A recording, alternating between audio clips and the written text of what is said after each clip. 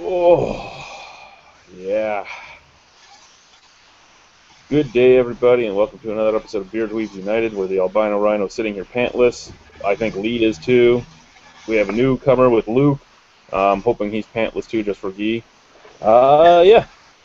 So first and foremost, we'll start with Luke. Introduce yourself. I know you are the only person that we've ever had on here that actually can't drink beer any longer. So maybe Yep. talk about when you found out about that, what your favorite beer was before that, and what your favorite thing is now that you no longer can drink it.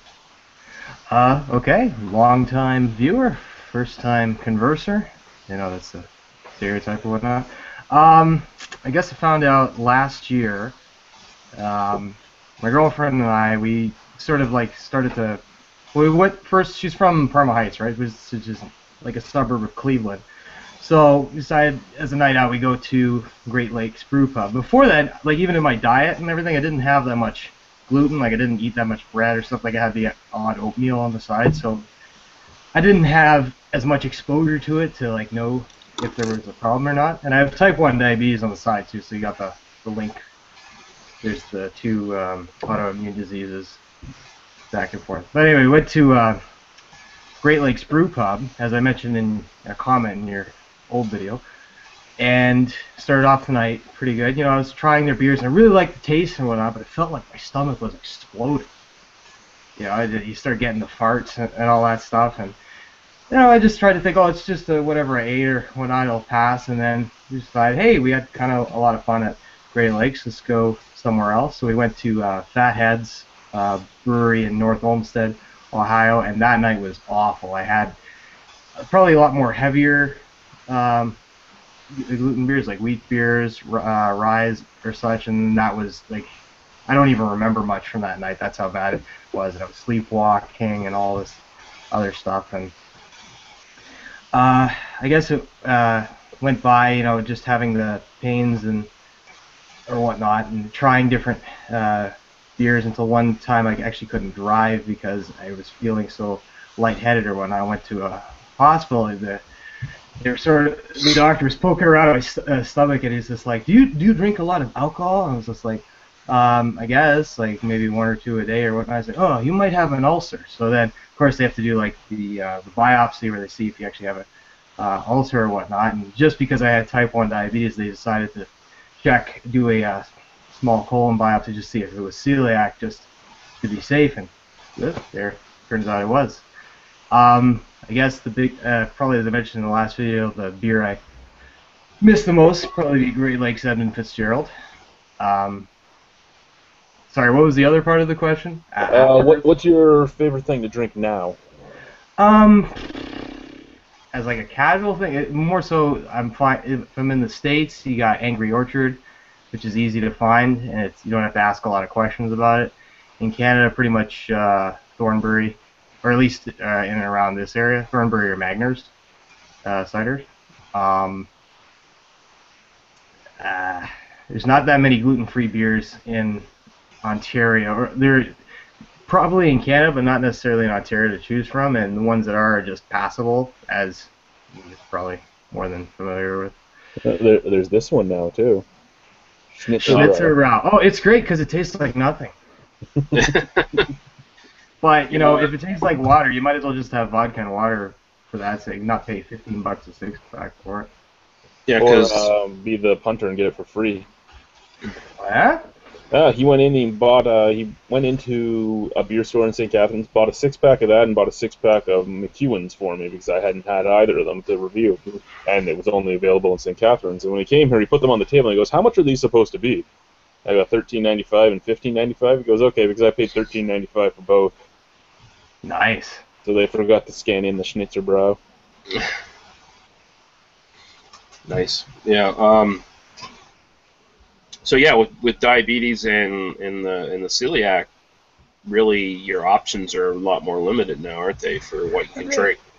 Not entirely. I mean, I manage my blood sugars very very well. I mean, I exercise pretty much 6 days a week, and you have to understand that when you have alcohol consumption, the alcohol is metabolized first before glucose. So it's not like you can take your insulin right away. You sort of have to wait for a time delay. And if you have, let's say, straight alcohol, that is doesn't matter even if it's mixed in with anything else. Like if I have a cider, the carbohydrates are probably digested a little bit quicker than let's say if I had, I don't know, Jameson on the rocks or something like that. If I have that, all of the carbohydrates I had beforehand aren't metabolized whatsoever. I won't even see it until like maybe 45 minutes afterwards. But I've had a couple of disasters when I'm out, but I've learned from that.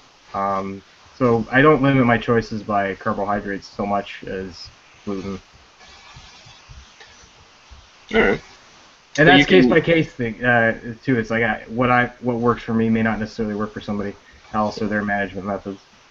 but you can do stuff like vodka and stuff Oh like yeah, that without oh any yeah, problems. So, yeah. yeah, absolutely. Now, well, you'd be the first person to know what about the gluten-free beer scene in Ontario. So, when you go into the LCBO, what's the gluten-free beer you'd grab? I mean, mine right now, you can walk in, you can get Bard's, you can get the Nickelbrook, or you can get the St. Peter's. And out of those, I'd probably grab the St. Peter's myself if I had to choose one of the three. Yeah, first choice would definitely be the St. Peter's because it's the most beer-like option on the shelves in Ontario. Unfortunately, the locations in Brampton don't stock it, or there's somebody that as soon as a shipment comes in, they do grab it. Because I've even found when I check online, it's like quantity in stock, like 45 or whatnot at the stores near me, and then let's say a week or two later when I go out, they're gone. Um, so it's very likely that that's the case. Usually what I grab is Bards, or I get a couple of cans of cider because cans last longer. That's the other thing too is that you get these bottles and then you don't even know when they've been bottled. Like last time I got a case of New Grist, they were bottled last year. I don't know how long they're good for. Bottled last year. That's a long time for an LCBO to hold something. Yeah, well, okay, I'll correct myself. It was in the discount basket that you sometimes see there by the when they put the little LCBO stickers on top, like the reduced. Yeah. Yeah. Well, how about you there, Lee? You've done some gluten-free stuff. What's the best out in Nova Scotia? It's it's probably that Glutenberg blonde. That's probably the overall best one I've had. I mean, That's the one that Dawn sent me, and it blew up on me on my bed. oh, that's too bad. I Yeah, could, it smelled pretty beautiful after a while. uh, uh, but yeah, honestly, well, also I could probably say that Mongozo or whatever the fuck that brand is, Pilsner that they have, which is a gluten-free one. It wasn't too bad. It tasted somewhat like an actual lager, so it wasn't too bad. But for the most part, I just can't stand most of them because most of them are just like they're either like really apple cidery or they're very chalky, and so I can't do that. I'm not a big cider fan, and I'm not a big cat litter fan. So I mean, I've heard a lot of good things about Gutenberg. It's unfortunate that it's not available on LCBO shelves. There's a lot of like if you go downtown Toronto, there's a lot of specialty bars, like I believe Say What. Um, Mongozo is on tap at the Town Crier just outside of Yonge and Dundas. Stuff. And of course, they charge premium for a oh pint of yeah, that because it's a niche product, and you're getting as you said, your standard lager for quadruple the price. yeah. Um, Mongozo is distributed by the beer store, but I believe it's in kegs only.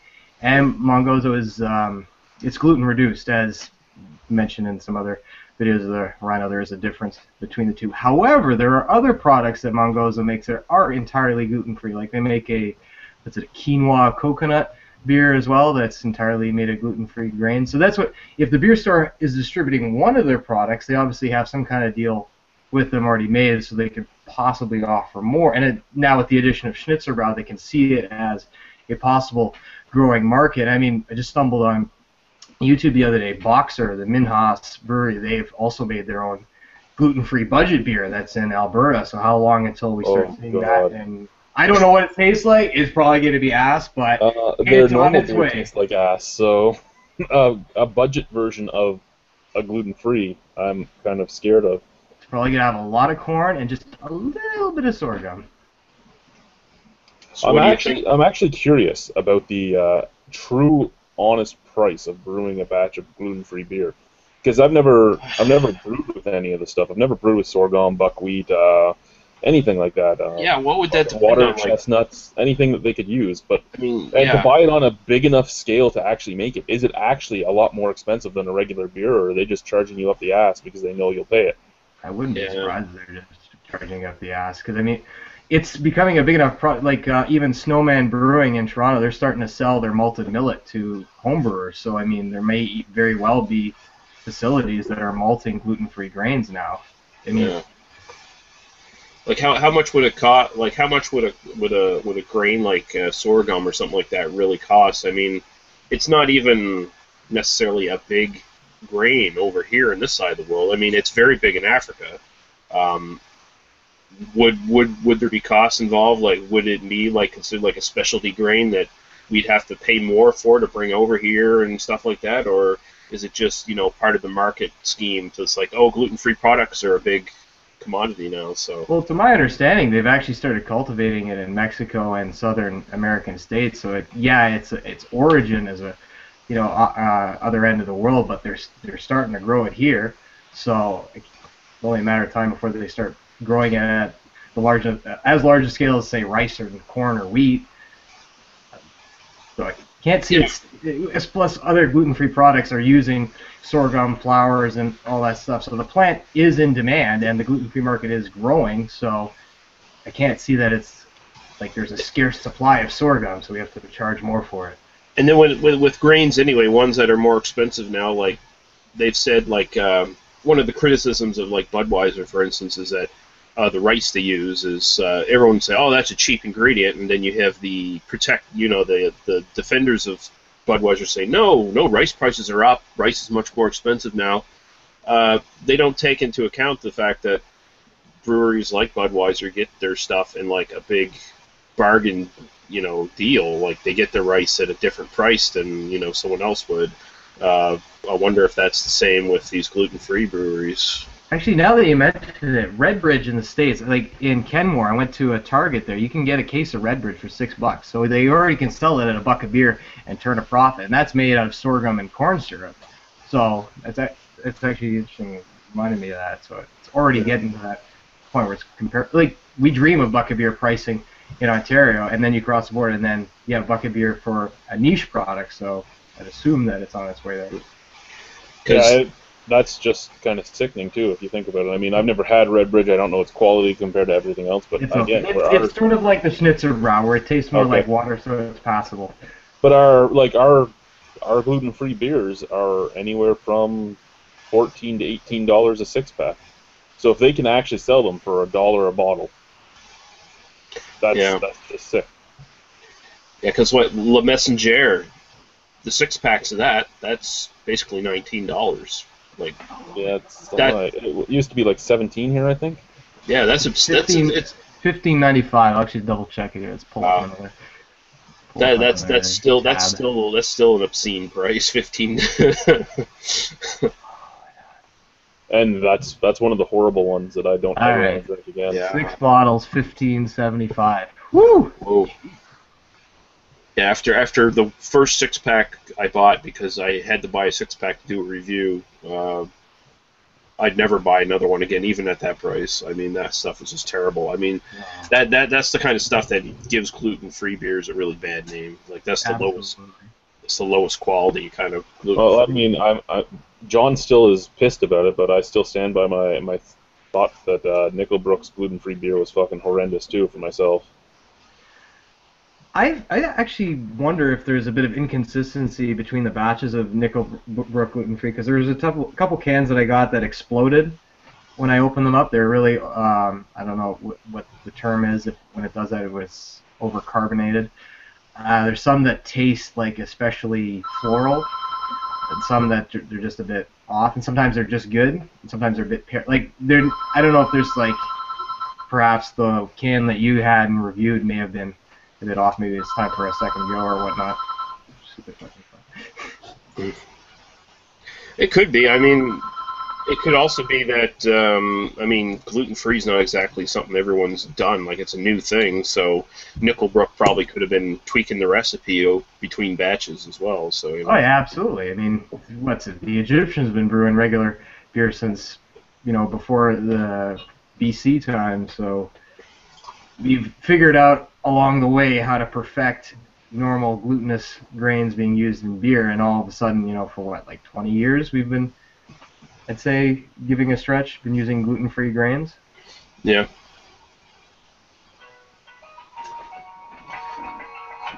All right, we do have like 2 comments already so far, so I'll just get to these really quick. Guy says, "Is Joe still taking a burning poop?" I have no idea. Was Joe supposed to be here? Did he say he was going to be here or anything? I don't know. Maybe he's taking a burning poop. Maybe. If he shows up tonight, though, I am going to harass him. But my days off changed. I can't get up to your house anymore, but I'm here for every Wednesday chat. Yeah, that's kind of suspicious, isn't it? And Marty Fowler says, "Hey guys, the only new beers I've tried were Death Valley and Coupe de Grisou. That's the buckwheat beer by Unibrew. Yeah, he did these on his trip to Quebec. Bought them, drank them, and then bought another set of them to send to Chad, and decided not because they were okay, nothing spectacular." And he commented on that and said he liked the Death Valley one. So. Don't even know what the Death Valley one is. Don't even know. The Blueberry's in Toronto right now. I told her to go to Bellwoods and Beer Academy for me, because where she is, she's like a block away from each of them. Nice. So we'll see if anything comes out of that. Actually, there's some big beer news right now. Is Bellwoods is expanding. They have a giant building that they're going to be putting a brewery in to keep up with demand. It should be opening next summer. That's cool. Now, I mean, great brewery. I know that Luke here can't have anything by them, unfortunately. It's okay. Wanting to die. I still follow a lot of beer news and stuff, because I'm a bit fascinated by the market itself, and I mean, I like business as a whole. I mean, so I still follow along, just can't appreciate the product. Well, okay. That brings a question to mind for myself. Is there like any amount of just regular beer you can drink without feeling sick, or is it just one drop puts you in agony? It's like how.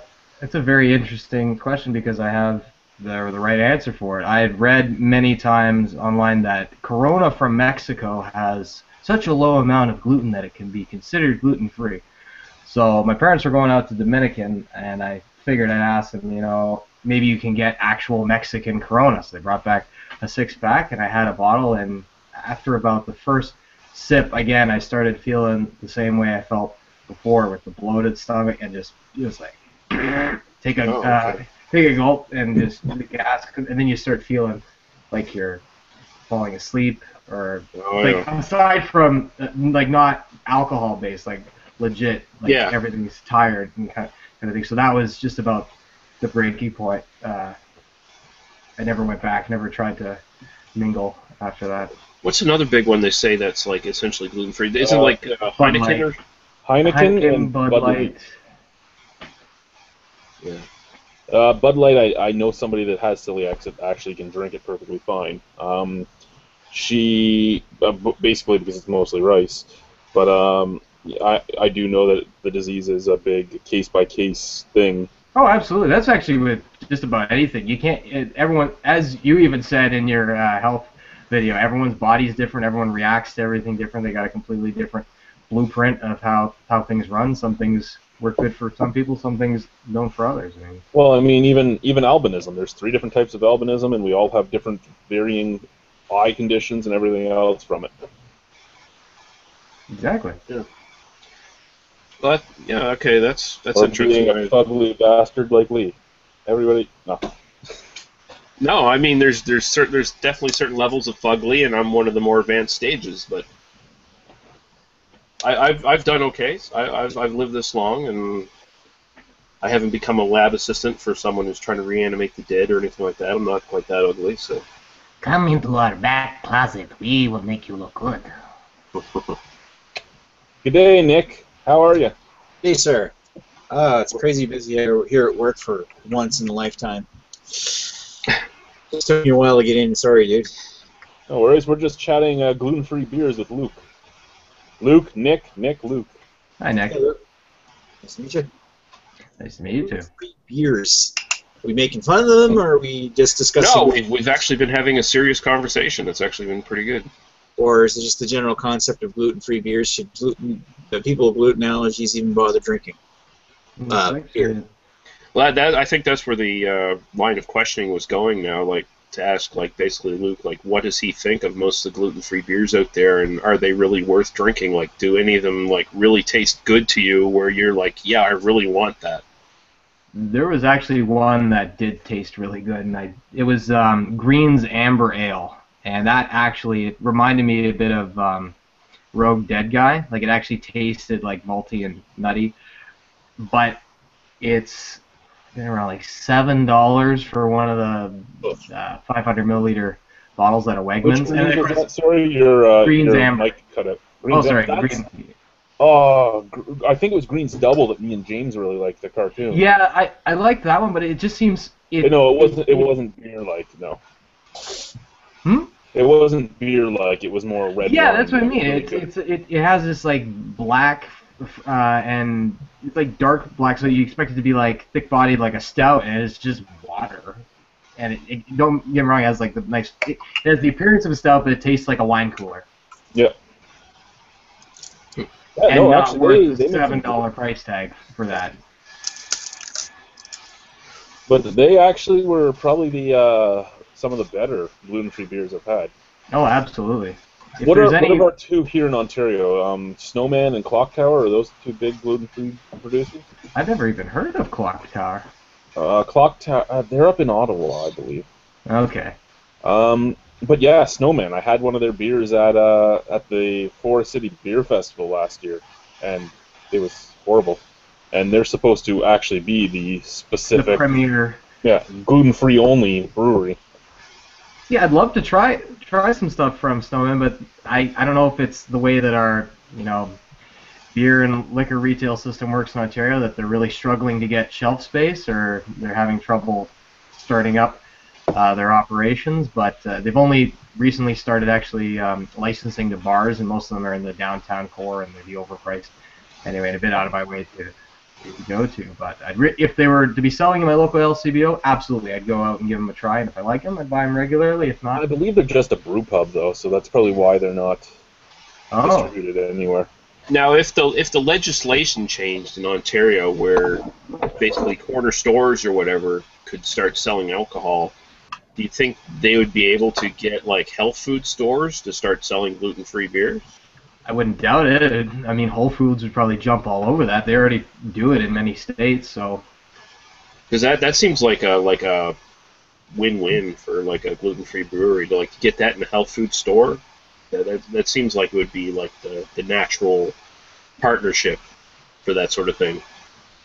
Because Yeah, like honestly, putting a gluten-free beer in a regular beer store almost seems like alien territory, because people just discriminate against gluten-free beers like right out of hand. Like that's just weird. I'm not interested in that. I'm going to buy my case of Budweiser and leave. Well, in all honesty, why are they like that? Because every gluten-free beer that hits the market shouldn't really be there. Well, not every, but a good deal of them shouldn't even be on the market. like I can't remember which blog it was, but they made a good point is that you're already entering a market that's pretty small, right? And you obviously, if you were to only cater to people who can only drink gluten-free products, you're not going to make a whole ton of money. So the idea is you make the most non-offensive gluten-free beer possible so that everybody can enjoy it. And it ends up being that they basically taste like water, or they try to go in too far in one direction and it tastes like ass. Now, how many ciders like actively advertise that they're like gluten-free, like to the point where they're trying to like grab onto that market? Because it seems like a good idea. None that I've seen actually in Ontario. More so in the States is just every major cider that I've seen on the shelves has either the plaster on it, naturally gluten-free or certified gluten-free. I don't know if you've heard of the Miller's new cider, what's it called, Smith and Forge. Part of their marketing for their hearts, it's supposed to be because a lot of the major hard ciders are catered towards more women. They tried to make a masculine branded hard cider, and one of the lines was certified gluten-free by the Gluten Intolerance Association or not. Them and gluten don't see eye to eye, so it's even like try to make it as a plug, part of their marketing. But I also saw Duke's hard cider at the LCBO, but that's from BC. They also put the banner on top of the can, naturally gluten-free. So, sorry. I think Forbidden Cider from Ontario does too. I've Okay. noticed that for the most part it's the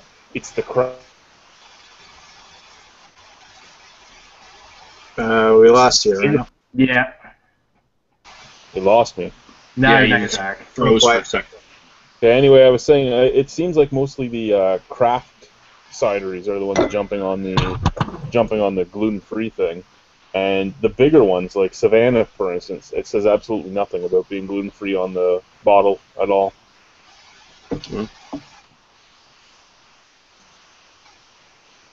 Yeah, I know change that standards.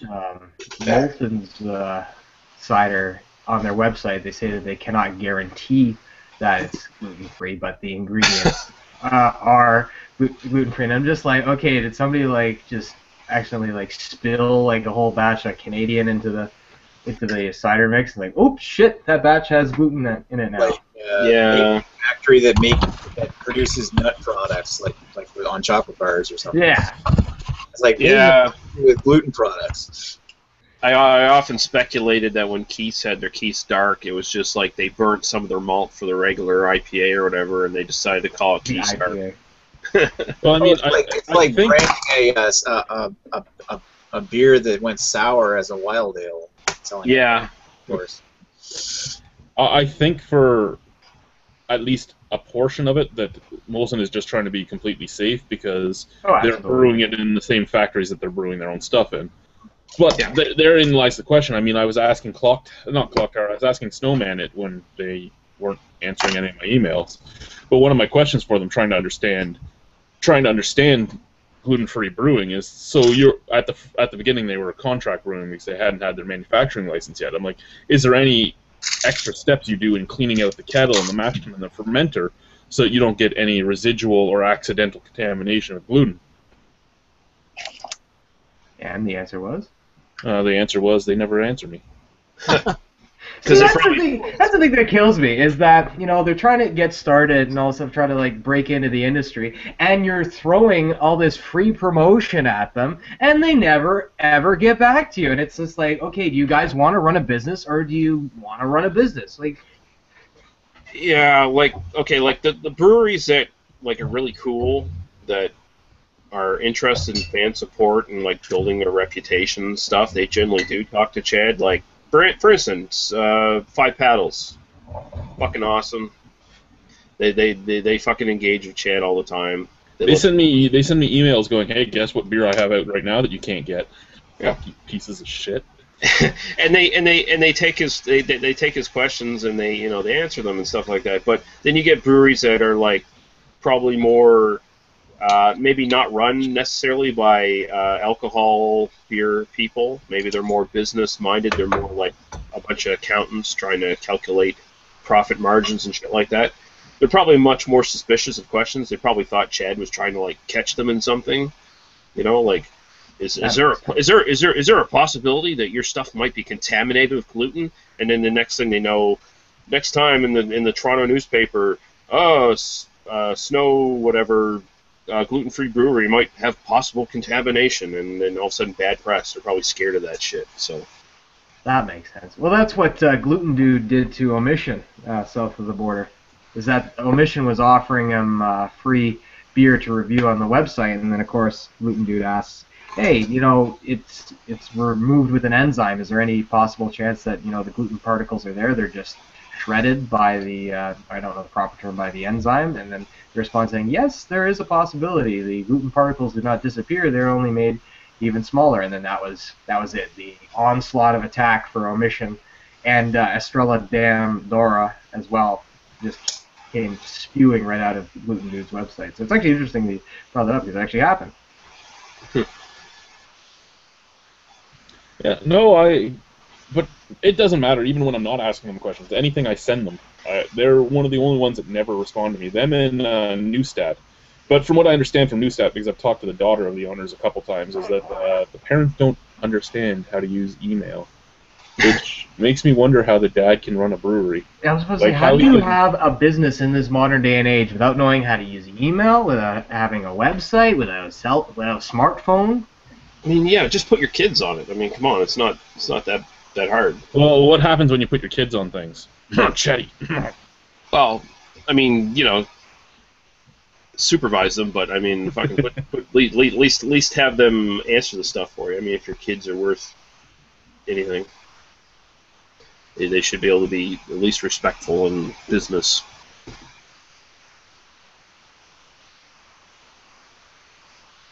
You were playing Candy Crush Saga with the company Facebook page. Mm-hmm. And we got a couple other comments here. My friend Keith from the Avoiding Chores says, "Hi guys, drinking Tatamagouche Brewing Company's Butcher Block Red Ale." Yeah, one day Keith or Todd or somebody should join us. Yes. Yeah. Get Google Plus friended with in the circles and shit with Chad, and we can get you in this stuff. And Jason Spears says, "Hi guys, stopping in to say hi. Not sure how long I can stay on.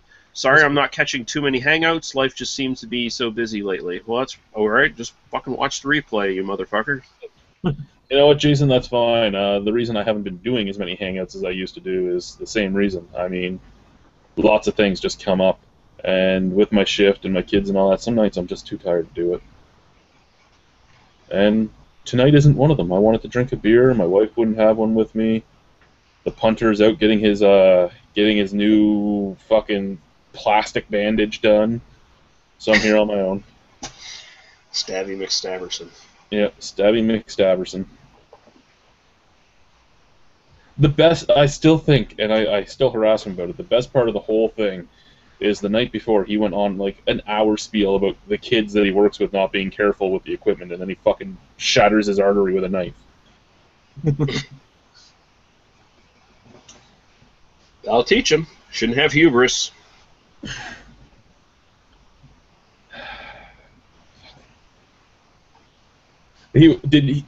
Was he still on? Were we still online when he told the story about the triage? I don't think so. Our hospitals make you do all the triage steps and everything too, right? So he gets in there. There's like 2 people ahead of him while he's almost bleeding to death. He ends up getting in, and they're like, "What are you here for?" He goes, "I cut myself." They go, "How bad is it?" And he goes, "I look down at the ground and say, well, considering that your whole floor is covered in blood, I think it's pretty bad." The nurse stands up, looks at the puddle, and goes, "Oh fuck," and hit the panic button. The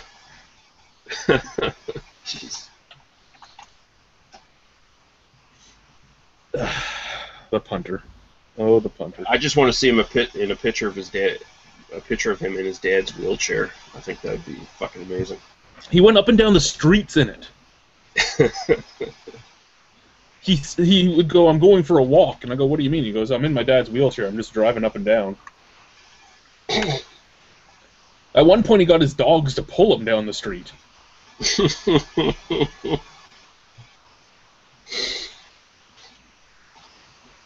He's having way too much fun with this. Yeah. Alright, where the fuck's Joe? He had questions. He said he wrote up questions. He should be here to give these questions. So, oh god, excuse me. He's around too. 4 minutes ago he was on fucking Facebook, the cunt. He doesn't want me to troll him, he knows I will. Get your questions in here, Joe, you son of a bitch. So one of the things Aaron talked about with the Bellwoods expansion is that there's no... No, you cut out again. Your mic cut out, dude. Fucking bullshit. It's back on now. Of course it's back on now. Why wouldn't it be? I mean, really, why wouldn't it be? Fucking piece of shit. It wasn't before. As you were Anyway, saying, so there's no talk about LCBO distribution for the new expansion of Bellwoods.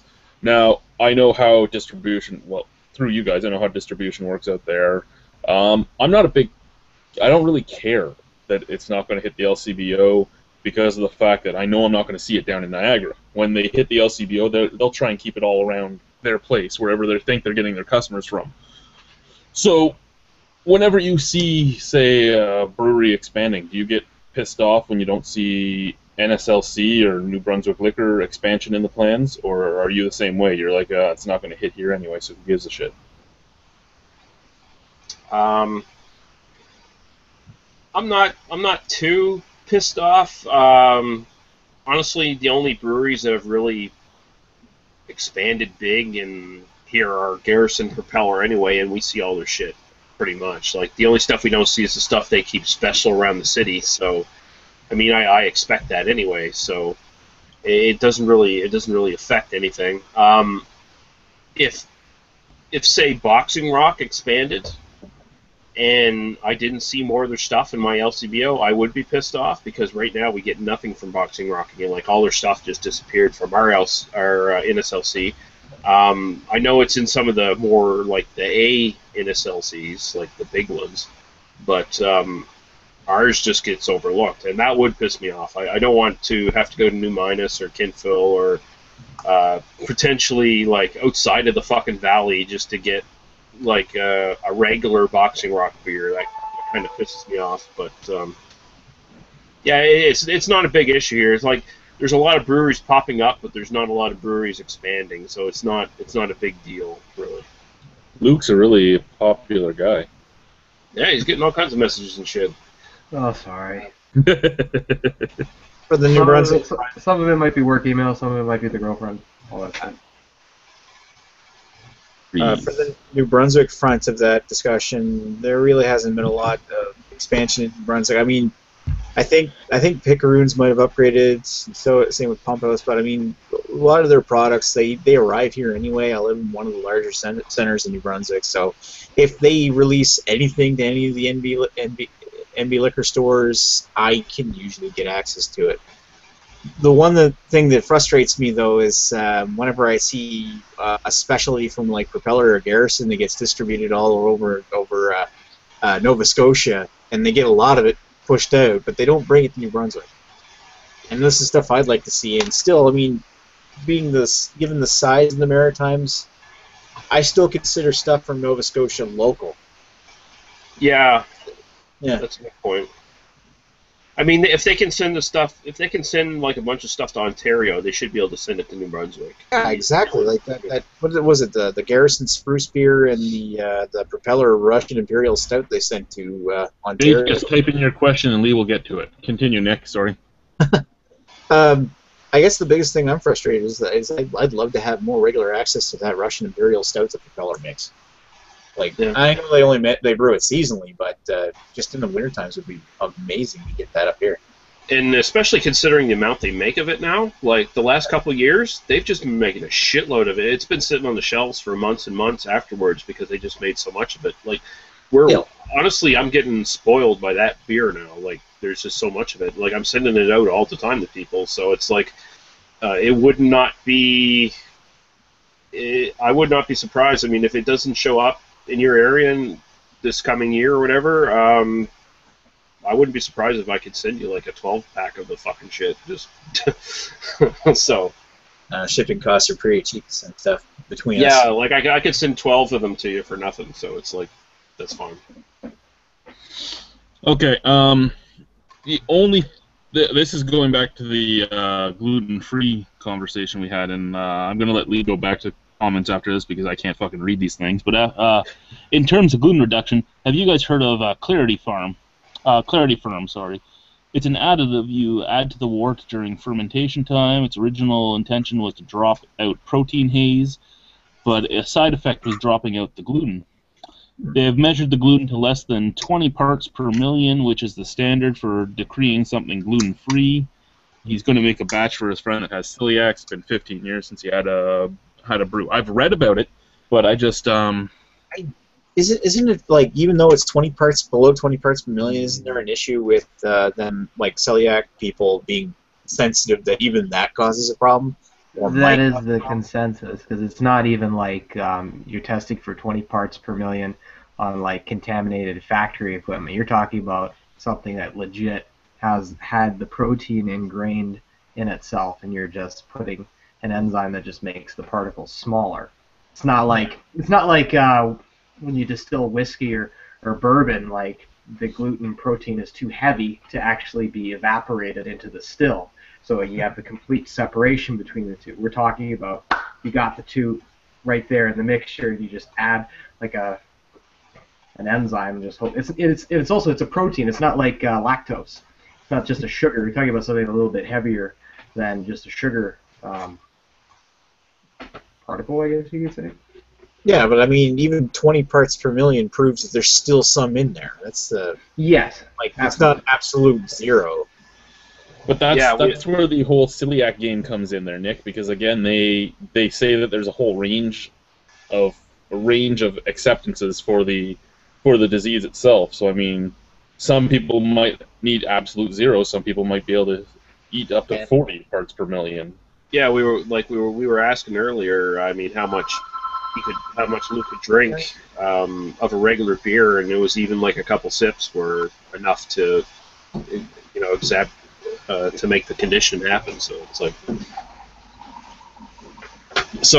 maybe there might be, I don't know how many people have like serious like celiac disease compared to where it's like so bad that you have a few drops and it's really it still affects you, or if there's more of a majority of people just have like a light sort of celiac disease where they can actually maybe drink regular beer to some degree, but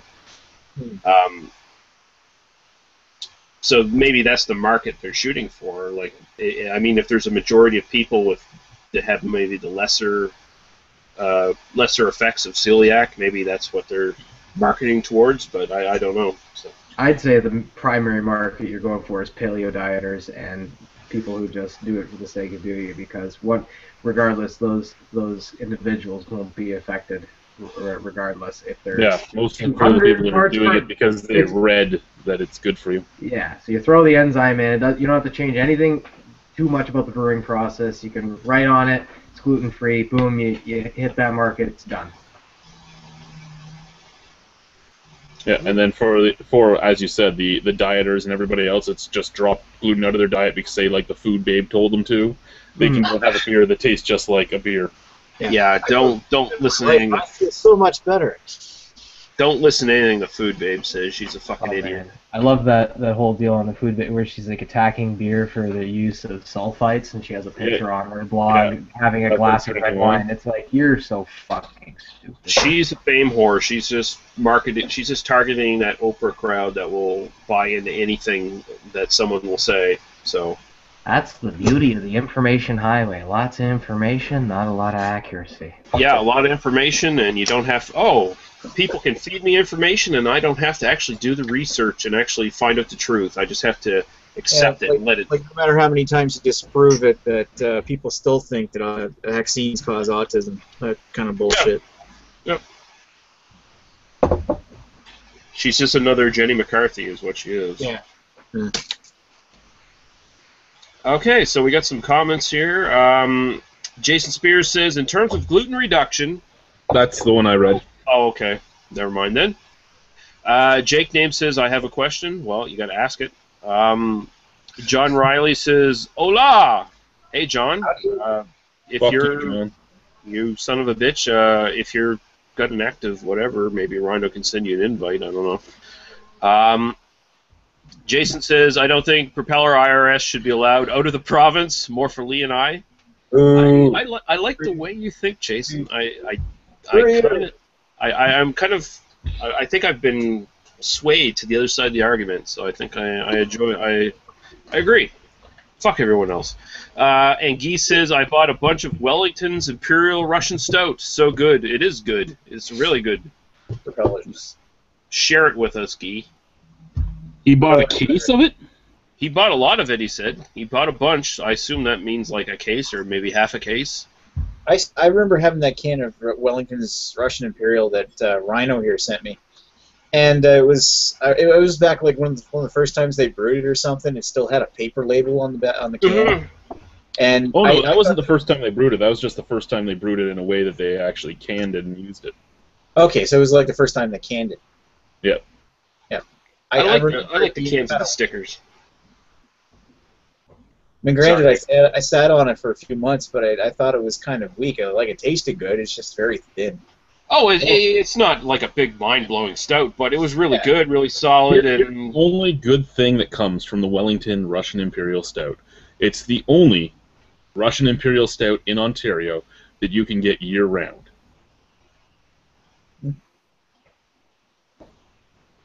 Yeah, I thought it was... You can't ask for much more. How readily available is Amsterdam's Tempest? Not. What about Grand Rivers? Or is that Fuck also Grand seasonal? Rivers. Fuck Grand River and their buttery diacetyl shit. Settle. No, really, the gun barrel was actually better than the barrel aged gun barrel. It was weird. But I had that same thing with the old fog burner. Lee sent me an old fog burner, and I think it was Spears that sent me a barrel aged. And it was me in the cartoon. We did it blind, and we actually liked the regular old fog burner better.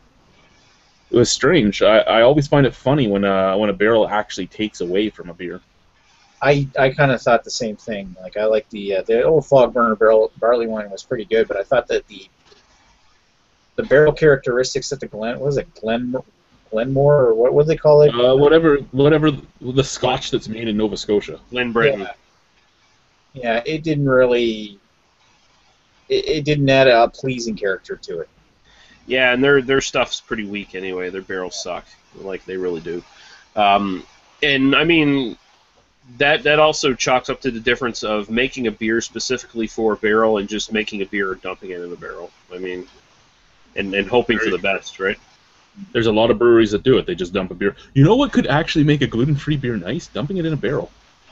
That'd be interesting. I'd definitely try something like that just to see how it turns out. Take something like Schnitzerbrau, which has almost no taste at all, even though the punter and the puntet hated it. Me and the Booberry didn't mind it.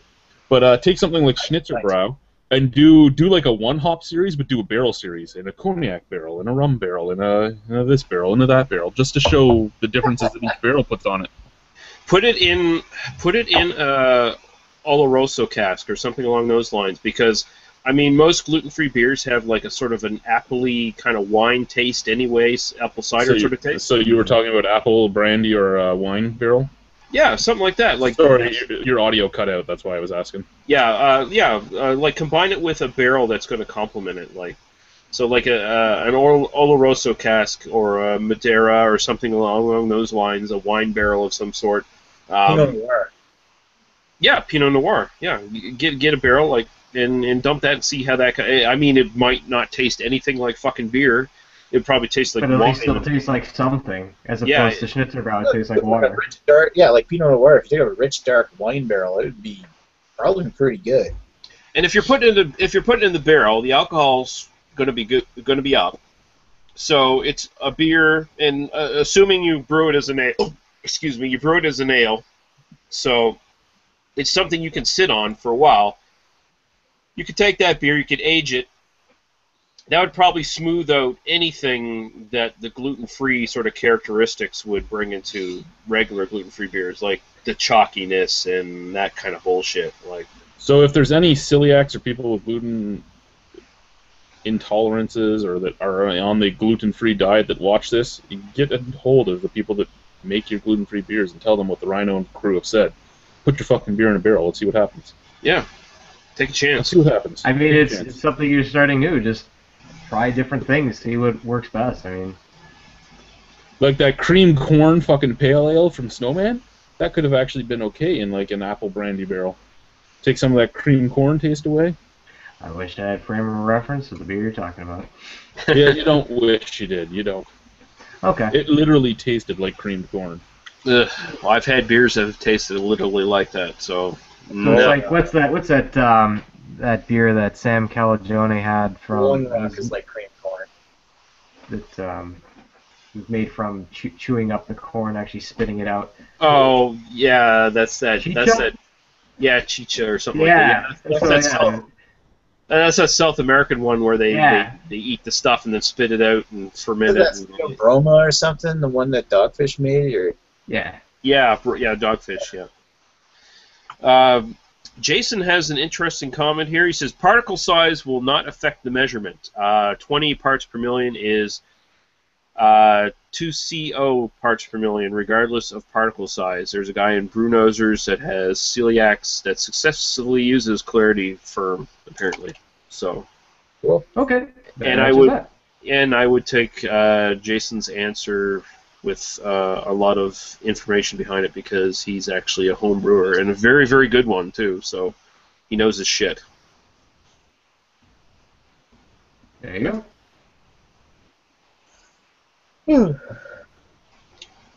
But it still brings up the question: is it actually gluten free if there's gluten in it?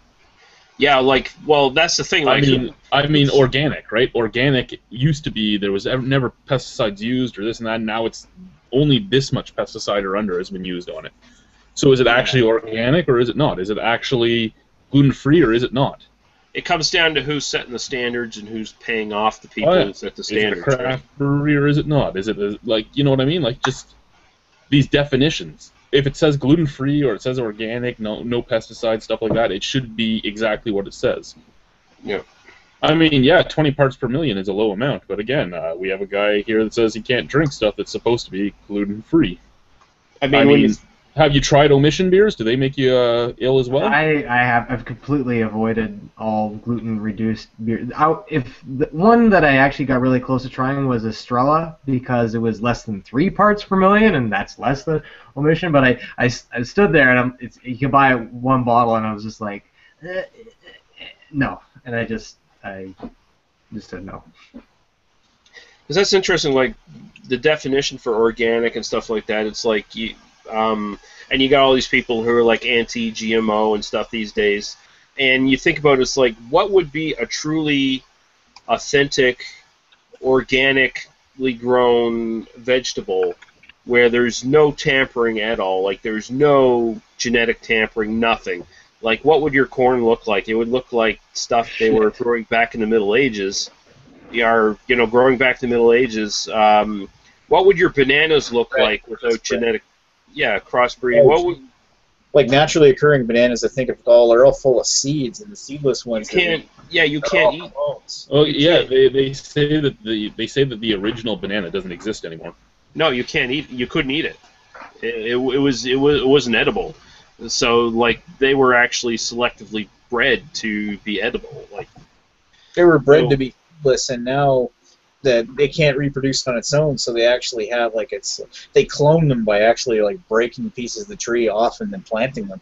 Yeah. And that's why there's a huge issue. Like, there's a fungus that infected certain crops of bananas, and it just absolutely ravaged it. And that's why they're saying the banana as we know it, could be an endangered species because if that fungus ever hit what's the last crops of bananas that are like I think it's South America still has the largest, but if they ever get hit, then they're in a lot of trouble. Yeah. So it's kind of weird. Like, people take up stances and stuff against these certain things, and it's like they don't really think about what was fruit and vegetables and stuff like before, like crops, like when they had no like real tampering, no pesticides, no anything like that, nothing that was maybe keeping the populations of these vegetables and stuff alive for constant growing.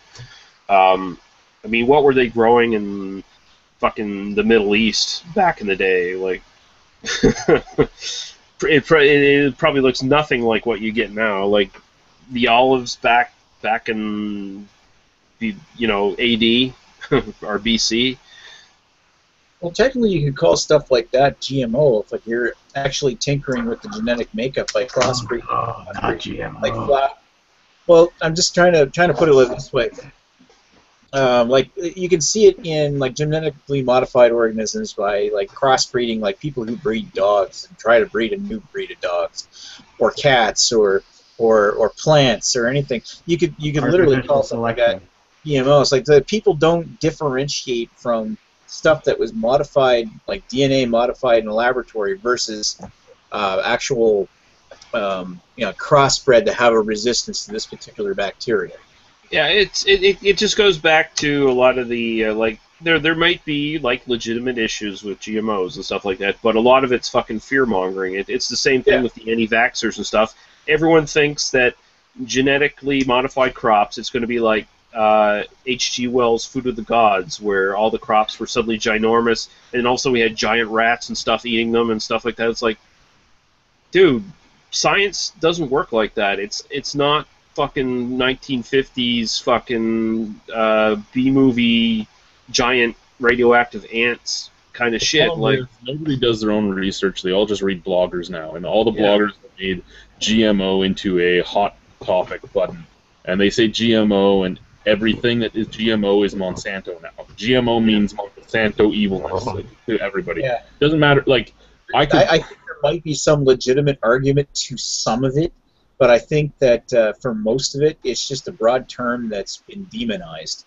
Yep. And I mean, like, if you're gonna make it so, like, edit the DNA or in something in a laboratory and then grow a couple of cells that actually create some new life form that never existed in nature before, instead of crossbreeding for the best genetic characteristics, if you're modifying it to that degree and you produce a product that without sufficient testing is actually toxic to humans, that basically pisses in the pot. And for one, I don't really trust certain companies to make that proper decision, because they're basing everything on a for-profit model. But to generalize and say that GMOs are bad, that's a different story, because you're not researching it enough. yeah, Reminds me of that list. 8 beers you should stop drinking immediately. Yeah. exactly. Has Food ban. caramel Oh, coloring. You know, GMO. my favorite stuff about her was the two biggest ones there that are just huge hypocrite things. The sulfites and the fish bladder that was in Guinness. Oh, God, who gives a shit about fish Guinness bladder? uses is in I glass, had yes. fish bladder, and then when I eat a raw sardine out of a can, I'm also eating its liver and kidneys. Shit. No, but it's not even fish bladder. You're using fish bladder oil to collect all the oh fuck, I can't even talk. All the particles, and then you filter it out. But that isinglass is also used in her wine. It's a clarifying agent in wine. yes. It's used predominantly in wine. And what they don't say, okay, they say fish bladder, okay. Yeah, they don't say And- fish bladder oil. Is that inherently bad for you, having fish bladder in your beer? And what they say when they're saying just straight up fish bladder, they're trying to make you associate with bladder piss. No, it's not the bladder that the fish uses to piss through. It's a whole different sort of bladder. I mean, you've got a lot of different bladders in your body. It's not just the one you piss out of, guys.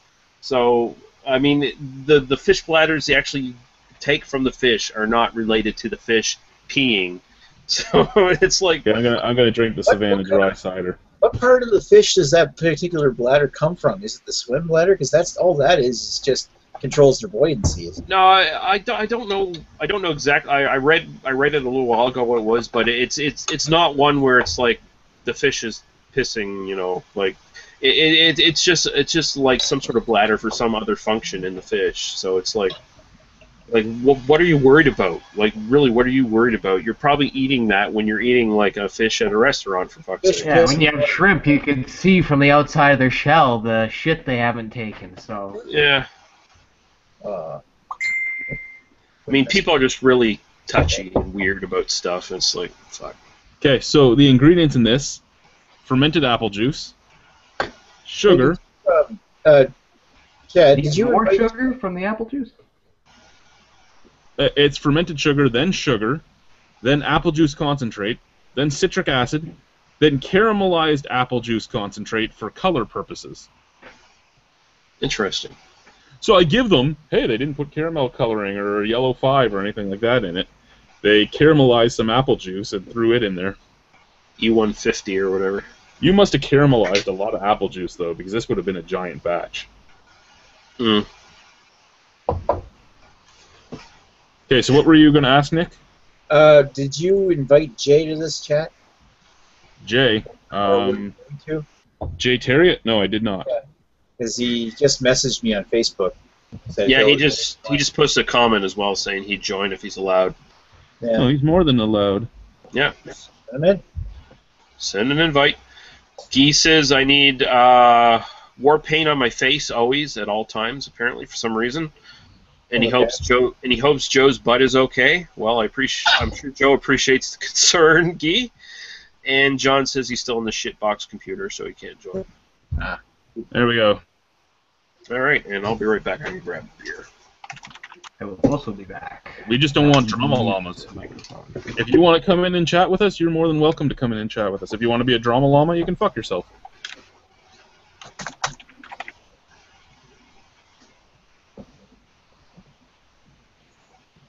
Cheers. Oh, South African dry cider. I love that this doesn't have the fucking used condom taste that so many ciders have, though. Nice. So what is that? How much of a- Savannah dry premium cider. Interesting. It comes in a 4-pack. It's something like $13 a 4-pack or somewhere around there. What's the percentage on it? 5. See, I'd have I don't know. That's kind of expensive for a 4-pack. I mean, $10. Cider's an expensive venture. Yeah. We've actually been getting a lot more ciders in lately, but I'm not much of a cider guy, so I haven't. I would find out the exact price for you, but I hate the new LCBO website, so I'm not even going to try. I saw that. They just changed up the sites. They just changed up the NB Liquor site tier too, so it looks stupid, but at least it's still functional. And I had a look at the LCBO site. It almost looks like some sort of newspaper site. Yeah, it's fucking retarded. Stupid looking. There you go. You got Jay. Full staff beer. What's the percentage on it? I don't know. That's kind of expensive for a 4-pack. Cider's an expensive venture. We've actually been getting a lot more ciders in. Wow, that's what I sound like. I don't want to fucking talk anymore. I'm not much of a cider guy. So I would find out the exact price for you, but I hate the new LCBO website, so I'm not even going to try. I saw that. They just changed up the site. They just changed up the NB Liquor site tier too, so it looks stupid, but at least You gotta pause us up there, Jay. I had a look at the LCBO site. It almost looks like some sort of newspaper site. Yeah, it's fucking We're retarded. gonna have a big section of dead air here in a moment. Oh, you got Jay. Oh, staff beer.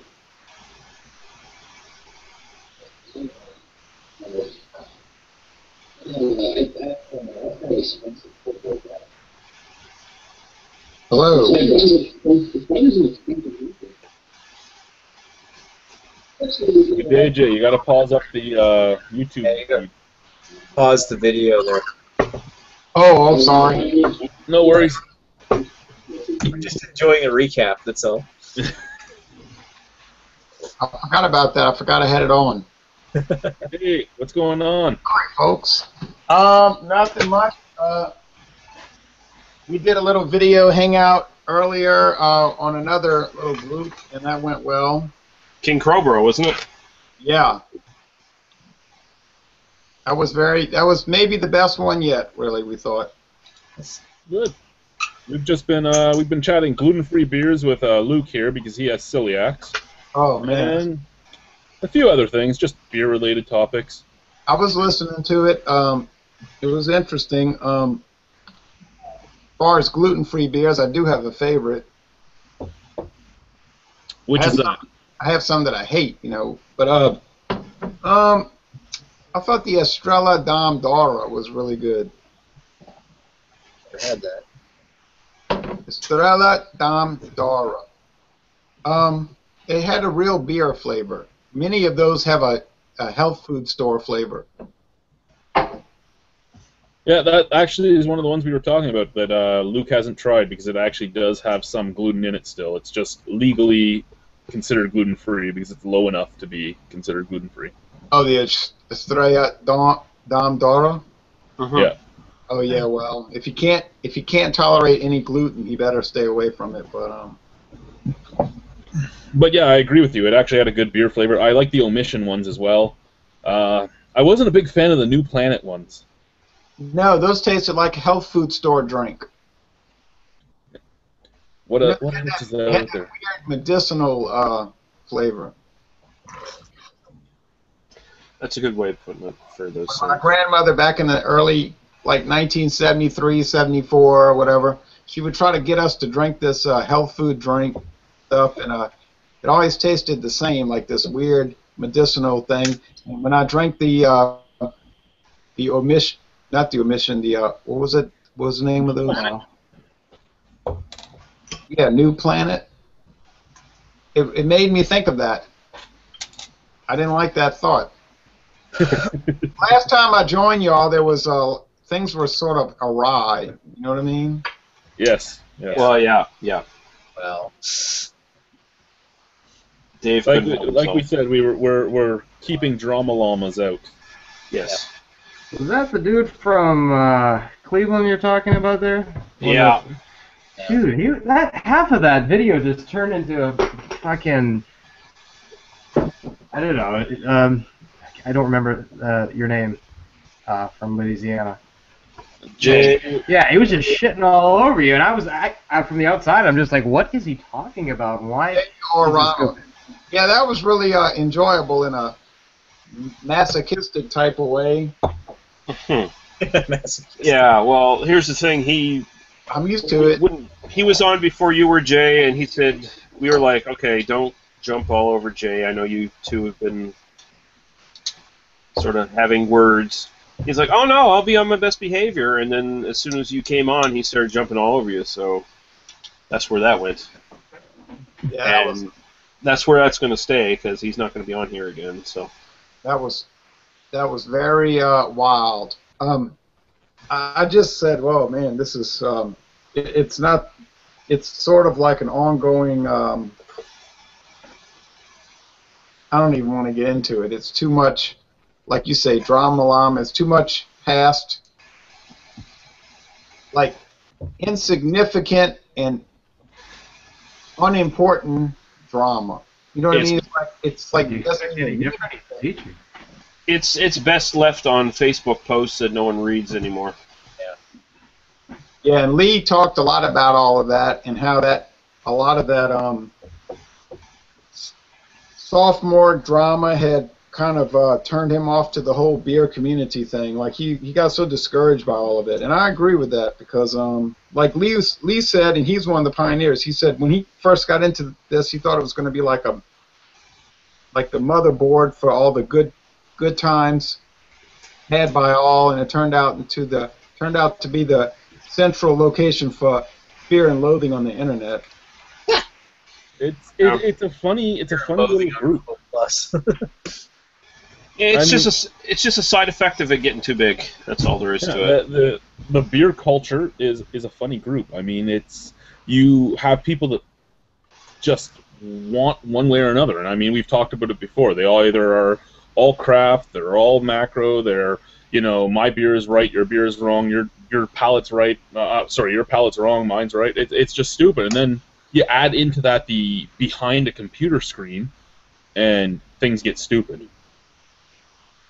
I agree with that.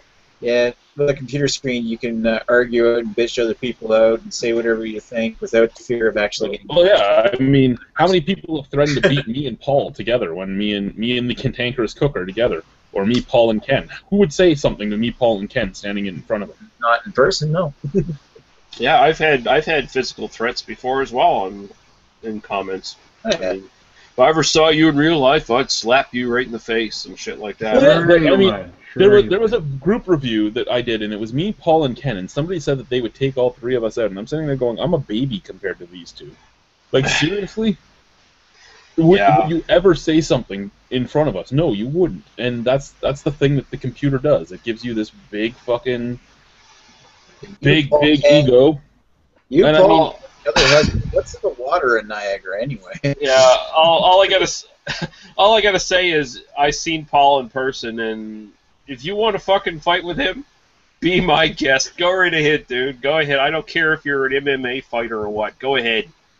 I just have no I just have no desire to fight with anybody, especially over beverages. I just don't. Yeah, you know what? It's what you like. There are better things to be Everybody's entitled to fighting their over. own opinion.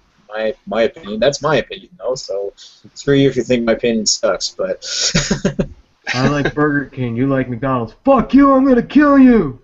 Yeah, fuck you. pretty much. Eat more McDonald's. Oh God. And I mean, the thing is, it's like people are like purposely drawing lines in the sand where there shouldn't be lines in the sand. It's like you get like exclusively malt liquor drinkers who are like, fuck all these snobby beer reviewers and stuff like that. And it's like, where does that attitude come from? It's absolute bullshit. Like I see, Who's the snob? I've seen malt liquor drinkers, you know, and a lot of them are cool dudes, and you know they want to drink malt liquor on the internet. Whatever, cool, whatever floats your boat. And then you see some of them go like, "Oh, I'm always going to these bars, and I had negative experiences of all these craft beer snobs, and I felt marginalized and stuff like that." Like fucking bullshit. Like That's a lie. They probably went in there with a chip on their shoulder, looking for trouble. Because That's what I think. none of these bars sell malt liquor anyway. They went in there looking for trouble, and they found what they were looking for. yeah, they were looking for something to bitch about, and they found it. Well, actually, there's a bar in Hamilton that sells Old English in the 40s.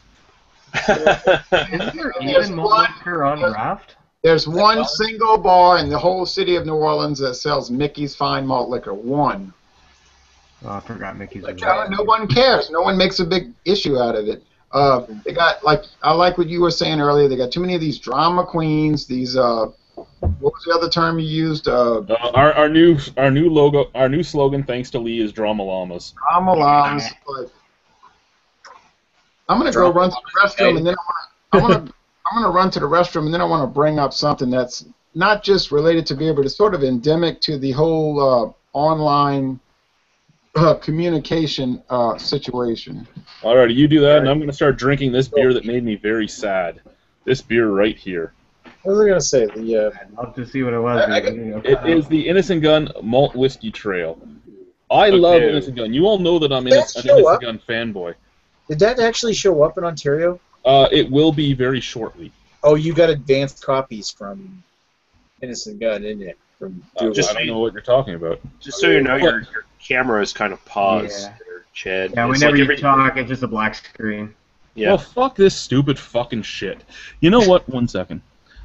It has your thumbnail on the bottom there, but Yeah. when you talk, you got nothing. But yeah, that beer sound like I watched a review of it, and it sounded like a really interesting beer all the same. I mean, it sounded like it was a bit of a disappointment compared to the other one we had at your fest there, but there we go. You're back on. Yeah, we see it. Your forehead. Can you hear me? Yep. Yeah. Okay. Remember what I was saying earlier, how I was trying to use the microphone from one and the camera from the other? Yeah. That's what we're doing now. It's actually working right now. See, I think the mic problems before was like there was probably like a connection problem somewhere, just physical. I think that was. Anyway, yeah, so I'm a big Innocent Gun fanboy. I actually like the Rare Oak Pale Ale that's coming out, but this just makes me sad, and it's one of their boxed bottles, so it's going to be expensive, and I won't buy this. If I'm going to drink an Innocent Gun once this comes out, it's going to be the original, because the original tastes a lot like this, but better and fuller to me. Now this one's about 2 more weeks old, so I mean, who knows what this one's going to be like? Because again, the one thing about Innocent Gun is just like any barrel-aged beer, is it has the same thing wine has, which is an unfortunate period. It could have been in that, but regardless, it just let me down. I expected a lot more out of it. I had a bottle of it back in May, and I thought it was actually pretty darn decent. So I had the Rare Oak Pale Ale. I didn't care for it. So this is the one that has what, 4 different regions? This is the one that has all the different whiskey, all the different Scotch creating regions all blended together. So they took the same beer, and they put it into a barrel barrels from each different region, and then blended it. And then blend it. And how long have they aged it? 60 days. 60 days? Okay, so that's actually fairly long for Innocent Gun at this point. Usually it's like 40-something, right? Yep. But then that brings on my other question, which is every bottle the exact same? Did they blend it to the exact same amounts on each one? You know what? With Innocent Gun, I think maybe they would, because in a lot of ways they remind me of a macro company more than a micro. Very true. I'm just wondering if they did or not, because they would have had a lot of beer to waste at the end if the mixes weren't perfectly. It depends on. Of course, it also depends on how much time they had to like work with barrels and stuff like that. Because they're a gypsy brewery basically, so. Well, they're a gypsy brewery, but they have their own property, which is where all the casks stay. Yeah, okay. Where the bottling's done. It's just the brewing process that's done gypsy. Yeah. Well, this one says this is really empty from a couple months ago, and this one says 60 days. So like, does yours have a bottling date on it? Yeah, let's take a look. Where's it written on yours? I'm trying to find it. I'm blind. Remember? It should be on the box. He's blind and he's trying to read a bottling date on a clear bottle. It's on the neck. Bottling date April 15th. It's on like the neck, right? Oh, right there. Like right there. April 15th. Oh, same one. So we're bottled at the same time. My batch number, I can't read it at all, so forget it. Batch number L4112. So, L4112. Oh, there you go. Jay's back. He had something he was going to bring up. I guess your taste buds are just wrong. Actually, no. It could be that maybe it was in the unfortunate period. Yeah, Innocent Gun. I need to check that out. I'm going to do some beer shopping this weekend on Saturday, and I want to try to find out. I want to try to check out some beer brands. I still have a ton of stuff left in my fridge. Huh? You had Innocent Gun, like the original? I don't think that brand of beer has ever been sold around here, but I'm going to do some research on that. But I still have a lot of stuff left in my fridge from my big road trip up to actually less than 1 mile from Canada, but I never did cross the border. I forgot my passport at home, really, but I probably didn't have time to do it anyway. But no, the point I was going to make is you were talking about troublemakers on the internet, and the people that I always get a kick out of are the ones that Facebook, the notorious Facebook. That's a good example. They get on there, and they want to post all these provocative things, and then they get offended when people jump on the post. It was like, well, why did you make the post? You obviously wanted attention, right? If you didn't want attention, you wouldn't have made the post. Makes sense, right? Yeah. So why didn't you put a disclaimer on the post? You should have made a post and said, okay, I'm going to put this provocative topic, whether it's about religion or politics, whatever. You should have said, anyone who disagrees with me is gone.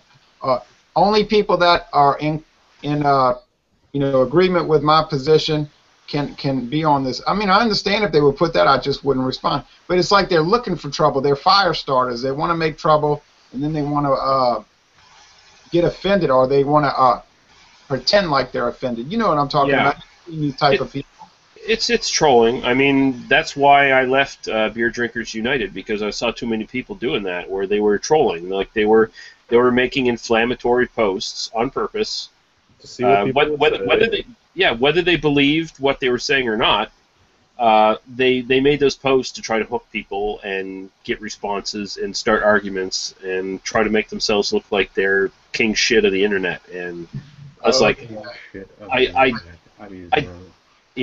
don't need that crap. Like, I really don't need that crap. If I'm on a beer group, I want to talk about beer. I don't want to talk about someone trying to like put forward some like really extreme opinion and say they're right, you're wrong. There's no discussion. Thing, right? We're all adults, and we're all adults that have been born in a time that isn't the time that we're in right now, where we were taught to voice our opinions, where we were taught to do this and that.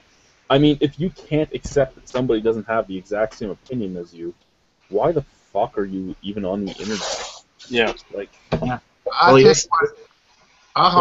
100% agree with that.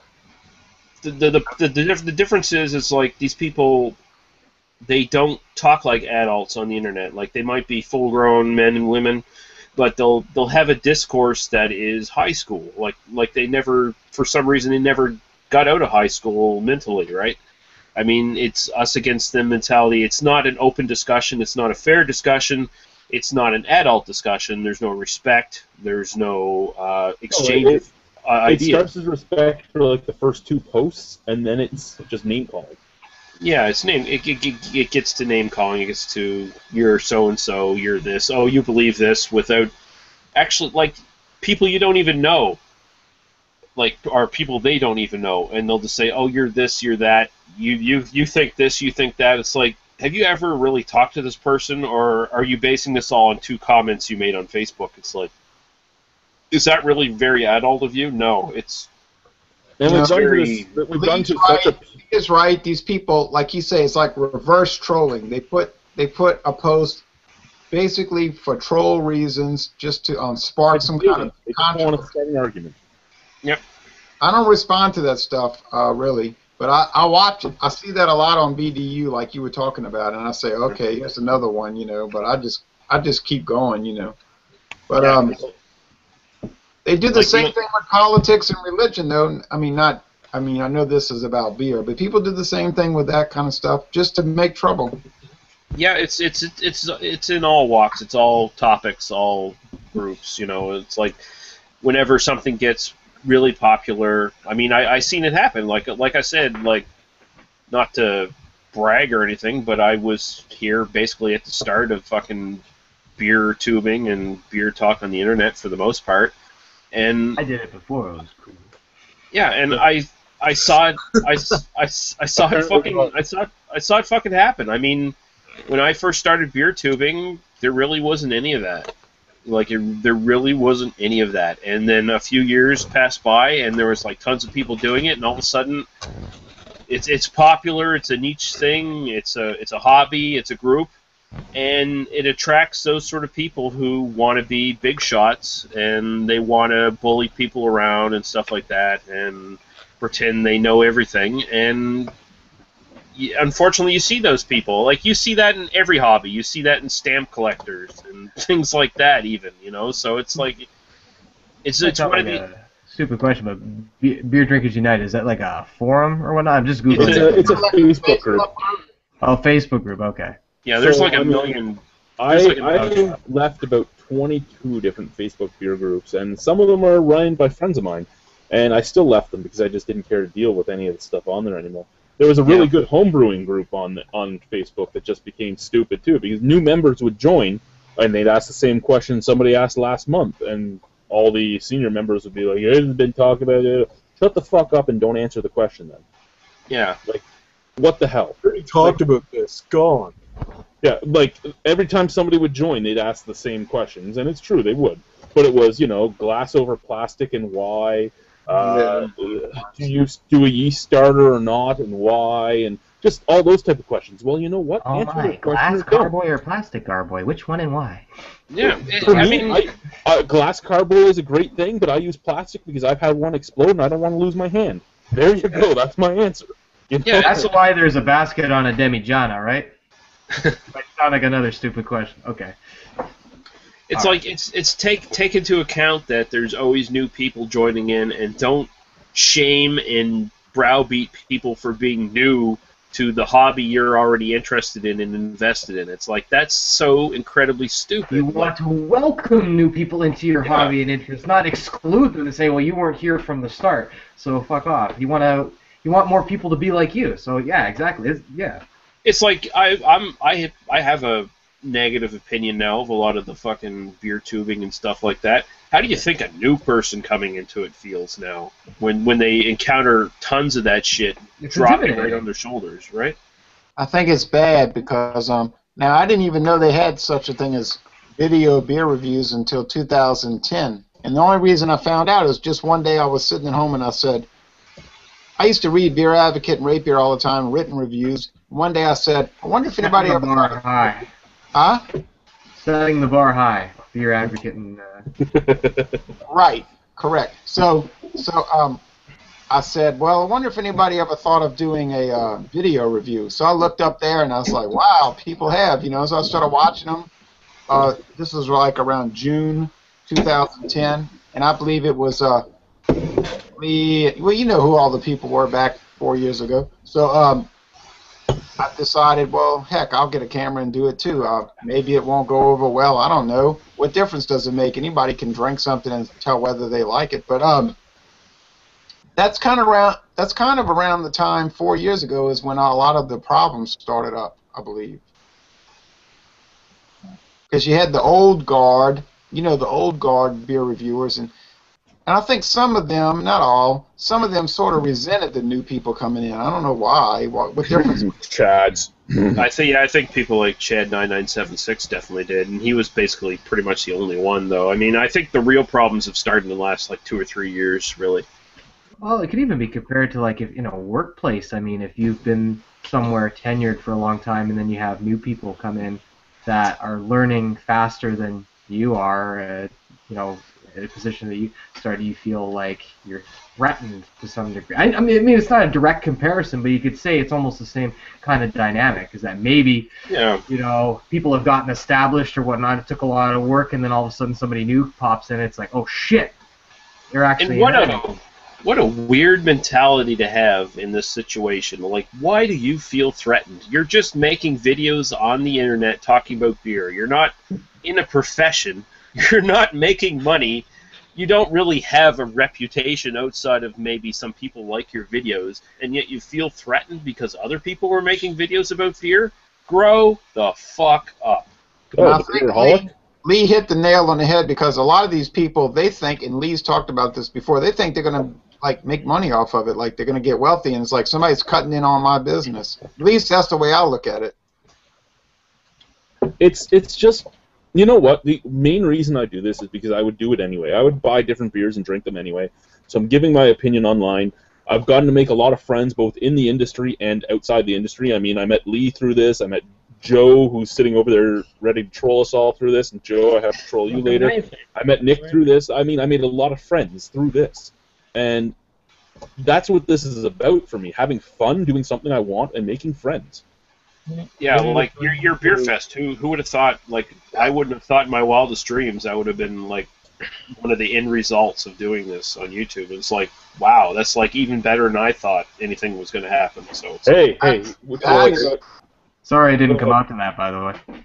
Hey, Average Joe. Yeah. Hello there, Jay. Talking about people getting offended. He's part of it.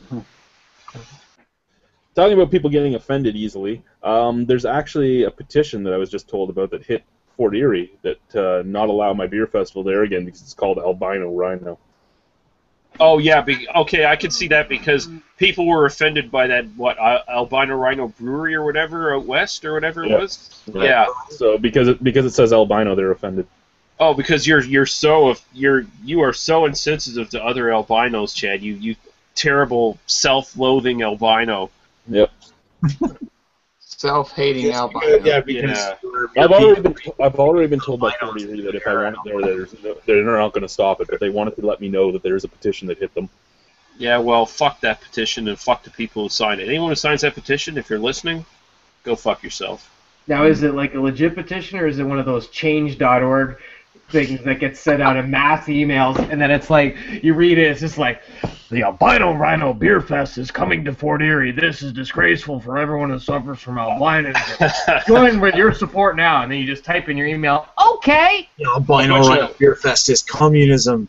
Yeah, a bunch of Tumblr and Twitter hacktivists sitting there crying about something that they have no actual stakes in.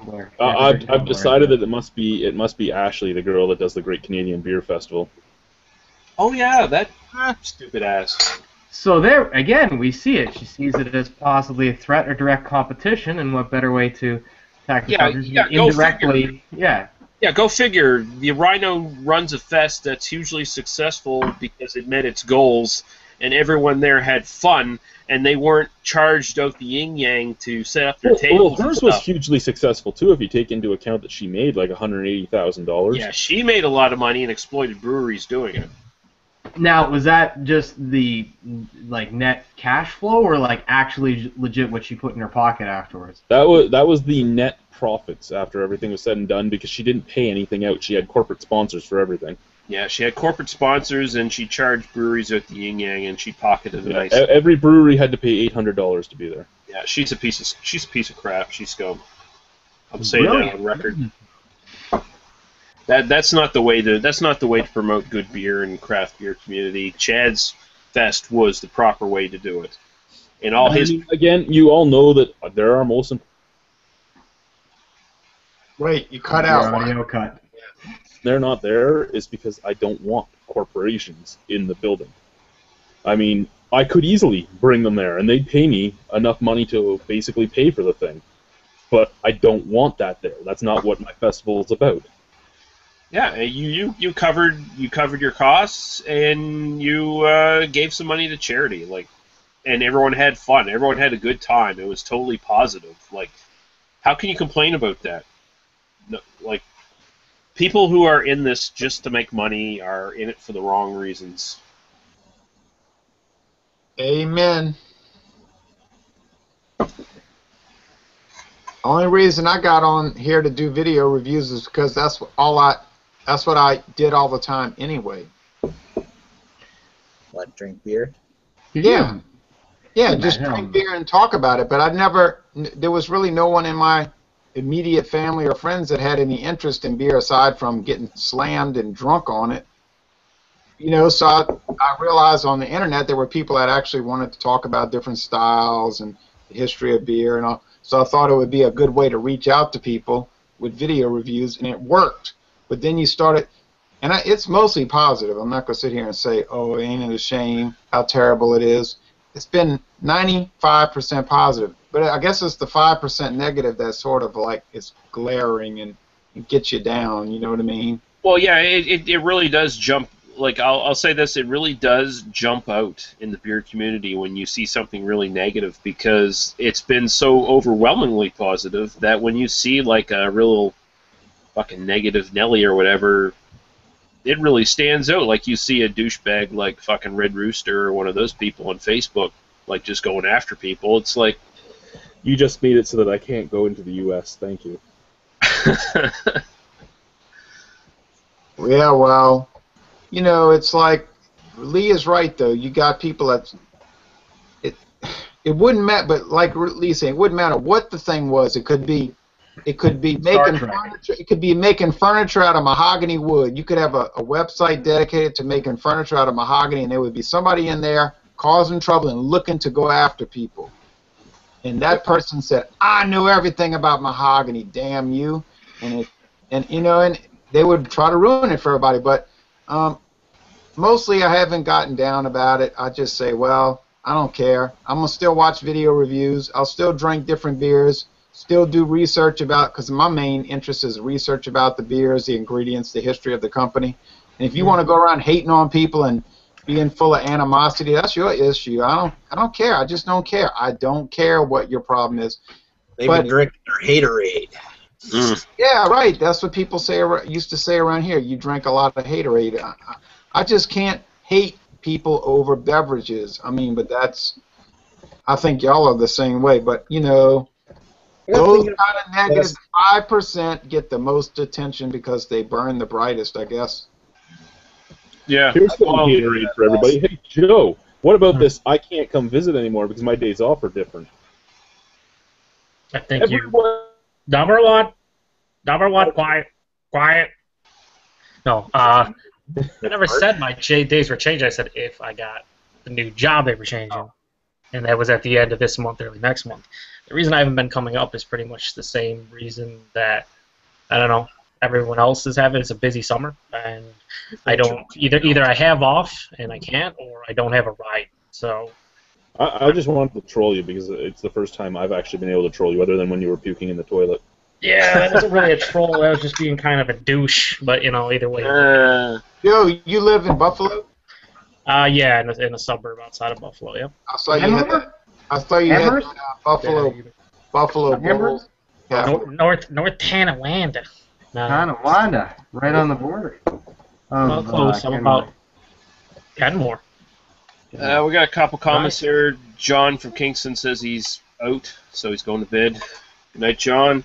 John. And John Storm says, what are your thoughts on Sierra Nevada Pale Ale? Oh boy. I would like to talk about Sierra Nevada shortly here because Isn't Sierra Nevada Pale Ale? There's actually two things I'd like to touch on, but Sierra Nevada Pale Ale is actually a fairly good pale ale. I mean, for an easy drinking pale ale that you can get fairly cheaply in the U.S., there's nothing really to bitch about. it's widely regarded as one of the better beers to be a gateway beer into craft It, beer. it is a great gateway beer. I mean, if you, it's one of those beers that's amazing because, like a lot of beers that I talk about recently are, I mean, it's a beer that you could be a big macro drinker or you could be a big craft drinker and you could buy a six-pack and you could all enjoy it. You might not all like it, but you can all enjoy it. Yeah, I'm part of that. Don't really enjoy it, but I like. Even though if I drink it, I'd probably rate it an A, most excellent. Personally, I got a lot of problems with that beer, but I would just get the Torpedo. But yeah, I mean that beer is very important because it sort of helped build a lot of things. So. Well, they're like the real true pioneer of craft brew. Like they're like even more so than Sam Adams, really, as far as American craft brew goes. Like they're one of the like original pioneers. Like even, I mean, yeah, Anchor Steam was before that, but honestly, Anchor Steam didn't reach a national audience like Sierra Nevada did. I think the thing about Sierra Nevada is they've kept their quality up, and everything they bring out is still pretty fucking good. Yeah, I've had a Torpedo. I only had Torpedo once, and I hated it. But again, I did buy it on top. Who knows how old it was? I really should buy it again and try it again. But there's just so many beers. When I cross the border into the States, it's like a beer mecca. And there's just so many beers I haven't had that I can't bring myself to wasting a spot on my duty-free return on. Unless I have Meredith on a beer that I've already had. Yeah. All I gotta say is if Stone Cold Steve Austin hears this, he's gonna kick your ass because that's his favorite beer. I'll hide behind Paul. Yeah, because you could get Sierra Nevada Pale Ale. Sierra Nevada Torpedo over here at my local store, Mathern's, for very cheap. You know. Yeah, you can get all their products. I mean, they're very, very cheap. Widely available pretty much anywhere. You go to the gas station and there's 6 packs of it just hanging out. So yeah, I got a lot of problems with Sam Adams, but I don't want to get into that. But they're like the biggest. I don't want to say anything. Anyway, go on. Well, just yeah, for me, the only Sierra Nevada I've had is their Kellerweiss, so I can't really comment on the pale ale, which is a travesty. Should make a gluten-free beer. Oh, you've never? Who said that? They only had the Kellerweiss. I've only had the Kellerweiss. I've never had the regular pale ale. And that's a travesty, Lee. Really is. Wow. Not that beer, but the fact that you did not get to try the pale ale or anything else because. Wow, you never had the Torpedo or the Sierra Nevada. The Torpedo was quite good. So. That's amazing. The only problem I have with Sierra Nevada, and all the Canadian guys aren't gonna be like, stop being a pussy. It happens all the time in our shitty LCPO, and then whatever.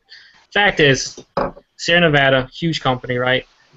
They usually do a great job with freshness. Everything's usually fresh, and they get stuff out when they have new releases to you relatively quickly because they can. This fucking thing right here, the beer camp pack that came out, absolutely ridiculous. It's a 12-pack. They did collabs with 12 different breweries in the States. They had 12 different styles. $24 for a 12-pack of 12 different beers. Absolutely awesome price for you Canadians. You obviously, that is the greatest thing ever. But the thing is you're not going to be able to see the package date on it. But a lot of these beers, about 5 or 6 of them, are using new age hops that really fade quickly, like a lot of the kiwi hops, just a lot of the newer hops that, you drink them 6-8 weeks after they're brewed, you really don't get any essence of what they're supposed to be. So they did a staggered release across the country. So they went from, obviously, out west where they are, from California all the way to the East Coast. And I think they released the pack like every week in a different market and what's up and whatnot. Half of the beers in this pack showed up on the East Coast 2.5 to 3 months old of an IPA that you're supposed to drink 4 to 6 weeks. You know, and I like trying every new beer. If it's an IPA, 6 weeks or less is what I try to get. You get to what they try to the essence of the beer. What they're saying, okay, we're using these hops. You taste them. They fade quickly. It's ridiculous that Sierra Nevada in this day and age couldn't get this beer to the East Coast in like 6 weeks. Yeah, but they might have had problems with distributors. It might have not been Sierra Nevada. No, I was going to ask that. I mean, they did a staggered release on purpose, I guess, because there was just, I guess, they had so much of it, they wanted to get in every market and whatnot. But I don't know. But wouldn't that more fall on the distributor than them anyway? Isn't the distributor the one that gets it out to the shops? They give it to the distributor, and then it's their job. The distributors did not get it to the East Coast. They did actually not get it to them for about 2 months. Okay, so Sierra Nevada held it back from the distributor for 2 months. At least that's what I read. So that's stupid. I mean, I'm drinking an English style bitter, and this thing was packaged on May 22nd. You're talking holy 10, 11, shit. You're talking 10, 11 weeks. An English bitter doesn't actually have to be all that fresh. It doesn't, but then there was about 4 or 5 IPAs or like hoppy wheat beers that they did with, for example, they did one called Chico King with 3 Floyds, and shit was older than this. It was bottled in the middle of May. It's if they had enough. Sorry, go ahead. I was very disappointed with their what they did in the spring or early 2014, where they had their Nooner and what was that other one, that black IPA, and that Session IPA. I believe that was the Nooner. That stuff was so ordinary, and there was no way I was buying a 12-pack of that. I just bought singles, and I said, I mean, it wasn't bad, but it was just, I said, what's happening to Sierra Nevada? Are they becoming another, and I don't want to say that company's name, but it kind of bothered me a little bit, Joe. Yeah, for me, I rarely ever harp on freshness because I think people take it to extremes. Like, people will drink certain beers and be like, if that beer's not 2 weeks old, it's basically a drain pour for me, or I won't drink it, or I won't purchase it. It's like, come on, like, honestly, is that for real? But when you have a brand new 12-pack and you do something that's never been done before, and that's a collab with 12 different breweries, and you're trying to showcase certain hops, and you're doing these sweet collabs that everyone's like all excited for, and it shows up in your market, and the shit's 2.5, 3 months old, it's like, yeah, that's stupid. What is the point? You're shooting yourself in the foot doing that shit. Yeah, well, especially because these new breeds of hops are known to not last. Exactly. I mean, exactly. You have to get them. You have to get them.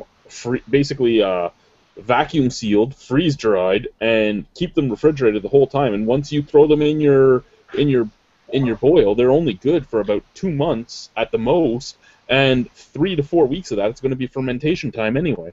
And the thing, and Sierra Nevada, Ken Grossman, and all them, they know this. Like, they're not stupid. They've been doing this for 30 years. They know this shit, and they're still doing it on purpose. Like, that's.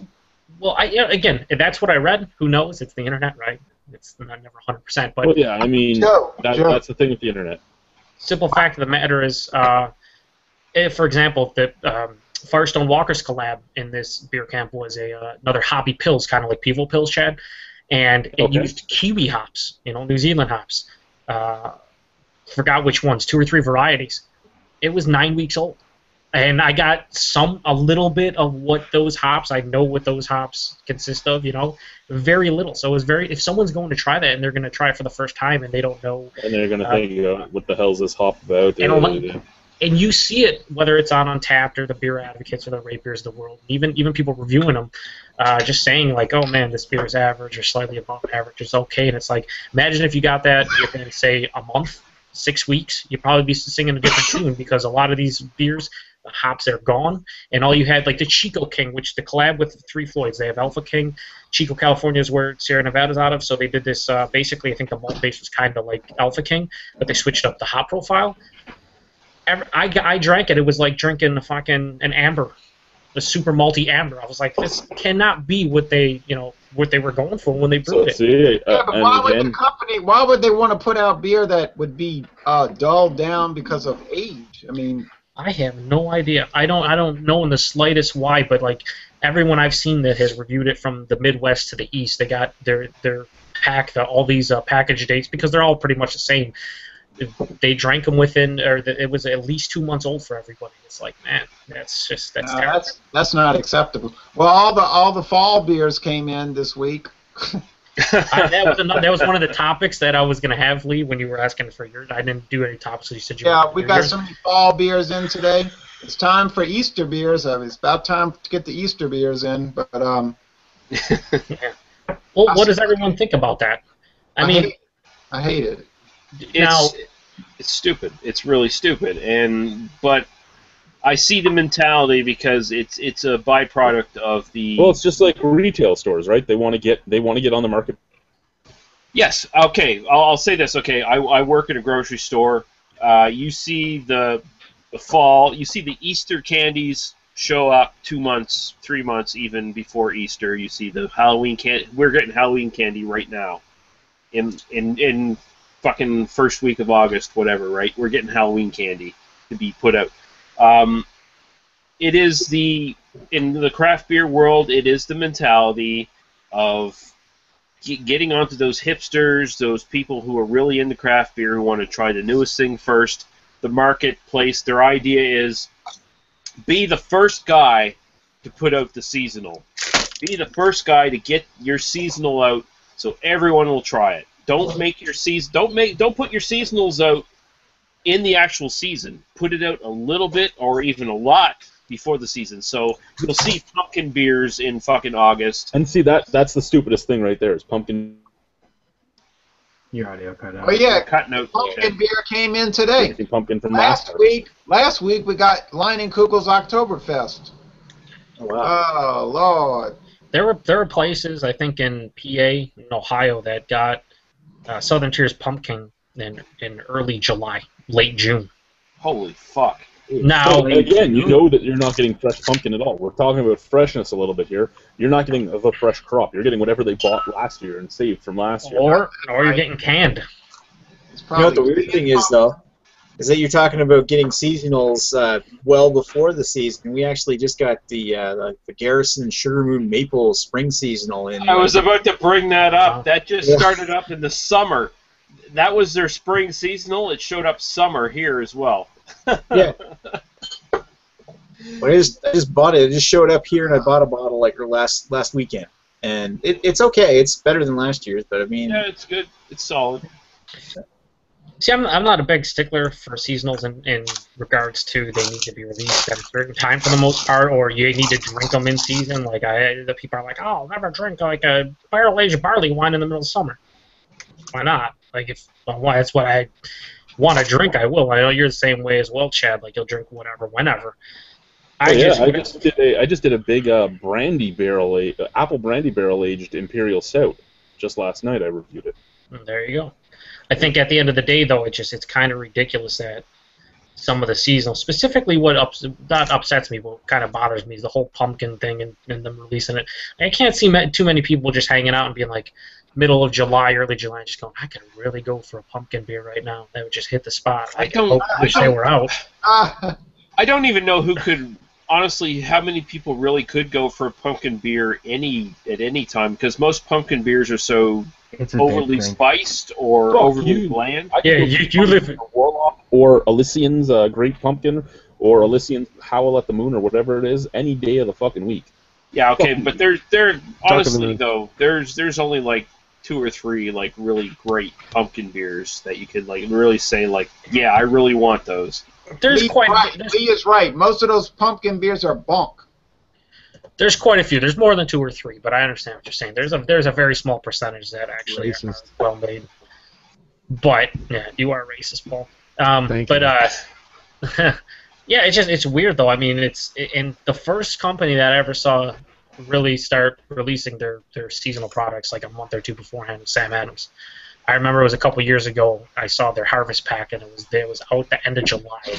And I'm just sitting thinking to myself, like, fuck, you still have your stupid summer pack sitting on the shelves, and this is right next to it. It's the middle of summer. No one's like, oh, man, I could go for an Oktoberfest and the pumpkin and this and no. Hey, man, it's global warming. It's an early harvest, though. Oh, sure. Early harvest. Okay, so that's a long growing season. They get too far into the middle of the summer, it just gets really dry and drought conditions. Yeah. Hey Joe, just to let you know, I could go for some pumpkin beers. Hint, hint, nudge, nudge. Nudge, nudge, you can fuck right off, Rhino. No, they it's funny because all the beer stores out here, they're throwing up on Twitter and Facebook. They're just fucking pictures of just their haul of pumpkin and warlock and how they're making all these funny puns and all this stuff, and it's just like, dude, it's fucking August 5th or 6th or 7th or whatever day it is. It's certainly not fall. Today my passport expired, so I can't go and get any on my own. But I mean, I think we can all pretty much agree that the market is driven by cynical Uber bullshit as far as all those seasonals go. There we go. That's a good beer. Is that available locally now? Nope. Blueberry brought it back from Winnipeg. This one was bottled on January 1st. Good time. That should still be good. Fresh. Super fresh. That's PA fresh, baby. Hey, Paul. How you doing? I think you just go to the wrong shops. Hey, Luke, Paul, for Luke here, what's your favorite gluten-free beer? The silence is really, really that's striking me. Mine would probably Hey, be cider. is 802 gluten free? It's a cider. Yes. Probably is. Boom, there you go. Never heard of it. Yeah, it's a Woodchuck Ciders 802. That's my favorite. Woodchuck, yeah. Is that one of their? Is that one that's regularly available, or? I think it's only available in their mix packs. Well, that's okay because like they rotate. There's a 802, and then there's the fall, and I think there's a winter one too. And they're all basically pretty damn good. The spring one's good too. So it's like amazing because this is one of those companies that, unlike other big companies, like their seasonals do really kick ass. I've never had a bad cider from Woodchuck. I mean, I love their dry hop. I love their pumpkin cider in the fall. The one I've really been wanting to try is the fall was the best one. Yeah, the fall was awesome. The fall was amazing. It's a bit sweet, but it's the good kind of bit sweet. Exactly. They say it's like almost like apple pie, and it kind of is. Yeah. You can only like something you'd have as a dessert. Oh, for sure. You can only drink a couple. I don't know if I could handle their chocolate one though. But I actually was very disappointed with that. Yes. It was like apple and chocolate. And, I just got like there's got two slightly flavors that complement each other. I thought if they tried like a caramel, it would have made a lot more sense. Exactly. Caramel. Yeah, there you go. So I noticed that you didn't like any of the Canadian beers that I sent back to you, basically. No, not really. Sorry. Well, I did like Malevolent because my palate's stupid, so that works out well. It is immensely stupid. It is one of the dumbest things I've ever heard in my life. Your palate is damaged beyond belief, honestly. Sorry. He hated the PC IPA, which was exactly what it had to be. Yeah, that was pretty good. Oh, that was such a great budget beer. Like, that is the perfect fucking budget beer. You gotta remember, right, for the Americans, a budget beer is a $3.99 six-pack. Yeah. For us, a budget beer is a $29 I just remember I based the beer on what I'm tasting and not usually. I didn't like it. Yeah, I didn't care if it was a budget. I didn't care if it was a penny. I still wouldn't buy it. It was one of those things. I mean, come on, that beer is a budget. That is a borderline okay British bitter. Could you drink it? It is. Could you drink it regularly? Yes. Could you session it? Yes. Could you fucking is it cheaper than the rest? Yes. Do I ever want to drink it again? No. No. That's just the way I look at it. If I was on welfare, I'd drink it all the time. Well, I totally probably wouldn't be drinking it. If you live under a bridge and stuff, there's like other things to drink. I'm sorry, somebody brought something to my house. What beer are you talking about? PC IPA. The best thing about that beer is the can. Brewed at the Brick Brewing Company. I didn't give it like a 1 or anything. I know you didn't. I'm just trolling you. That's all. I only tried it because of the can. The can was awesome. Yeah, the 1105 is the. Let me say this. Let me say this to Jay. PC. That's President's Choice brand. Yep. I mean, come on, Jay. Would you say if the President of Canada approves of it, shouldn't you approve of it? Well, they don't have president. I agree. Well, let me say this, because the President of Great Britain was on TV with the President of Canada and the President of Australia, and they were talking about that, so yeah, I would. Because everybody knows Australia, Canada, and Great Britain are republics. I mean, common sense. Wake up. Exactly. If the president of Canada approves of all these products, then I should buy these products. I mean, that's Who is the president of Canada? I'm pretty Steve sure LaFleur. I gave that beer like a president of 2. Canada. I gave it beer a 2.5 out of 5, I think, and 2 of the 2.5 was the can. The Yeah, can. the president Okay, of no. Canada is Mackenzie King, but Justin Bieber. Yeah, there you go. No, it's Justin LaFleur. That's the president. That's the current president of Canada. Shit. Diefenbacher. I'm glad I'm glad someone is keeping up with the current politics of Canada. I don't know. I think I can name a lot of Canadian leaders off the top of my head that a lot of Canadians can't name, maybe. Sure. Putin. Go for it. Probably because a lot of us probably want to forget most of them. Hitler. Putin. Jean Chrétien's best feature was the fact that he talked out of the side of his mouth. No, his best feature was when his wife beat an intruder with a carving or something she had on their mantelpiece or whatever. No, they just closed the door. They Yeah, closed they the could- door. Handshake. Yeah, oh yeah, the Shawinigan handshake. That was the best part. That was where he choked some bitch. That's a protester.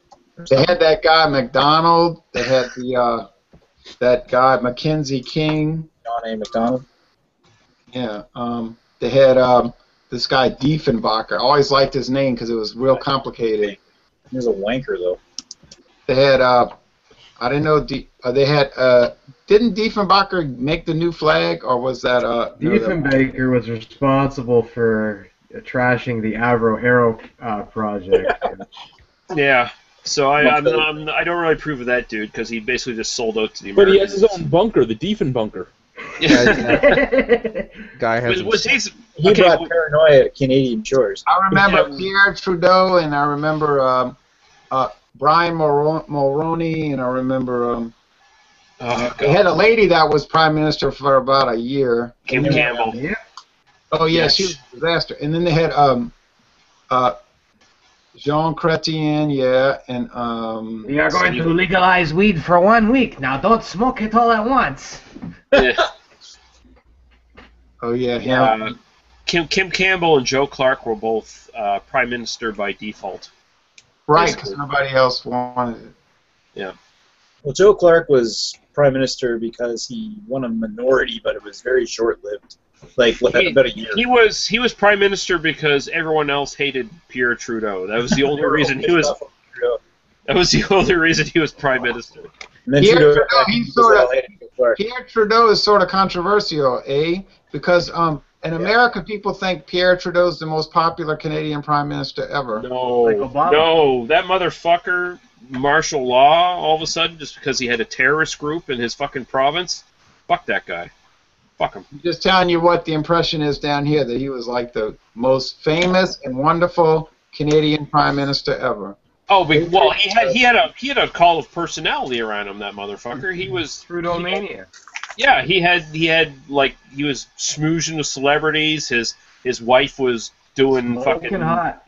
His wife was doing fucking orgies with the Rolling Stones. You know, like I mean, that guy was like a rock star fucking prime minister, but he was a piece of garbage. You may not know this, but we had unpopular out west because of what was it, the National Energy Commission? I forget what exactly it's called, but it allowed for fuel, like oil industry, to be to subsidize Canadians. So basically, the oil industry out west had to sell their fuel products to Canadians at a lower cost in the worldwide market, and it was huge. It had a huge impact on the economy of Alberta. Which was still felt up until like the mid-'90s, 10 years after the whole thing was taken down. We're making Pierre Trudeau sound like Bill Clinton. I'd take Bill Clinton over Pierre Trudeau any day. I did not have sexual relations. Well, sorry to derail the conversation, but it just made me think of that, because I used to study Canada a lot when I taught school, because most Americans know very little about Canada. So it was like, really, it was like almost like unbelievable how little people knew about Canada. I know where you're coming from. My girlfriend's originally from Ohio, and when I went to visit her parents, Her dad asked me an honest question: if we drive on the left or right side of the road. Oh, it's worse than that. Some Americans think Canada is a state. Oh yeah. The Maple Leaf State. Yeah, we're the 51st state of America. Is that how it goes? Yeah. America. Some Americans think Canada is, if they do think it's a separate country, they think it's always frozen, that they have igloos everywhere. I fucking wish we had igloos everywhere. Jesus Christ, the weather we're having right now, I'd trade in an igloo any goddamn day. Geographic. Did you have to work outside in the cold during this winter? It was like minus 29 or whatever it was. That doesn't bother me at all. Like that honestly does not affect me. But when high humidity and shit like that shows up, fuck that shit. That shit should stay The high in Florida. humidity pisses me off because I'll go to You ought to work. come here if you don't like humidity. You'd really find out what high humidity was. But, When I lived in I know. Mississippi, humidity was just disgusting all the time. No, I'll go to work, and in the summer they turn the air off, and in the winter they turn the air up. And I'm like, what the fuck is wrong with you people? Yeah, I'll say this. I mean, I know I complain about the heat and humidity here when it gets really bad in the summer, but I know it's no fucking. It has nothing on like down south or tropical conditions because in Nova Scotia we get lots of migrant workers. We get Jamaican, Haitian workers up here all the time. One day, I was in town. And some of these, I don't know if they're Haitian or Jamaican. Doesn't really matter. Basically same hemisphere or whatever. One of them was driving on a bicycle downtown. It was 40 degrees Celsius with the humidity, so it was like it was like kind of weather where you couldn't breathe.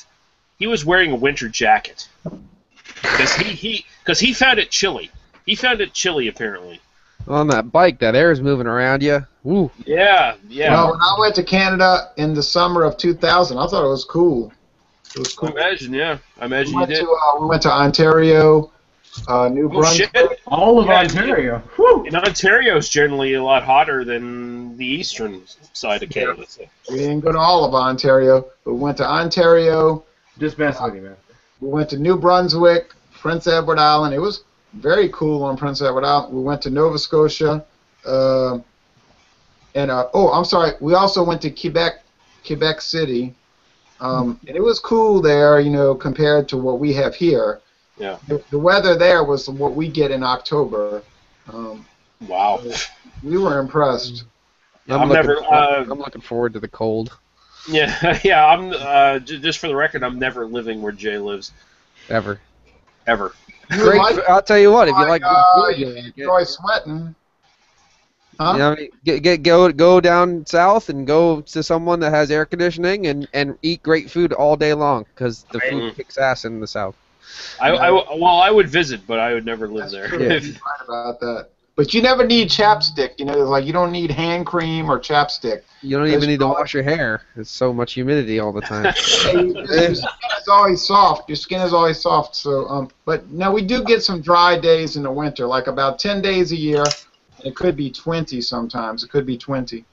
We'll have days where you need a little hand cream or some lip balm. So I would say 10 to 20 days out of the year you will need that. Mm-hmm. I believe 20, are you speaking Fahrenheit, Jay, or Celsius? No, I'm talking about the number of days. Oh, all right. I believe what Lee was trying to say is he's never coming on to southeastern Louisiana. Never. I've never come to stay. Let's put it that way. Me and Lee would do a road trip. I never imply in the videos that people should come move to New Orleans or South. Just I come just check it want to out. come visit. I'm trying to boost tourism. But I've been to 50. I'm sorry. Let me take that. I've been to 48 states and 5 Canadian provinces, and I've liked them all. But maybe I'm too easily pleased. If you watch my beer reviews, you'll notice that I'm probably too easily pleased. Oh, believe me, we all know that. This is a 100% accurate statement.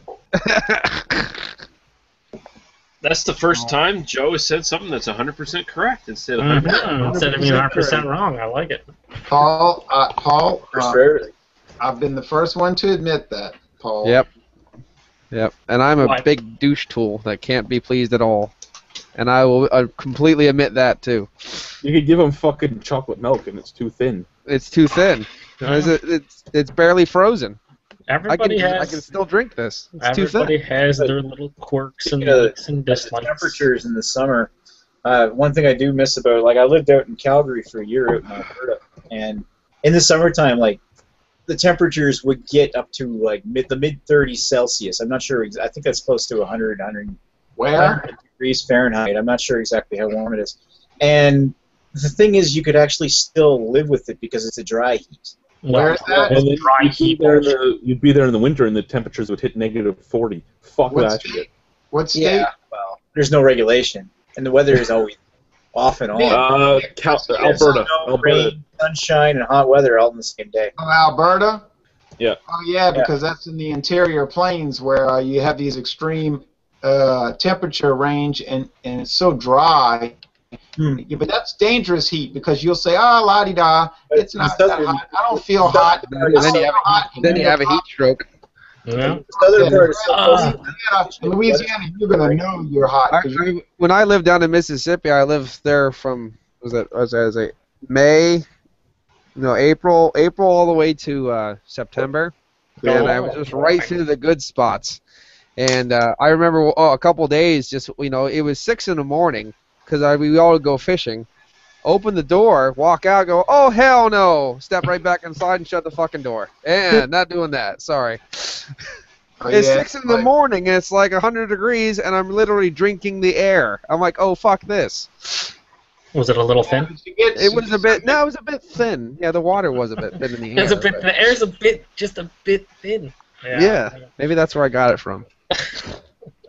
You get used to it though. But, origins of a legend. Hey, how's the Jag? Jag's fine. What was wrong with it? Don't know. Didn't look at it yet, but it's fine. Just sitting there. Just sitting there. It's fine. It's very very happy in its little spot. Mm-hmm. It's gonna stay there for a while. Paul, I enjoyed Pennsylvania last month, but I have to say this: I wasn't too pleased with the beer acquisition opportunities in Pennsylvania. But it's I getting better.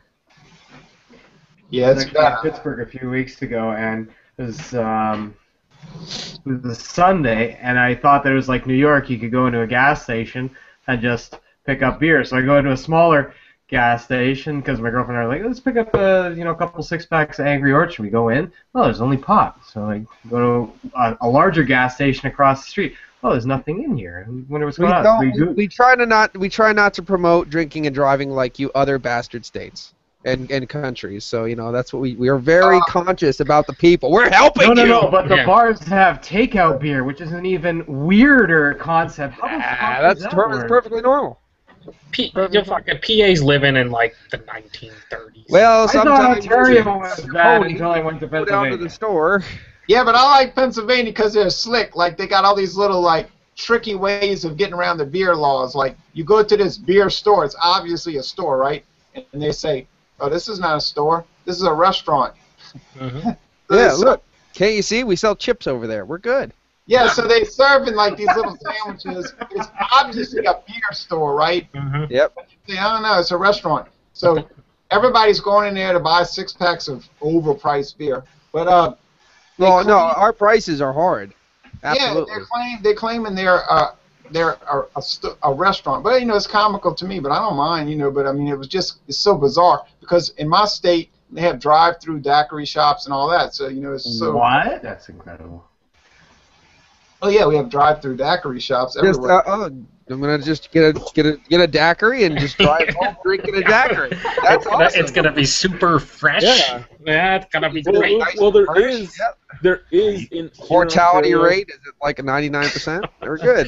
Here in Ontario, there is mobile beer store locations where they have a trailer full of beer, and it's only in the rural areas, but they'll drive the trailer to different parking lots, and you can drive up and get your stuff and drive away. That's better than the ice cream guy. Do they just like roll up on like a fucking pack of bums and just like, here you go, let's go time? No, they have specific parking lots they have to stop in. Where's your Oh, plastic bottles okay. and cans? 'Cause You can I'm turn trying them right here. I remember growing up in the suburbs, you know, when I lived with my grandparents for a Chasing the while. ice cream store. Chasing the ice cream man, or there's the snow cone man, actually. But I could just see a bunch of 30, 40-year-old men just running down the fucking road after this beer truck going, I got Dollar my bills in their money! hand. I Yeah. got my money!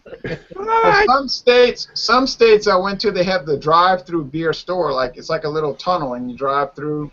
Yeah, we got them here. Yeah, we don't have those here, which is strange. You know, we have only drive-through daiquiris. You can't get drive-through beer. I don't know. We have all these states. Every state has some kind of bizarre law. Like no state's crazier than Texas, but What's it like in Texas? I'm picking on Pennsylvania, but Texas is crazy. Texas. Oh, it's like you can't. If you go to Texas, all the beer cans and bottles have different labels because you can't sell beer. Yeah, you can't sell beer above 5% alcohol. So there's no beer in Texas above 5%. No way. Isn't that like how it is in Utah, or has that changed? Oh, Utah is really basically a dry state. But Well, I figured 80% of the state is Mormon, right? I've never been to anything like Utah. Most of the state is insane. So there you go. Okay. There we go. If you go to Just Nevada, insane. if you go to Nevada on the Utah border, right at It's a the fucking- exact line in Nevada is like 15 different beer stores. And on the other We side actually have dry. Excuse me. We actually have dry counties in PA, and the same thing happens. You get to the end of a dry county, a line of beer stores right as soon as the line crosses. Just, you know what I mean? That's the Now, way it that, is. You is know? that just against drinking in general, or is it like protectionism against drinking and just- driving? It's just Puritan blue law bullshit. That's Well, all. you do realize that there are still dry areas in Ontario, right? No, I didn't. Yeah, not where he hangs when out. you go into to do From say the GTA, I don't see those areas. I wish I had this on camera because I was talking to Steve about it and it wasn't on camera. Steve Innocente from Innocente Brewing. When you go, yeah, there you go. I dropped the name. Anyway, when you go into get a brewery, the first thing you have to do is from your location they have to map out if you're within 5 kilometers. 5 kilometers, not 1, not 2, 5. If you're within 5 kilometers of a church, a school, a recreation area, anything like that, you have to put up for 1 month that you want to do this, and anybody can come and end you. But the worst part about that in Ontario is before you can even apply for your license, you need your building. So if you buy a building in the wrong spot, somebody can screw you. Then you have to do whether you are a dry county, dry, wet, or I forget what the third one is. And Steve was telling me, he goes, I'm looking at this paperwork, and it said dry, wet, or Sloppy seconds. Forget what the third one was. And he goes, and I'm like, I hope it's dry. I didn't buy a fucking flooded building, did I? Do you want a semi-moist building, or do you want? Goes, I mean, we have I'm the talking to the humidifiers. city clerk, and I'm like, what does this mean? And the city clerk's like, well, there's actually dry counties still in Ontario. Like in Toronto, the Junction was dry until both the Indie Ale House and Junction Craft Brewing opened there. They were a dry county. They weren't allowed to have any alcohol there. Are there any active ones that you know off the top of your head? Just apparently, there's 2 in Toronto. I don't remember what the exact names of the areas are. And then there's a bunch of them up north and stuff like that. Probably Losertown and Boringtown is probably those. Yeah, in Mississippi, there's a lot of dry counties. Yeah. Louisiana has dry parishes. We don't have counties. We have parishes, but. Now, Paul, as far as PA goes, for the longest time before places could get their restaurant license to sell beer and stuff, didn't you have to buy them like cases strictly from the distributor? I don't know about the cities though, but yes, in the rural areas and things like that, or just the regular places, you always had to buy per case. And then there was always the 6-pack stores that had where you had a big old hoagie shop somewhere. Actually, the place I live is a dry place. Where I live in the Millville is a dry place. But it was very expensive to be able to sell beer in cases too, and that's one of the problems that we're having with the people bitching about. Look, motherfuckers, all these bottle shops and sub shops are opening up and claiming that they're restaurants because they happen to sell snack food, and we spend $15,000, $16,000, $20,000 on these licenses. These guys get their restaurant license, which is a fraction of that, and they get to basically completely take our business away. But it's getting a lot better around here to get beer. I do feel bad for some people that I know that run the cases stores, obviously, but unfortunately that's just the way it's going. And for craft beer in Pennsylvania, it is in the last 4 years it has completely changed the way you can buy beer. We're almost to the point now, dare I say it, we might actually have a bottle shop, like a real no bar, no subs, no sixers. Just when we did our trip to the U.S., we hit a couple different case shops there, like one in Pottsville when we were at the Yingling tour. And yeah, everything you could buy 12 packs, but you had to buy a double 12. So you had to buy a double 12. Yeah, you can't buy just a sixer. I mean, you would have a 12 bottle mixer pack, but you'd have to get 2 of the 12 bottle. But Paul, I have an important question. When I was driving along U.S. Highway 1 in Pennsylvania last year, I stopped at this grocery store, right? And so it was on another intersecting highway. I think it was 322. And it was a grocery store, like a big grocery store chain. And I went in there, and they sold singles of beer. And I bought. It was very strict. Like the lady had to check my ID and put it in this bag and hold it so many times and staple it at the top and all this stuff that they don't do around here. But I was able to buy a single of this. You can do that now in the grocery stores. There's a place called Wise Markets or Weiss. You can do it there. That's the only, and Wegmans is another grocery mix your own 6-pack. Where you can mix your own 6-packs, but you can also buy singles. But there again, you're delegated to go to a place that has a restaurant, has a seating facility, has 6-packs, and you have to even buy it in that little. And you have to buy it right there. You can't go to any grocery. You can't go to any register. You have to go to the beer register. Right. Which isn't the beer register. It's the restaurant register. You can't buy your milk the same time you buy the beer. You have to buy the beer, then you can go buy your milk. Yeah. You know what I mean? And that's it's. But yeah, you can get singles. They're usually completely overpriced. I mean, like one single is usually $3.99 for a small thing of Miller. You know what I mean? So what Jay just described is a lot like some of the sex stores here. Well, I mean, I can't even comprehend the idea that when I went to Chicago, the toy store was different than the video store, and I'm like, what the fuck are you doing? You guys met my buddy Jeff. Me and my buddy Jeff and a couple of my other high school buddies, we used to go into this video store all the time, and in the back it had its little sex shop, and you had to put something in a brown paper bag and with the number on it and all that when you came out. So my buddy Justin, because he's an asshole and we actually needed it for a prop to screw around with some girls at our high school, he bought a 3-foot dong.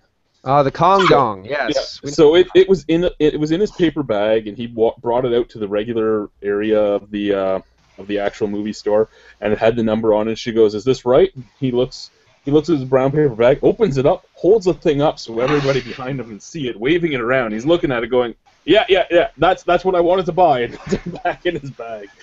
That's crazy. It just reminded me of that, you have to have it stapled at the top, and it's just stupid. Mm-hmm. It's beer. Well, now we're getting this crazy. We're having this thing now where, and it boggles the minds of the people that sell the cases in the case stores, because of how the licensing is very rare in Pennsylvania, and now we have these, like for instance, my bottle shop that I go to now. It's a drive, but I go there.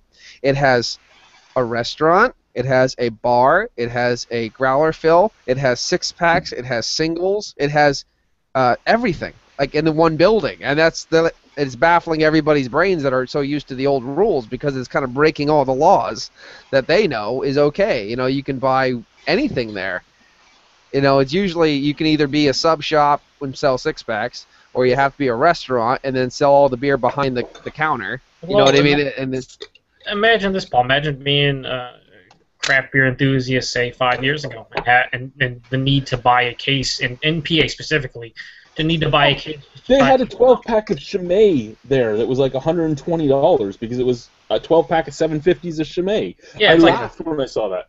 It's like, oh, I want to try this beer. Well, you're trying a lot of Well, You can yeah, just try like, one. that's a good point because what I was doing is I was shopping for craft beer. But I had to do this for quite a while. Shop for craft beer by the case. Even imported beer by the case is quite expensive. And if it's shit, I was trying to get Yeti barrel aged Yeti. They wanted $198 a case. You mean oak age or the barrel age? Yeah, oak age Yeti. Yep. Just make sure. Do they Yeah, have, I won't even pay that for scotch. Yeah. no.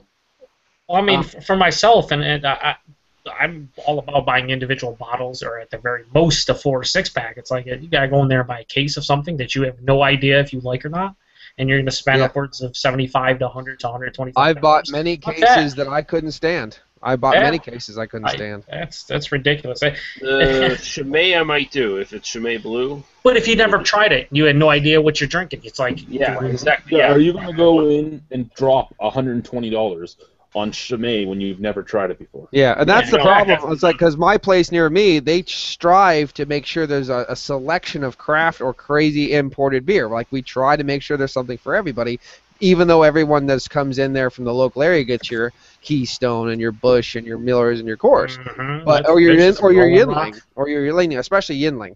But they go, look, we have these delirium tremens, we have this, we have all the Unibrew cases, and they just sit here. We want to make sure that they're available for people, but people don't buy them. And I say, well, that's the tough spot. These things are $120 a case or whatever. You're not going to move them like you would, your standard cheap beers. A lot, like you guys know that I try to review everything that comes out. A lot of the big brands that come out here in Ontario, a lot of the big brands only come out in a 2-4.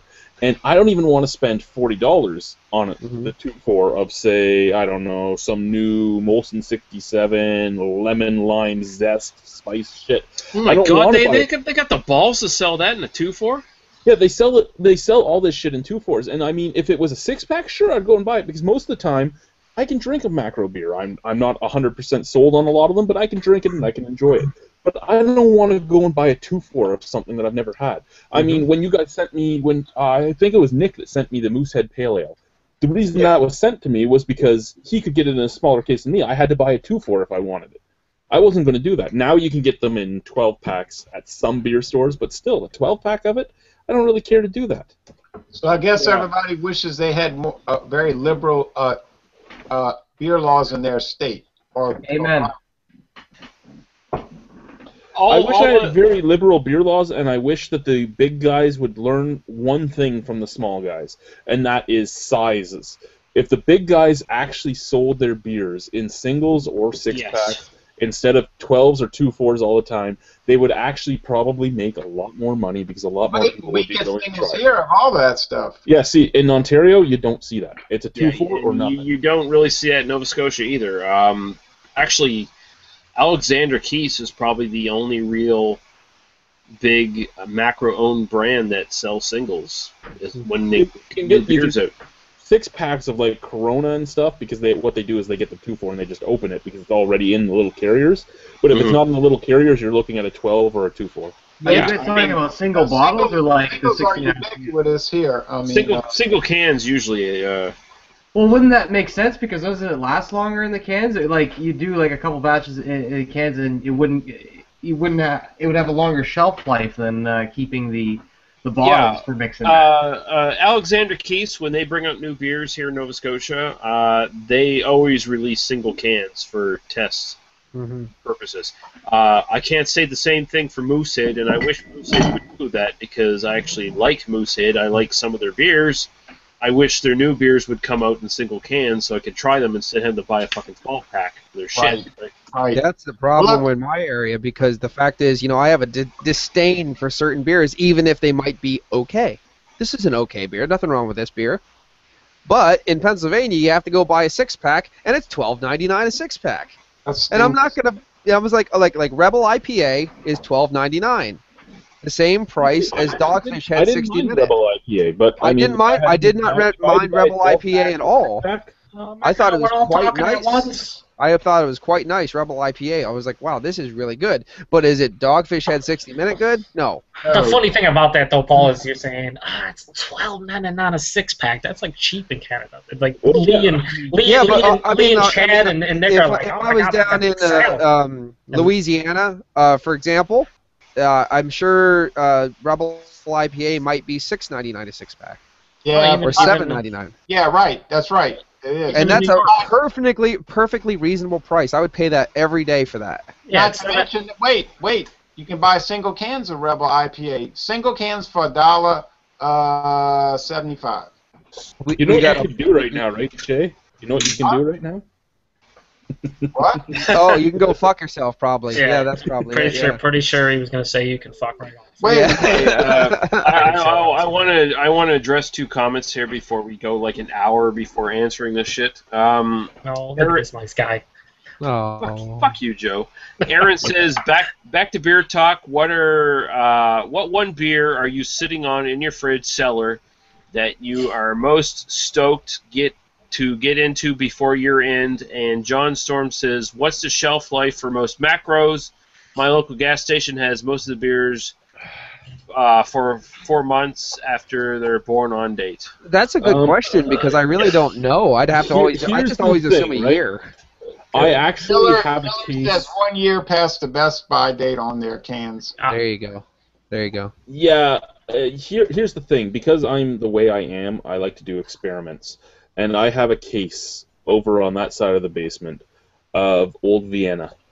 And that case of Old Vienna I bought 4 years ago. And every 6 months I open up another bottle of it, and I record it and I burn it to DVD, because when I'm done the experiment, I'm going to put the whole... Cut out. You're going to do that one now? I've got Bigfoot aging in my fridge. Bigfoot and Old Stock Ale aging. Oh, I heard Old Stock is amazing when it's got years on it. So just with the macro thing, after 4 years, it's still the exact same as it was the day it was bottled and drank. If I put it up against a fresh Old Vienna, it's the exact same. The only thing is it's now starting to form its protein globules. So who knows? Basically indefinitely, I'd say. I mean, we drank the Labatt Doppelbock at the festival this year, and how old was that? Yeah. That was 83, wasn't it, Nick? Yeah, 80. So I think what you... I don't know the exact year. Chad, who makes Old Vienna? Old Vienna was originally it was O'Keefe, then it was Carling, now it's Molson Coors. Okay. Well, look, I gotta go. It was good seeing you, Nick, and Lee, and Chad, and Average Joe, and Paul, and I can't remember the other guy's name. Luke. Okay. So y'all do need to come to Louisiana mainly for beer shopping, because I think you could.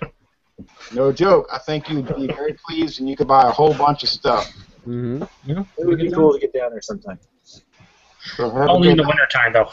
Yeah, in the middle of January when it's 98 degrees summer out. temperatures here. Hey, in the middle of January, I could get time off. We should actually all book. Yeah, he's sitting in his yard and there's flowers blooming. It's the middle of January. It's a chilly 88 degrees, and I'm like, holy crap! Look at this guy. Thanks for joining us. It was good having you, and we'd love to have you back just to do some macro talk at some point. Just again, Thank you. We like having people's opinions. I appreciate you letting me crash this discussion. Yeah, no worries. Thanks a lot. Alrighty. Cheers. Bye, boss. See you later. And to answer Aaron's question, the beer that I'm most excited for in my cellar or fridge right now, probably that last bottle of Whiny Bastard I have that I think we're all going to share in May if you guys come down again. Woohoo! I'll be there. I have nothing in my got cellar. shit. I already got yelled at for it, but I already know I'm going because I got yelled at for it. Sweet. Yeah, I've got nothing in my cellar. I have a. It's a little bit. I have a couple things that I am saving for certain occasions, so I guess that's the same thing as cellaring. I'm really looking forward to the Mid-Wintersblut from Eskilstuna. You know, I think that's who brews that one. Yeah. I'm also looking forward to the Wolver. Thank you, Joe. And I'm also looking forward to another one from Joe, which is the Bourbon County barley wine. I'm looking for those. Looking forward to those. Well, at least one of those is from me. I've got Oh.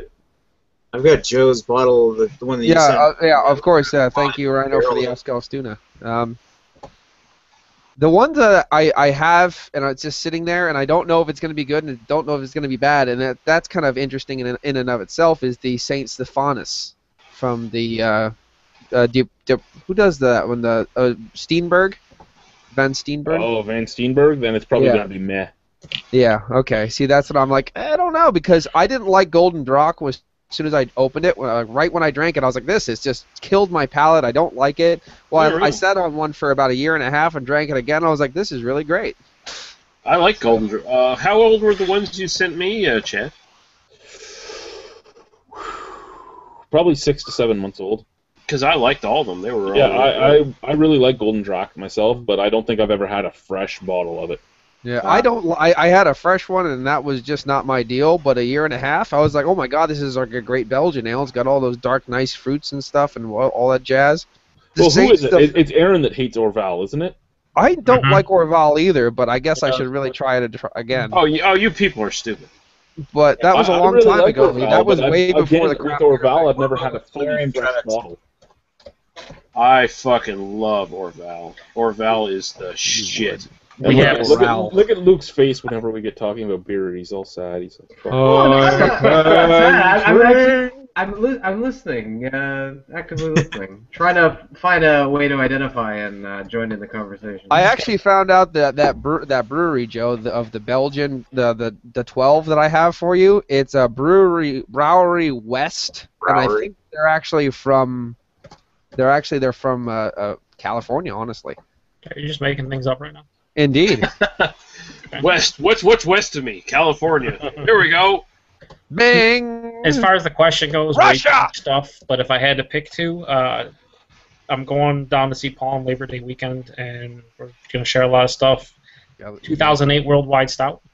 I think is going to be a good time. Oh yeah. Bing bing bing. You know, you get a fucking 6-year-old beer that's like 18%. Hopefully it's smoothed out. Who knows? And then just because of. Well, I shouldn't even say hype anymore, because I think a lot of people are over it, but just the fact that we paid $30 for a bomber of 50-50 beer. We're gonna enjoy that, definitely. Just to see how awesome it's going to be thin. It's going to be way too thin for me, It's an extract, bro. It's definitely going to be terrible. Wait, I bought a whole thing of just liquid gelatin that I'm going to squirt into my glass and mix it around for a while, and I brought just a little bit of concrete mix, so I think I can make it thicker if I tried. Also, Aaron sent me a message on Facebook, Chad, that said, tell you that he was kidding about Orval. It's actually we lost. Yeah, Paul's left like 4 separate times because his internet connection. Yeah, he'll be back in a second. Aaron says Ewert, as Guy would say, is the one who doesn't like Orval at all. Okay, I forgot if it was Aaron or Ewert. That's why I asked for clarification. Well, fuck Murray. Yeah, Murray's old. He doesn't know what he's talking about. Orval is a world-class goddamn beer, and I will stand by that statement. And by world-class, he means 3 out of 5, just to be clear. Fuck you. I mean fucking 4.5 out of 5. He means it's a 10. It's a fucking 10. It's a fucking 10. It's a 10. It's a 10 and a half. And the other guy to ask about the he asked about the shelf life for macros, right? I think you just quote a great movie in the Sandlot and just say forever, because those last couple years, few years. Do your own experiments, honestly. Like buy yourself, like do what Chad did. Buy a 12-pack of Budweiser and open one up every 6 months and see if it's any different. They're so heavily pasteurized and filtered. Well, they're filtered to 0.01 parts per million for particulates. They are made to last. They're your doomsday beer. They will last indefinitely as long as they're not, going through extreme temperature changes or having the sun beat down on them forever. They should be good almost indefinitely. It's the shit you're drinking in Fallout 3. It's basically. It sounds like quality stuff with great and fresh ingredients. I can't wait. Speaking of, I don't know. Sorry. Just fucking bust in there and just start talking about it. No. Interesting experiments with beer. Has anyone tried, boiling beer to the temperature of, coffee just to see what it would taste like? It would taste like owl. I know it wouldn't taste amazing, but I just to boil see. beer quite often because I use it in Yeah.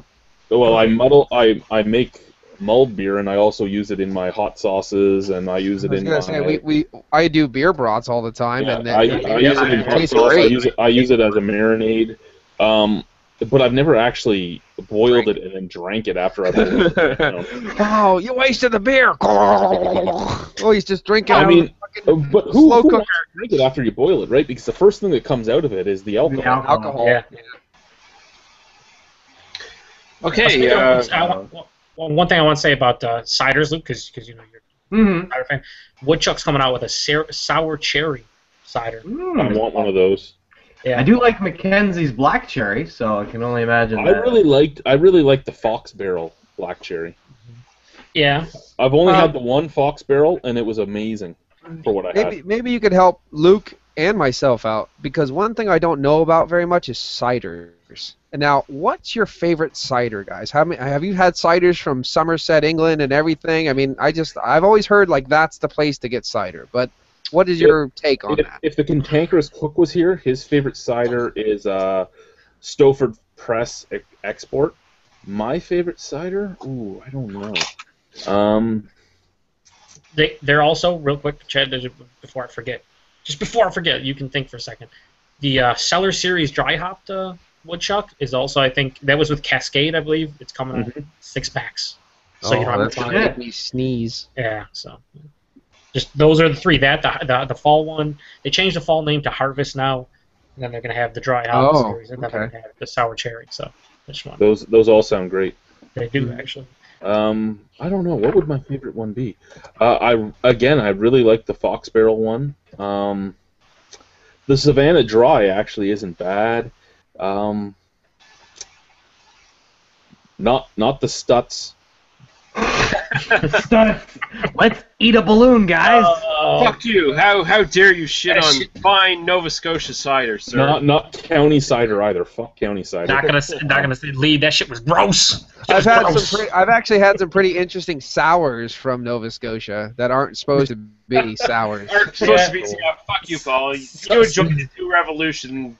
So Strongbow is the greatest cider ever made. Ever made flavorful. I think Dark Horse was doing collabs with some. Yeah, it was Nova Scotia and Dark Horse coming together hardcore. Bing, bing, bing. No, there was no collabs. It was just some dickhead leaving his car and shit up there in Ontario for a couple months and before he got back to it. So I think that's the real problem. I blame it on Paul because on the way home I told him to bring all of his beers, and he's like, "It's all your fault," because I told him that he said that I was freaking out about going over the border that night, and I told him, I said, it doesn't matter if we have 28, 30 beers or if we have 45 to 50. It's all the fucking same. If we're gonna pay duty, we're paying duty on it. And he never did. He left everything there. See, Paul, stop blaming me, Paul. Stop. I'm not blaming you, dude. Paul. It's all good. Honestly, I really should have raped the Ravens and taken some of those cool beers out of his box. You probably should have. I honestly don't understand how you could say though that like, oh well, they just went off because they were too old. I'm like, these beers should have lasted forever. Here's the thing, Paul. Here's the thing. They probably did go off because they were too old, but the thing was they were probably already infected. They probably had a stray. That's what I'm assuming. Yeah. They probably had a stray strain of yeast in them. But if you drank them fresher, they wouldn't have tasted like that. It's just that's the funny thing is I actually honestly liked them. I thought that was like, wow, actually they're not what they're supposed to be, but the sour's working. They're doing their thing. That's pretty good. Everyone loves the Dark Horse thing. Back to your original question. What is your favorite cider there, Lee? Honestly, it's probably. I'm not a big cider fan. It's probably the one you sent me, Ched. It was the. It was a cherry something. It wasn't. My neck of the woods, Mackenzie's Black Cherry. Yes, that's what it was. Mackenzie's Black Cherry and the Seasonal Reserve are really good. I just went to the Beer and Bacon Fest this past weekend. They had they have one called Lazy Lemon.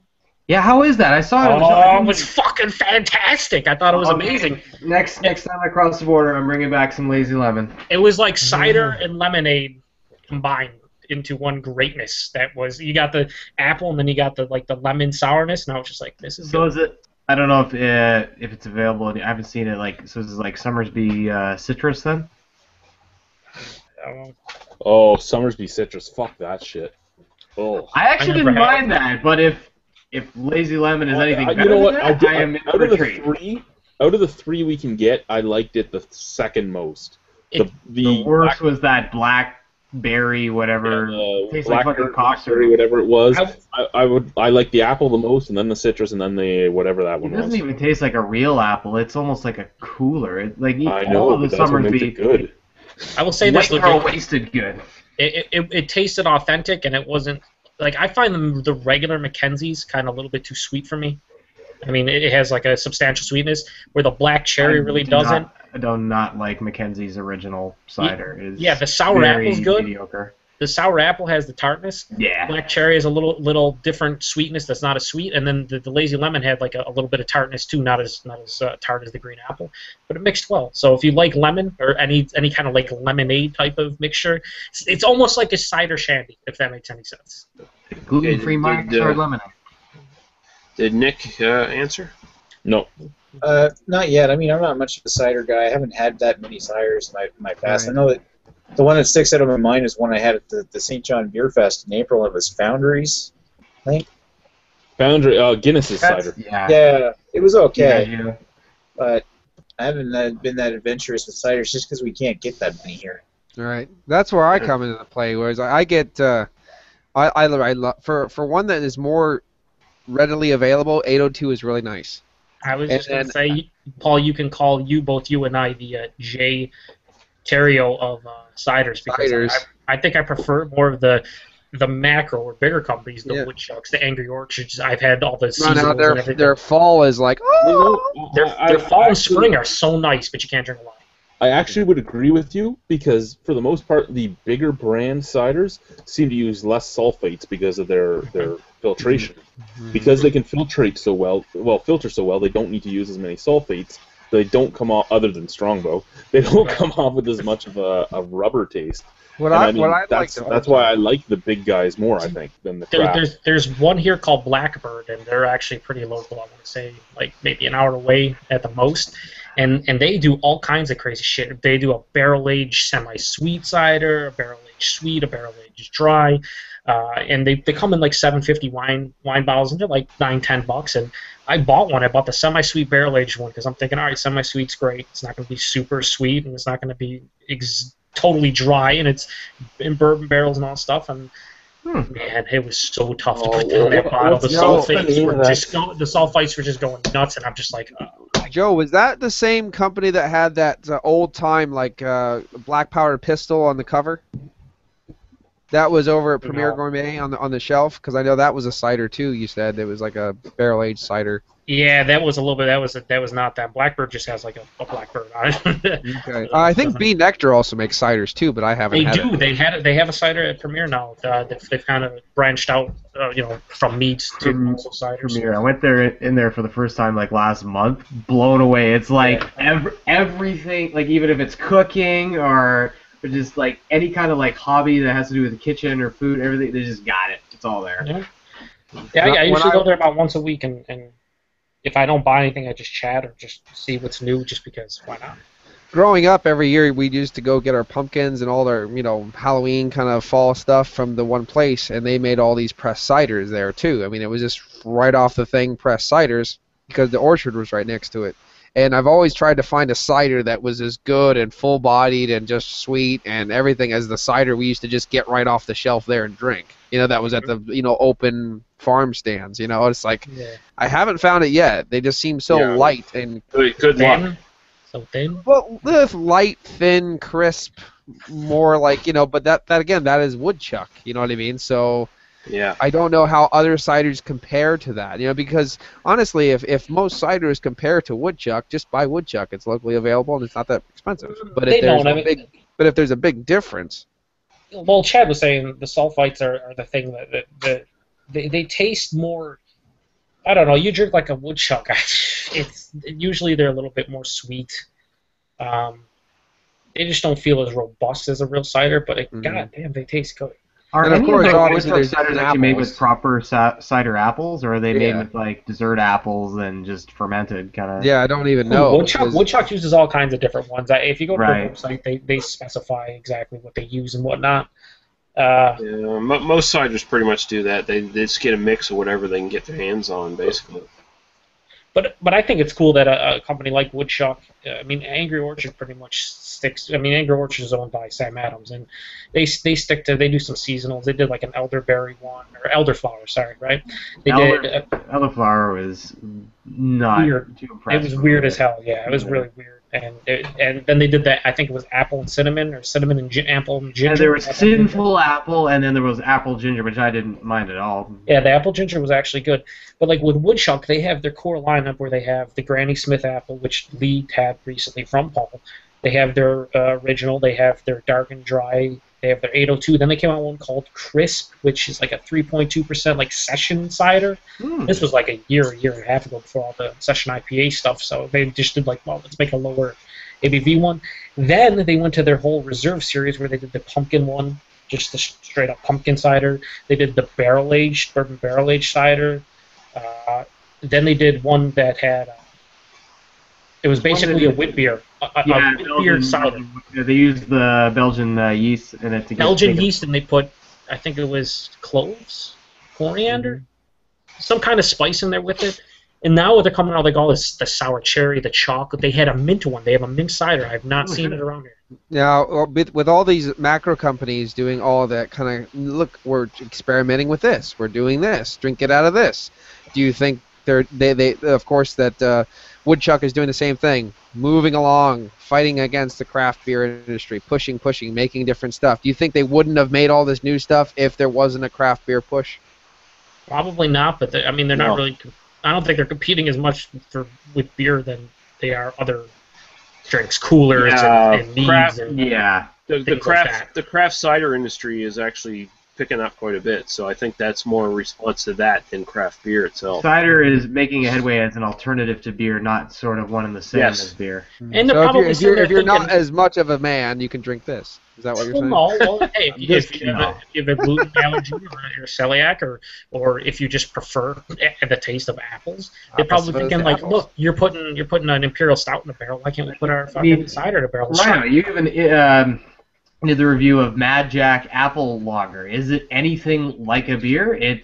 Or is it more so trying to transition someone maybe who's used to ciders into beer, or the other way around? Your audio's out, by the way. It's all right. You don't want to hear him anyway. Oh, okay. I want to touch your penis.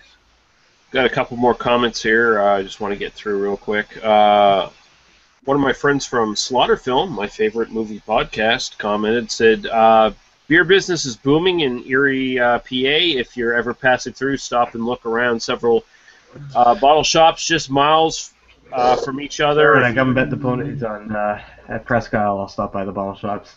Well, I mean, if you guys got a horror podcast and whatnot, get a hold of me on my channel or whatever. I'll definitely go to Erie. Yeah, check out Slaughter Film. They're awesome. Guy says, let's see what's in the fridge today, guys. Nice. Bing, bing, bing. You better put a date on this bottle, I said. It really chaps my ass.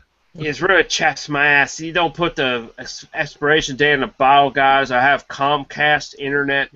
Really Back up on chaps my my soapbox. ass. I can't. I get on my soapbox. I can't do it. Damn, Ric Flair. Ric Flair, you don't have the Comcast internet, Ric Flair. Billy Log says, hey guys, just curious, what are your thoughts on American IPAs versus Canadian IPAs? I love pretty much everything available today, local in Toronto, but when I go to Michigan, I struggle to find any good IPA, DIPA, as they all seem to have a common nasty flavor. Not sure what it is. Define nasty. Yeah. He says, not sure what it is, but I assume they use similar hops, and I'm sure being unrefrigerated on the shelf for a month or two doesn't help. I think maybe his problem is the American stuff is maybe more hoppy than he's used to. I don't know what Paul's having. Paul, what are you doing? He's having a stroke. Because you have to have them ice cold, obviously. Well, why not? Yeah. I think bullshit. fuck this bullshit with this fucking camera. There we go. There we go. Hey. Okay, big, It even didn't have the like a fucking big teddy bear. anymore, that it was still fucking muted. What the fuck is this? Fuck you, you stupid camera. Okay, first off, when you say Canadian IPAs versus American IPAs, are you talking actual Canadian IPAs or Canadian-made IPAs? Because like this one, it's still an American IPA, but it's made here in Canada. I mean, what is my thoughts on them? The thing I notice with a lot of American IPAs is a lot of them are using Centennial, a lot of them are using Simcoe, a lot of them are Chinook.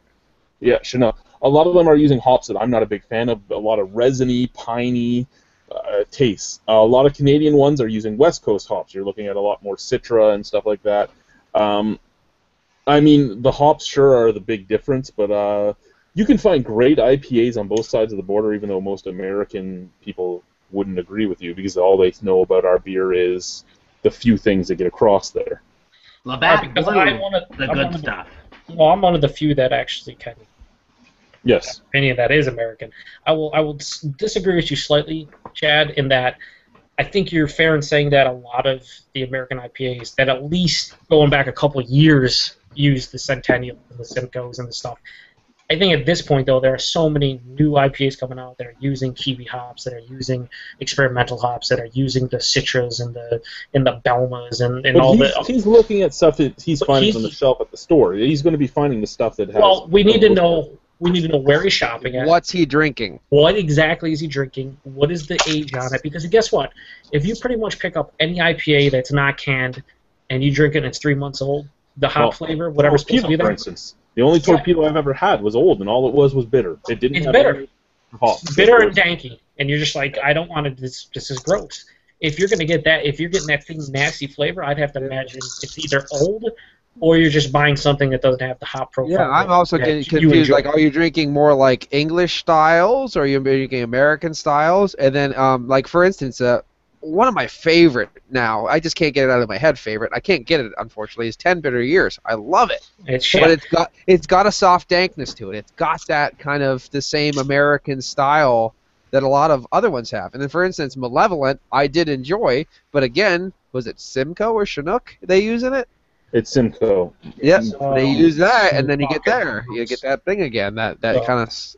The terrible taste that tastes like absolute shit. That thing I like. Yeah. that was a bit. That was You know how it was different because when you drank it, you took that first sip because you're on the nose. You're like, I'm getting a little bit of fruit and blah blah blah. I'm like, okay, whatever. Taste the fucking thing. You drink it and you're just like, ooh, that's pine. Ooh, that's a lot of pine. That's a lot of pine. I'm just like that's it's like I just pulled fir cones out of a dead hooker. Exactly. Yes. At that point, I was like, Paul's gonna like it. And where like Chad, myself, and Lee didn't because I like, for instance, one of the ones that drink wine. I've heard people yell about, which I'm perfectly fine with. Taste is subjective. Is Night of the Living Dead Stout or Night of the Living Stout by Full Pint because it's so fir coney. I love it because of that, but I can understand that's very off-putting to some, you know. Now, on to the next thing before he goes on to the next questions as well. Just to quickly catch up here, Mad Jack. Basically, the Alexander Key, not the Molson Canadian cider, but with a malt background and a little bit of hops. So kind of beery, but basically well, I even did it in the video. I opened up a Molson Canadian cider and did them side by side. They're extremely similar. And have you had anything by Twin Pines, Luke? Twin Pines, no. No? Okay, they're a craft cidery outside of London. That's why I was asking. Cool. Are they syndicated at the LCBO? No, they are not. They're okay. Basically out of the cidery and nothing else. But if I never passed through London. I had them at the Forest City Beer Festival, and it's okay. But again, back to our conversation about bigger guys versus smaller guys, it's okay. But is it worth the price difference and everything else? Not. Well, I know the cider that I saw in New York on the shelf was not cheap. Definitely not. You know what I mean? The ones you saw on Premiere, you're saying? Yeah. Dude, so the higher you go up on the shelf, it goes from like the bottom's like the Woodchuck Angry Orchard, then it's like okay, local, the New York stuff, so you're in like the $8 to $10 range for $7.50, and then just like the special stuff that's like $20 for like a $3.75, and you're like, yeah, I'm not gonna buy that ever. Yeah, not doing that for a cider. Yeah. I want to go back to the Canadian versus American thing. Yeah. There is no difference. Overall, there is no difference. And I'll say, and this is what I'll say, it all depends on the brewery. If a Yeah, brewery, it really does. like Bellwoods, for instance, I love Bellwoods as a brewery. I think they stand up against any American brewery when it comes to a lot of their stuff, their barrel aged stuff and their IPAs. Well, I'd argue that most Ontario breweries stand up to a lot of American breweries. Uh-oh. 100% Someone wrong. suddenly is silent. I'm not going to say all. I said most. Well, I didn't hear you. So. There's less of them. So I would say I would agree with that. But yeah, on the whole, there's less. There's not as many. So you have more to choose from in the States. But yeah, like Bellwoods, for instance, their stuff is quality. Their Cat Lady, their Roman Candle IPA, some of the best I've ever had. But they brew them to more of an American style IPA and not an English style. Where a lot of the old Canadian breweries and craft breweries, they did a lot of English style IPAs for a long time. Now you're seeing all these breweries pop up, and they're doing all like technically American IPAs and stuff. So there is not really any more of the whole Canadian American thing. It all depends on what you like and what you're buying. Back in the early days of craft brewing, I mean, what was thought of as IPA in Canada was Alexander Keith's, which is like one of the last. Yeah. I mean, it's a macro now, but I mean, one of Is the last Alexander Keith IPAs actually an golden days. IPA? Alexander Keith's is more like cream ale than anything else. Yeah, I don't. Well, yeah, it is now. I mean, what I'm trying to say is like that's the Canadian mentality beforehand was that if I buy an IPA, I expect to get this. I don't know if that's exactly true. Okay, like Alexander Keith's was basically the only beer in the region back in like the early '90s, and before that was calling itself IPA at all. That's what I'm And trying to talk about. So. and I mean, yeah. So and I think most people in the market didn't know what an IPA was. They didn't even know what it meant. I'm gonna be right back because I have a can on that point. Okay. Rhino knows what I mean. But I think most people like they didn't even know what India Pale Ale actually meant. Like I sure the fuck didn't know when I was buying it. It was like, it just sounded like, okay, this is an ale. It's maybe slightly different than some like Olin's Export or some shit like that. But a real IPA a long time ago. Yeah, but like I had no idea what an actual IPA was. I had no idea until I had a real IPA at some point with actual hops in it, right? I think the idea that like all Canadian IPAs are more in the British style or whatever, I think that's long past now. I think that's kind of a dead thing. It's because there's so many Canadian breweries that make American style IPAs at this point where it's like it doesn't matter anymore. There's no Canadian versus American IPAs anymore. It really isn't. It's not. He said that Canadian IPAs like might be a bit different because they trace their lineage there. I mean, and of course the hops. Yeah, it's true. I mean, yeah, you're right. I mean, people like even our double IPAs here in Nova Scotia, they're not as extreme as the double IPAs you see in the U.S. I mean, Boxing Rock, Propeller, Garrison, they're double IPAs. Well, even the double IPAs you see in Ontario are. Yeah, they're hoppy, but you know they're not fucking stone. Right. How about they're not. You get in Canada too an American IPAs like Red Racer. Right. Yeah. When he said when he was coming over, What about I a think he said session IPA Michigan? with 100 IBU? Yeah. Whoa. I don't like any of those session IPAs Because I they're have so one of those. It's called the resiny. Innocent Bystander. They're just Okay, so yeah. resiny. Well, what are they basing the session label on? Are they basing it on the ABV? alcohol alone? Because if they're ABV, doing that, then it's that's like it. okay. And honestly, IPAs don't have the malt to back up the hop taste that they put it in, and they just Hop taste water. water. Yeah, I mean, honestly, the most overrated stat, I guess you want to say, is IBUs. It Right. really are. IBUs are so Yeah, overrated. because they're so subjective and they don't mean much. I mean, you Oh, can yeah. you can say I mean, it all matters what hops you're using and what concentration, and if you're mixing them, if you're using just one hop. Yeah. Yeah. When are I your mean, when are your I mean, additions? you drink know a what I brew mean? and it says it's like plus, like 120 IBUs. Okay, first of all, they say the human palate can't detect over 100 or whatever, so who gives a shit? But I mean, they say 100 IBUs, and it tastes like a standard American pale ale.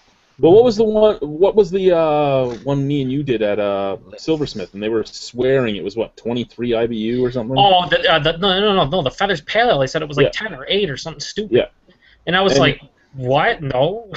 Why would you even there's say no that? way. And they're like, oh was yeah, it is. Well, it can't be because Coors Light is actually rated at 7 IBU. I think it was. I think it was 10, and you and I were like, that's wrong. It should be like a 4 in front of and that he's or like, something. we use fresh ingredients. It doesn't matter if you use fresh ingredients. An IBU rating is an IBU rating. You are not fucking as hoppy as a 60 IBU IPA with a 10 IBU rating. Right. Isn't 12 like the point where you can actually start detecting it or something like that? Yeah. Yeah, That's what I they heard. say. I heard that number. I don't know if it's true. All I know is I hate the rating just because, simply put, go ahead, Luke, and then I'll say Sorry, back to the Oh, point earlier. Never mind, Lee, you're all right. I thought because this can looked older that Labatt IPA was carried, in syndication earlier than Keith's. Oh, sweet, dude. They're actually about 4 years apart. This is 1974. Actually, more than 4 years. My math's off. And this was 1981. This is cool. This is just a poorly maintained can. Yeah, That's cool. That's cool. That's cool. I mean, I have a fucking bottle opener here that says Olin's used to make an India Pale Ale. Like you probably can't see it on the camera, but it's like No, can't see it. Olin Export India Pale Ale, and then of course it has Olin Schooner here, their lager or whatever. But I mean, back in the day, probably 60s and 70s. Those breweries were making IPAs of some sort.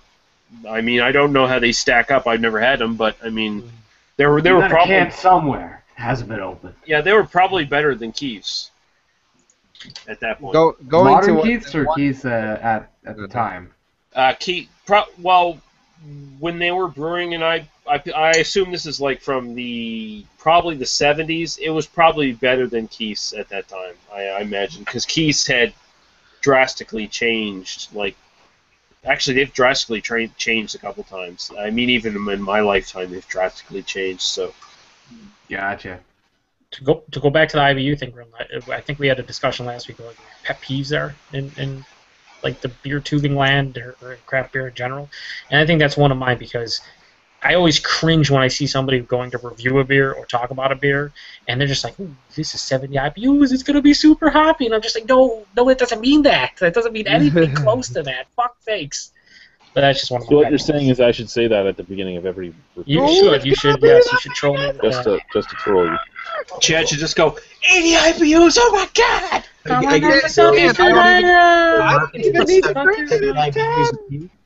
But depending upon how well balanced, one could be super bitter, one could be mild. Yeah, Well, it depends on a lot of things. like how many balance, well-balanced like, double Chad IPA said, there the are. hop there are these new age hops coming out. They do not have the bitterness that a lot of your just typical Cascade, Centennial, Simcoe have. They have the same IBU ratings. I mean, that's the thing. Right. They don't taste it, but their ratings are the same. Exactly, and that's what it comes down to. It's like, okay, it's a 60 IBU, but you're using just, like fucking a Belma, which gives off melon, for me, melon and strawberry, but very little bitterness. I could be drinking and go, oh, it's 60 IBU. It doesn't taste like it. It tastes like it's 20. It tastes like it's 30. Or and even the perception that IBUs equal bitterness is completely wrong. They could There's too many variables. I mean, they could say they use 3 pounds of what hops. hops you're using, how much malt you're using, and what malts are you using. Yeah. You can What's have the next question, Lee? Okay, well, we'll go to the comments here. Okay, I'll save that one for last. Bellywog says I usually shop at Majers. Myers. That's Myers. Myers. Oh, is it? Okay. As they sell single bottles of craft beer. Examples of one I haven't enjoyed: New Holland, Mad Hatter, Shorts Brew, Umalupa, Ann Arbor, Sacred Cow, Bell's Two Heart, Dark Horse Coquetry, Schmaltz Hoppin' Kicker IPA, Green Flash DIPA. I've enjoyed Centennial All Day IPA and Founders, and a few on tap from Coonan Brewing. I try not to buy bottles older than 2 months, but they don't all have bottling dates. He also says I'm generally referring to local made ones when he's talking about IPAs. Great Lakes, Blackout, Bellwoods, Amsterdam. Don't know hop flavors well enough to really say what the taste is, although I have tasted it in some, but not all bottles of Mad Tom IPAs had. And the other question is, John Storm says, what's the worst beer you have tried? Bylog based on what? Oh, go ahead. No, go ahead. No, you go ahead. No, you go ahead. It was the worst Someone beer say I've ever fucking tried. something. And your average troll America, so you go ahead. I was just gonna say, if you taste it in Mad Tom, which is an Ontario-made IPA, and you taste it in these others, then it's the hop that they're using. You are probably ultra sensitive to that hop to the point where you don't like it, and you can pick it out more so than any other flavor and taste, or flavor and aroma. So I would say if you're liking All Day and you're liking Centennial, Centennial's made with pure Centennial, just all they're using is Centennial. So if you like that beer, then you probably like Centennial hops. Simple things like that. For you, I don't think it's freshness. Comes down to the hop profile. Well, the only one that on the list, I think you said Flower Power. I would completely what do you agree say? with you. It would come down to hop profile, so it's finding out what the hops are that are the same. What He's gonna have to do a little bit of legwork to find out what hops they are. Correlate with each beer. What hops are the same in each beer, and then trying a beer which is mostly just that hop to see which one of those hops it is that you don't like. I know that that Citra's used in Mad Tom. I know a couple others. I mean Amarillo, but that's not in Two Hearts. It's probably easier to find out what hops are in the American brews than in the Canadian brews, to be honest with you. The only thing I was going to say was it might be some combination of hop that you're not enjoying. Maybe there's more than one. But if you're getting the same common, I think he said nasty flavor, I believe he said. Yeah. If you're getting the same common nasty flavor, then it's probably a specific hop that you just don't like, and you might even be ultra sensitive to the point where it just kind of overrides everything else in the beer, and you just kind of focus on that because it's something you just like. Yeah, it's really hard to say. I mean, hops at this point are so complex. Like brewers are using so many different hops in different amounts, different degrees, putting them in at different parts of the boil and everything like that. It's like there is so much variation of hop flavor and character you can get depending on how you use the hops and what hops you use. And don't forget what type of hop you use, be it the leaf, the pellet, or the extract. Yeah, like cone versus pellet's a huge thing. Yeah. Extract compared to cones, big difference, night and day. Honestly. And a lot of these new, I mean, like Two Hearted and Centennial, they've been around for a long time. But a lot of the smaller Michigan breweries, like the Shorts and stuff, they're very experimental. And I'll give you an example. Stone just did a beer. They did a collab with a couple local breweries called Unapologetic IPA, and they used Belma, they used Azteca, and they used 2 experimental hops that don't even have actual names yet. They're just like some random sequence of numbers. And these actually, one of the hops they use, according to a couple people I've seen, but I've seen Ryan, aka Stumpy Joe Jr., San Diego Beer Vlog, Lee's best friend, he said the one hop actually gives off flavors of chocolate and coconut. And I'm like, that's just insane nowadays. You're seeing all these new food flavors. Like you're seeing these new hops give you a melon and strawberry and this and that, and you're just like, wow, that's cool because you've never seen it. Chocolate and coconut? Like, yeah, I gotta see that. Insane. Yeah, that's insane. Well, there's the Medusa hop that just came out recently too. That's supposed to be amazingly. You're looking at my penis? No, the Medusa hop. It looks like a penis. Look up pictures of the Medusa hop. Yeah, you know, I've seen pictures of it. Yeah, but the Medusa hop, it's supposed to have some amazing flavors too. I mean, well, this right? I'm drinking the Innocente Conscience, the Innocent Conscience. And this has Galaxy and Ella hops. I'd never had an Ella hop until now. Really? I don't know. Yeah. I just think that's funny. It probably looks like reminds him of a snake on Medusa's head, not penis head. Let's call it penis hop. No, if you look up Medusa hop on Google Images, the first picture you have looks like a dick and ball. Cock. It does. Okay, so the worst beer you've ever had, Joe. Yeah. Fuck me. We had this, quite a few. If I had to pick one that I was very upset about, Dundee's Oktoberfest. No, I'm saying non-gluten free. I think gluten free is kind of cheating because there's so many bad ones. Messenger red. Yeah, that would be my worst. What you just said would be my number one by far. Dundee's Oktoberfest, and coming in second would be Saranac's Rudy's Christmas Spiced Ale. Holy shit. There you go. Usually Saranac has favorable reviews. Lee, worst beer ever. Fuck, I don't know. I honestly don't know if I can answer that. Oh, hang on. I think we all probably have the same exact answer. Now I'm thinking about King of the Forest. King of the Forest. Yeah, Fucking obviously. horrible. I mean, No. how did you not say King of the Forest? It's pretty gross. King of the Forest wasn't the worst beer I've ever had. Because you but- didn't pay for it. Yeah, But it was shit. It was shit. And even if I paid for it, I wouldn't say it was the worst beer I ever had. But if you paid $20 for it, well, then maybe that would change. You were. But You probably gave it an 8. I don't know. What was that fucking budget fucking lager Chad sent me a big few months flats ago? for me, bro. That came from North Carolina. Big Big- flats. Big Flats, maybe. Maybe one of the fucking Bud Light shitteritas. I'd like Limerita. I know he didn't like Mango Magnifico very much. I'll tell you. I have Devon. Hey, I gave that a 3, you motherfuckers.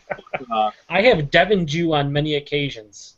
I've Colgated Yeah. you, I should say. No, I don't know if you've Devon or Colgated me at that. Devon Because Jew. they give a lot of shit to Chad, like terrible shit. I've never had terrible. Lake Bay's fucking lager, whatever that was. You know what? He alumni. actually brought a bunch of beers here 2 weeks ago when he was up, and we reviewed a bunch of them, and the first few were good, and then they got to horrible, and he was smiling about it the whole night. He's like, I'm glad I'm back to giving you the shitty beers. I just see his untapped check-ins, and like every fourth one, it might be something good, and he's like, oh, this is good. The rest of them, Bing, bing, bing. I'm like, maybe Chad would want to try them just for the sake of trying them, but holy shit, they sound terrible. So, Luke, worst beer ever. Gluten or non-gluten? Well, for you, whichever one you want. Okay, One of each. one with gluten probably would be Fathead's Foggle. I'm not even speaking right. That they're Hefeweizen, but I am wondering if it was because it legit didn't settle with my digestive system. But definitely for gluten-free beers, worst one is La Messenger Russe. Oh God, that's horrible. Mm, That is that's so really bad. beer. For the longest time, it was the only gluten-free beer you can get at the beer store. And I have one of those like beer store gift cards. So when I collect empties at the arena by my house, and then I bring them in. So it's like I'm accumulating a couple $100 worth of empties. I'm like, okay, I want to get some beers. I get La Messenger because basically it's free. Basically, what you're doing is you're might taking have- your money and just burning it. Is that Yeah, that's basically how I felt. It's like, wow. And now, after I had the one bottle, it's like now I have 5 bottles that I really don't want to go through right now. I've made up my goal in life to give Chad the shittiest beers possible based on that beer. So, The New price of Planet that Brown Ale. That's one you got to try. Which one? New price- Planet Brown Ale. Oh, I've It's never had that one. fucking stupid. Hey Lee, what was the blonde ale you had at Taps? oh, that was a Oh. 10 different that wasn't the worst beer I've ever had. I'll say that, but it was shit. It was like a really bad homebrew. Niagara's Best Blonde. Yeah, I Niagara. have the poster up there, right there. Lee, what do you mean like a really bad homebrew? No, it was basically that's what it was. I mean, look at that fucking place, man. They're brewing their beer right where they're fucking making their food. Bro, they're just How- they're just letting you see the greatness. That's How all the I mean. fuck can that work? You It's cannot keep nuanced. that. You cannot keep that sanitary, especially not in a fucking budget joint like that. You can't do it. That is shit. That is terrible. What you're saying is no one should be eating their poutine like 10 feet away from No, them? their food was okay, but their beer No, was shit. That is the first big complaint that I've made about that place is you go into any other fucking brew pub and they have a glass wall up around it so that Yes. fucking active yeast and wild yeast and everything can't get into anything. Here he is, just stirring his fucking brew kettle, stirring it away, getting his yeast ready while there's hundreds of people around with nothing separating them from it except for the fucking Coughing, little walkway. farting. So wait, Amazing. like legit, the brewing equipment is out in the open where people. Yeah, are it's like, right in the bar area. It's all like all centralized. There's the bar. There's their fucking brewery. There's their fucking cooking shit. It's like Isn't brewing supposed to be like this incredibly sanitary process where He's trying to make a wild ale, like all wild ale. He's trying Apparently. to dark horse it. apparently dumping like fucking batter and stuff into the brew or something because I mean, it wasn't okay. It wasn't the worst beer I've ever had, but it was like substandard homebrew, is what it tasted like. Really did. What would you give it? What would you give it on your rating scale? I don't think you ever rated it. I mean, it was. I guess it was passable, but even then, I'd probably say like a 2 out of 5 or something like that, because I wouldn't recommend it. It's like not anything you'd want to drink, really. Hey, JC, no? Again, didn't you're even- welcome to that. Yeah, fuck you. It didn't even go good with the food. It really didn't. It didn't complement the food at all. I It mean, didn't even make me look prettier. no. I mean, I didn't want to fuck Paul at all. I mean, that's how it was. Jesus. So, Nick, worst beer you've ever had?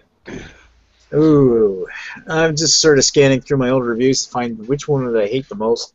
I mean, of course, you can cop out and say the easy one is what everybody else says is the King of the Forest. That's too easy. I really hated Labatt Blue 10.1. And there's also, worth mentioning, is Bud Light Lime Mojito. That's crap. That was fucking toothpaste in a can. Yeah. That's minty toothpaste, isn't it, basically? Yeah. Paul. Worst beer? Okay, here we go. I'll give you a list because obviously, like Joe says, I only give 10s or 1s. Yeah. Are they all thin too? Or is there Yep, they're all something thin. else? We'll go with King of the Forest for 1. We're gonna go Haka Kaliki because I just didn't like it. I know you guys didn't hate it that much. Are you making up words? I had a drain pour it. The River Towns pineapple beer. You guys. Okay. Day Ranks X Bitter. I hated it with a passion. You are making things up, aren't you? And then your chocolate mead that took out my eyeballs. Didn't it was like a blanket, bro. that was horrible. That was And your then- daughter throwing pine needles at you. Yeah. So those are my 4 for like the worst beers I've had. I'm gonna throw in 2012 Samuel Smith's Winter Ale because that was kind of shitty too for what it's supposed to be. But as far as like the worst experience I've ever had with a beer is Stochasticity's Grapefruit Slam because it almost killed me. Well, you're allergic to it, so that's a little I different. found out I was extremely allergic to it. So there's a nice Extremely list allergic for to you what of. in it? Huh? What was it? What were you allergic to? I think it might be the grapefruit zest that they used or something because it really just swelled up my eyeballs and I couldn't breathe and there was stuff running out of me and I was dying. So that was really I'm fun. gonna bring some grapefruit style. We're gonna allergy. It'll be fun. So what you're saying is I should send you a bunch of grapefruit Radler. Yeah. And 1% beauty. what else did I have? There was You haven't had Stiegel yet, have you, Paul? Because you're probably still alive, right? So what I'll do is I'll bring a can. He's gone. Oh God, I'll have to bring him a can when I go be with him. There's also another grapefruit starts with an S. I forgot something. Stiegel, there's No. Schopenhofer, Yeah, Schopenhofer. I mean, I have and to there's bring him also back. Waterloo. Waterloo. Oh, yeah, the Radler. water. But I'm really seeing that on my Facebook feed. They got ads for the Waterloo Radler.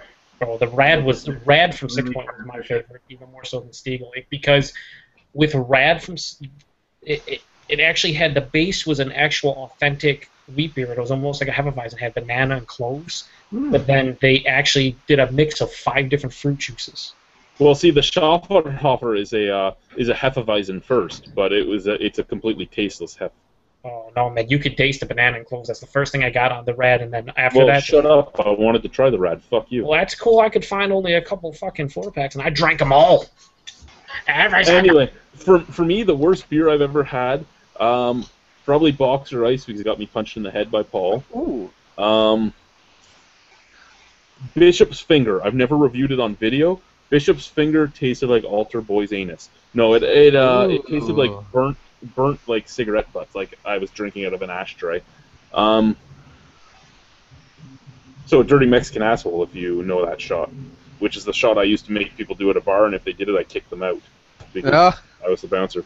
So you would take a shot of tequila, you'd take cigarette butts out of an ashtray, put the shot of tequila in the ashtray, and if they drank it, that meant they were too drunk to be in my bar.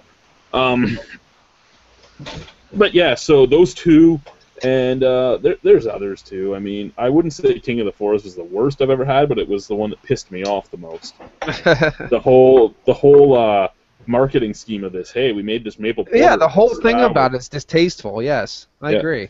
It left a gross taste in my mouth in 2 times. You know, when I drank it and when I heard the story about it, that pissed me off.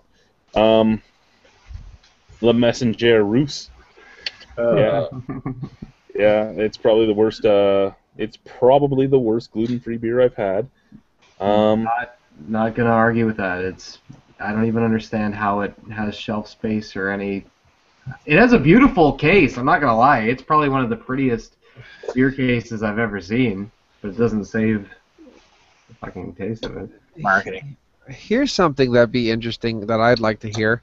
What beer, style-wise, was absolutely 100% a 0 out of 10, but you actually really, really liked it? Oh, Mean Beer Co. Zoe. I couldn't hear that Wasn't really what I'd call a true amber ale because they just added way too many hops to it, but it was delicious hops. one. So it was just an Imperial Red Ale, basically. Or hoppy Red Ale. Very hoppy amber. Yeah, I love ambers and red ales that are hopped up. I don't like plain ambers, red ales. They're just. So you were asking something that we gave a 0 to, but still enjoyed? But like something that like you like style wise, you're like, okay, so what are you stylistically it was a horrible beer. Yeah, and then but it was really good. Yeah. Ooh, I've had a couple of those, but fuck.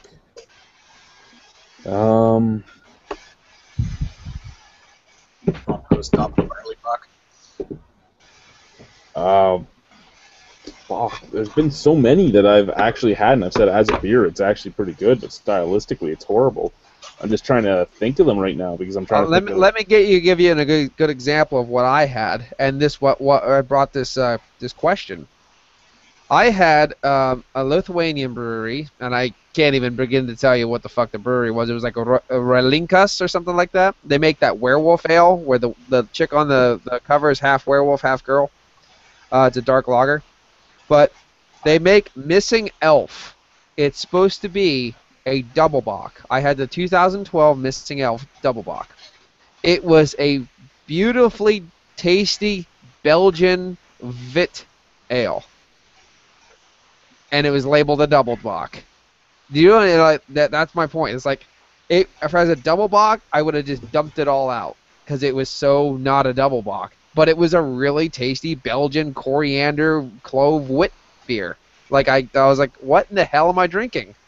It almost seems like they put the wrong label on the bottle. Well, one of the beers that was brought back for us from Winnipeg by the Blueberry was the Fort Garry Angry Fish Pilsner. And if you were looking at just a session like lawnmower beer, it was fucking amazing. But as a Pilsner, Labatt Blue was a better Pilsner than it. Ah, there you go. Like, it was just water. It was water. Yeah. You were just drinking water. Basically, I was drinking a 5.2% alcohol water. Wow. We have that now. 7% alcohol water. Just in case you need to, sneak it through your work or something that you're drinking water. It's basically water with like a shot of vodka in it. It's really stupid. What about Joe? So, what beer have you had that stylistically was an epic fail, but yet was a good beer? no idea. That's just a weird question. Yeah, I'm a weird guy. What have been the answer so far? He was talking about a Pilsner that was more like just like a watery session beer, even though Pilsners kind of are, but it wasn't close to the style. Nick said he had an amber ale that was hopped to live in hell, which was still good, but not close to style.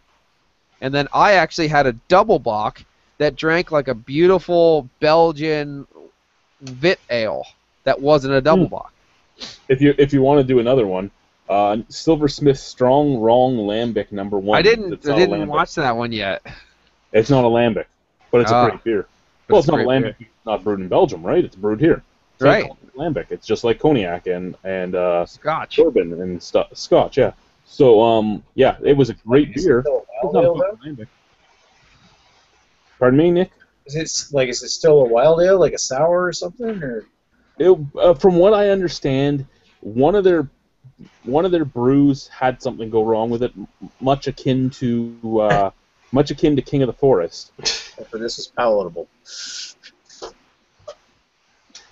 Okay. Sour properly instead of just the way it was souring. I'm pretty sure it was the Fun's Over Dunkel.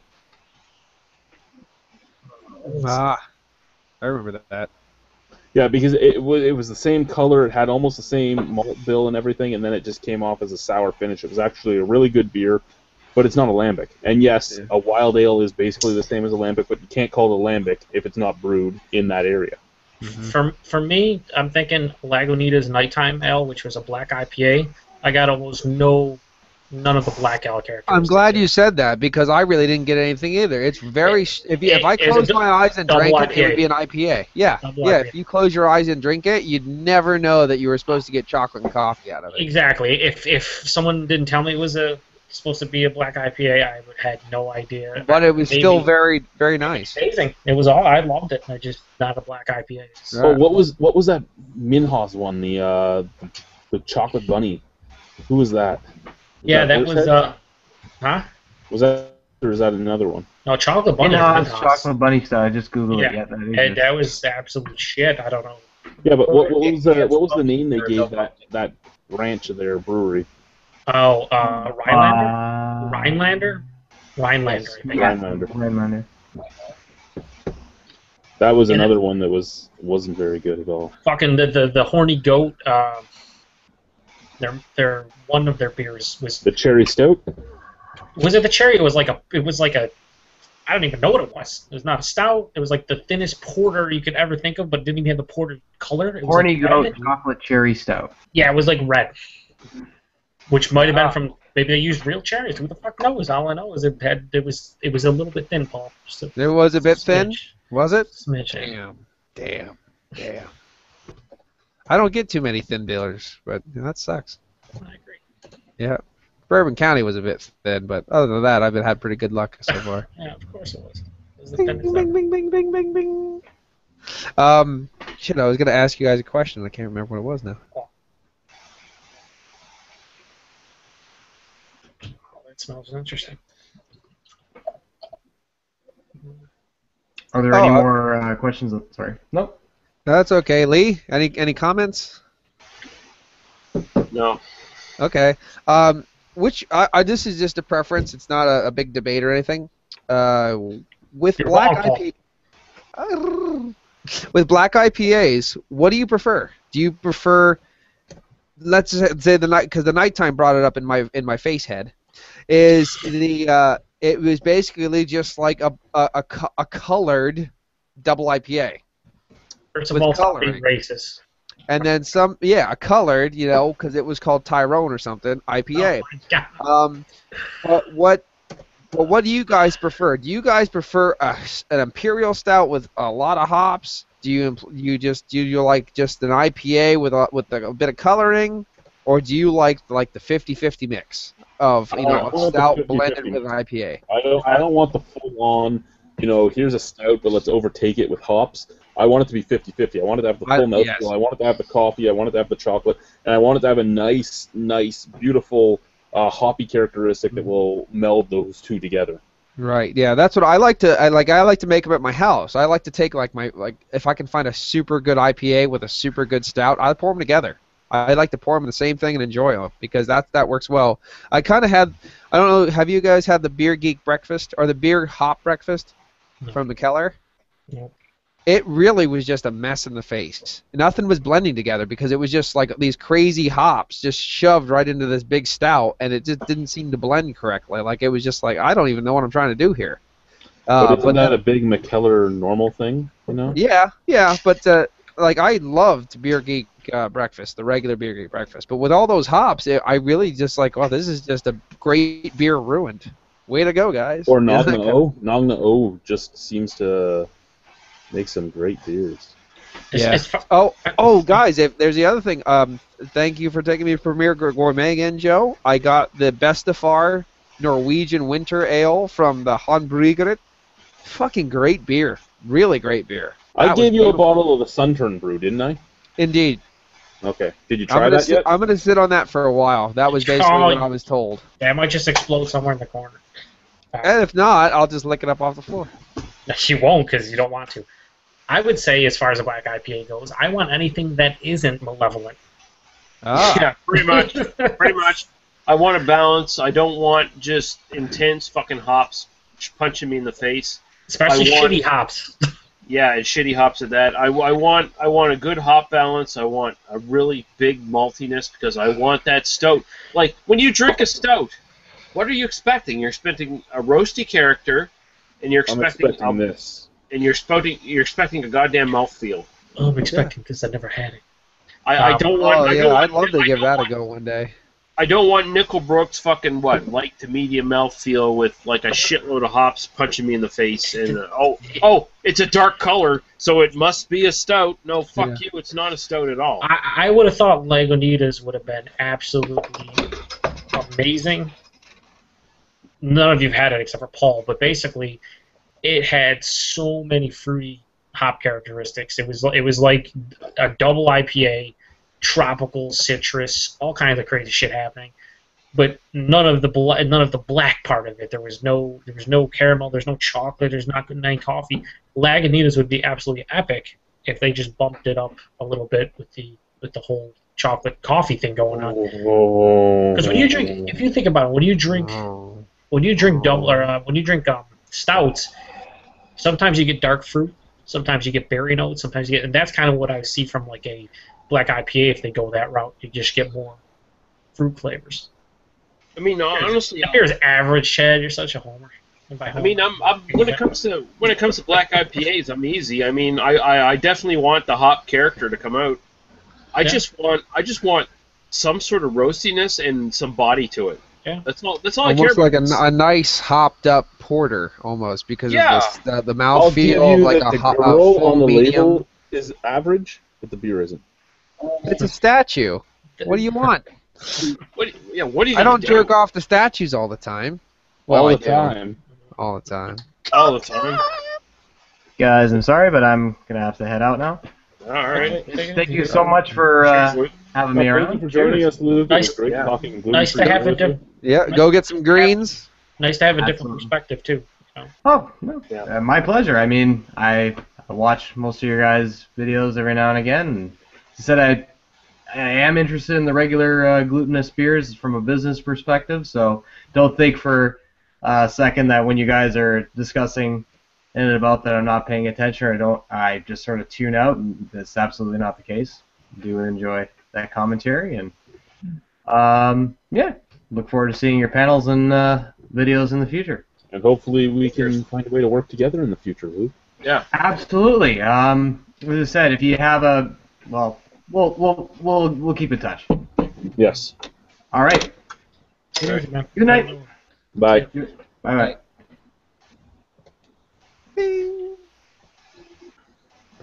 One down, 4 to go. Sorry. What does that mean? What the fuck does that mean? You're so mean. You're so mean.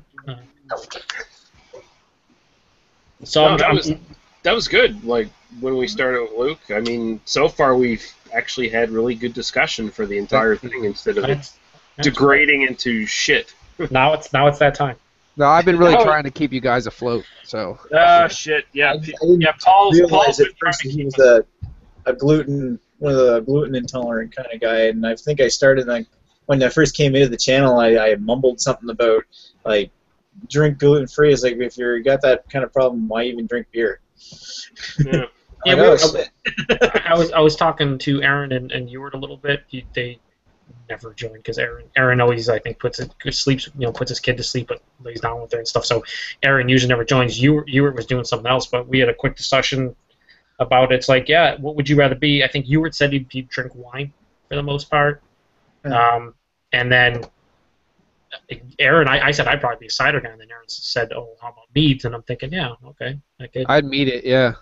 The problem with meads is I- you're looking at such a high price point, and Yeah. meads, if they're not made properly, they're fucking garbage. Well, I would just if I had to do that, I'd just make my own mead. What I would do is generally- I would buy cider for the most part, and then if I wanted to look at mead as like a barrel aged Yeah, beer, or there you some kind of go, there you special go. thing, just I go take a mead for a special occasion. Like, I buy a couple meads and have them once in a while. And that's pretty much all you can do. I need to get. I was actually just going and watching Terry K for a while, and he did a really nice back-to-back. He did Courage Russian Imperial Stout with Yeah. Harvey's Yeah, extra that was double. good. That was Yeah. good. I really want to find that Harvey's. I talked to Tuvar, and he said he might be able to find me one. And so, because the way that beer looked and how he was describing it, and just the way it is, it's an Imperial Extra Double Stout, which is just a bunch of crazy words that made me have an erection.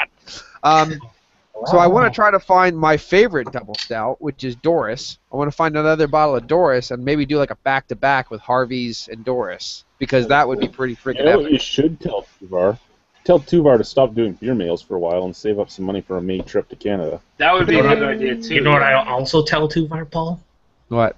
To maybe like be a part of the beer tubing community again at some point. He's Yeah, still nice. doing stuff. Come on. What is he doing? Throwing up videos of his favorite music? Is that what's happening? Yeah. Oh, Yeah. Yeah. Ryan took a jab at him, like a friendly jab, because I think he posted like his ID for the beer fest over there, the Great British Beer Fest or whatever it is, and it said beer reviewer, and Ryan was like, "Oh, so they still they refer to you as a beer reviewer, huh? That's cool." Yeah. Cool thing about fucking Terry K is like he's fucking old school as far as like he was drinking like really good British beer back in the day when they were still making like really awesome British beers. So he remembers this shit. Like he remembers fucking Thomas Hardy when you could still get it everywhere. Yeah. I mean, you know, that's really cool. Like he knows the difference between the shit like Bombardier is making now compared to what shit was back in the day, like 20 years ago when he was drinking it. Well, younger. I mean, you have that in Nova Scotia. I have that in Ontario. A lot of us have it when we, even over 5 years, you can see a big difference in a lot of beers. Mm. I actually was just powwowing with a new brew tuber, but he's been in the craft beer, for a billion years. He actually has a beer list from a pub in Scranton, like the Wilkes-Barre Scranton area. And he said this was 1995, 96. Thomas Hardy, Fuller's Vintages. I mean, just all these kind of like all these crazy beers that you would always talk about. West Veteran's 8s, West Veteran 12. They were at the bar behind the bar that you could just buy. You could just go right in there and buy one. And they were like $15 or less. And you could just go walk right into the bar and just go get I'm one. amazed that a Westie would be there, because back then is back when they wouldn't sell it to anybody unless you went to the monastery. Yeah, and this bar somehow So had it. probably the owner traveled there and bought a shitload and brought it Yeah. back. It definitely sounds a little, I'm going to be a contender. A little bit like that. I don't know what to say. but that I was like, that is epically amazing, and I wish I was into that stuff back in the day, but that's just, I wasn't, you know what I mean? And I'm like, now you're not finding it. Yeah, originally, I mean, I wasn't a huge beer guy originally because of the beers I had had. I mean, Ontario's craft beer scene didn't really start until the late 90s. I mean, yeah, there was stuff there in the 80s, but it didn't really start until the late 90s. I mean, there are breweries that have been around for close to 25 years. But, I mean, what did I grow up on? I grew up on Old Vienna, Laker, fucking Labatt stuff, Wildcat, Exports, like all that shit. So I stayed away from beer for a while. Boomerang. I still want to get some Boomerang. Apparently, that's still available in Quebec, but it's hard to find. But yeah, shit like that is what I grew up on. So I stayed away from beer until into the 2000s when I decided to start trying it again. Right. It's the exact same thing here in Nova Scotia. I mean, there were craft breweries in Nova Scotia in even the early 90s. Like there was the Granite Brewery. That was basically the big one. And like Garrison Propeller were, mid 90s, but you couldn't get them anywhere. I mean, it wasn't until the Maritime Beer Company or whatever established itself where all of a sudden a couple craft breweries actually got in the NSLC. But who owned them, by the way, Lee? Who owned Maritime Beer Company? they were their own company for a while. Somebody that was Someone getting bought pulled down for tax evasion. Yes. No, yeah. They were their own company. And they established in, I think it was 98 or maybe earlier than that, and they went for a couple of years, but they didn't file their taxes. They didn't pay their taxes, So well, the link you sent me said 1A, 1B, and 3, and 1A and 1B were not filing any paperwork on what they made, and 3 wasn't paying their fees. So they weren't telling the government what they sold, and they weren't paying their fucking taxes. Yeah, We sold nothing. And the thing was, like, when they started, they had I think it was like 6 or 7 beers. Like they really like expanded themselves really big to start out. Like they had a big amount of beers for a starting brewery, which was probably a big mistake to start with. And they had this motif of like maritime like ships and shit like that, and pirates and stuff like that. And then they added a beer to it, which was like Frosted Frog Lager, which was absolutely terrible. And the worst thing was they marketed it more in New Brunswick, which was a fucking mistake, because New Brunswick, there's a lot of French people in New Brunswick. Yes, we're going to market a beer called Frosted Frog in New Brunswick. Why you gotta be racist? People. Why you gotta be racist? Yeah, and so no surprise that it died a very quick death. And then they filed for bankruptcy. Sleeman bought them out, kept a couple of their brands for a while, and then just totally got rid of them altogether. But they were, they failed, but they set a precedent for other craft breweries to actually establish themselves. So, I mean, in the end, it was a good thing altogether. But yeah, for us, we had Upper Canada, which ended up getting bought out by Sleeman's. We had, and the owner's son of Upper Canada ended up opening Steam Whistle. We had Great Lakes, which is still around. We had Trafalgar. That's right, Trafalgar was one of the granddaddies of craft beer in Ontario. That's embarrassing. Amsterdam. Actually, the very first brew pub in Ontario, was opened in Welland, Ontario. No, my fucking, that's dumb embarrassing. The man that opened it was John Dowling, which is John Downing, which is the head of the Niagara Teaching College. What's up, guys? What's up, Hi, Brad. Brad. I'm at work. I don't think this is working right, so. That's okay. We can hear you. We can hear you at least. You are like Paul, but there's no echo, is there? No. Echo. Are you sure? Sure. Yeah. No, you're doing good. Yeah, you're good. What are you drinking at work? He forced it on there, boss. He's drinking at work. He's drinking Coke with his name on it. Yes, I am. No, I'm drinking tea. Ooh, what type of tea? What's that? What type of tea? Unsweetened. I think if it isn't Earl Grey, you can fuck right off. You don't support Jean-Luc Picard. I get a prompting review, Brad. What's that? Nothing at all. I'm just being stupid. It's okay. Are you playing with the Penguins? No, just sitting in my car tonight. Everything's closed down. They're doing some kind of fogging that is supposed to kill off some kind of bug that accidentally got shipped to us with food. So, like, the whole zoo is pretty much tarped, and we're all just sitting in our cars doing nothing. Wow. That sounds like it could be a problem for the entire U.S. No, not yet. No, not a 12 monkeys thing yet. No. Good reference. We have a couple comments, by the way, Lee, that I think I don't know. Do it? Okay, let's maybe give a little look here. Okay, top comments. Come on, load up, you motherfucker. Okay, Bellywog says, the Black Oak Saison always seemed to me to be more of a wit beer than a Saison. I really like it, probably because I prefer wits to Saisons. And John Storm says, what is your favorite import beer? Okay, first to Bylog, I completely agree with you. It doesn't really seem like a Saison. And through all the additions and all the changes to the recipe and all the changes as each new brewmaster comes on, it still doesn't seem like a Saison, which is a weird thing to say. But yeah, I completely agree with you. I guess we'll start with myself for favorite import beer. What do you guys think it's going to be? Innocent Gun. Yeah, that's I'm my thinking favorite this import one. beer. Innocent Gun Original, my favorite import beer, and Innocent Gun Cherrywood finish because of a thing that I'm not going to get into again. But that would be my answer for favorite import beer.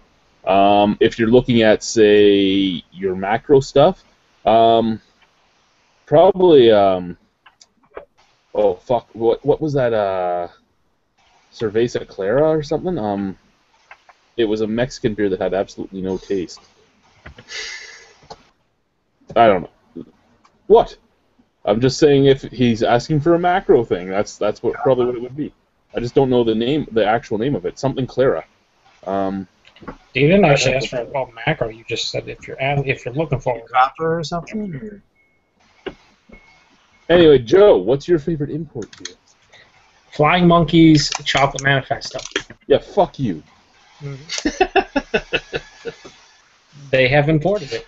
Yeah, If I had to go for a second, it would be Flying Monkeys, the Matador version 2. Yeah, fuck you again. The Matador one pisses me off more than the Chocolate Manifesto because I was able to get the Chocolate Manifesto. I just had to travel to Welland to get it. The best part about it is they're just hanging out on consumer shelves like Again, at every store. fuck you. And they're $9.99, which is the best part about it. So yeah, again, fuck you. Brad, favorite import beer? I'm going to say Innocent Gun Original too. I can't get it, or I can't get it locally, but I can get it like in surrounding states. Does that still count? Yes. There you go. That Lee. would be my favorite.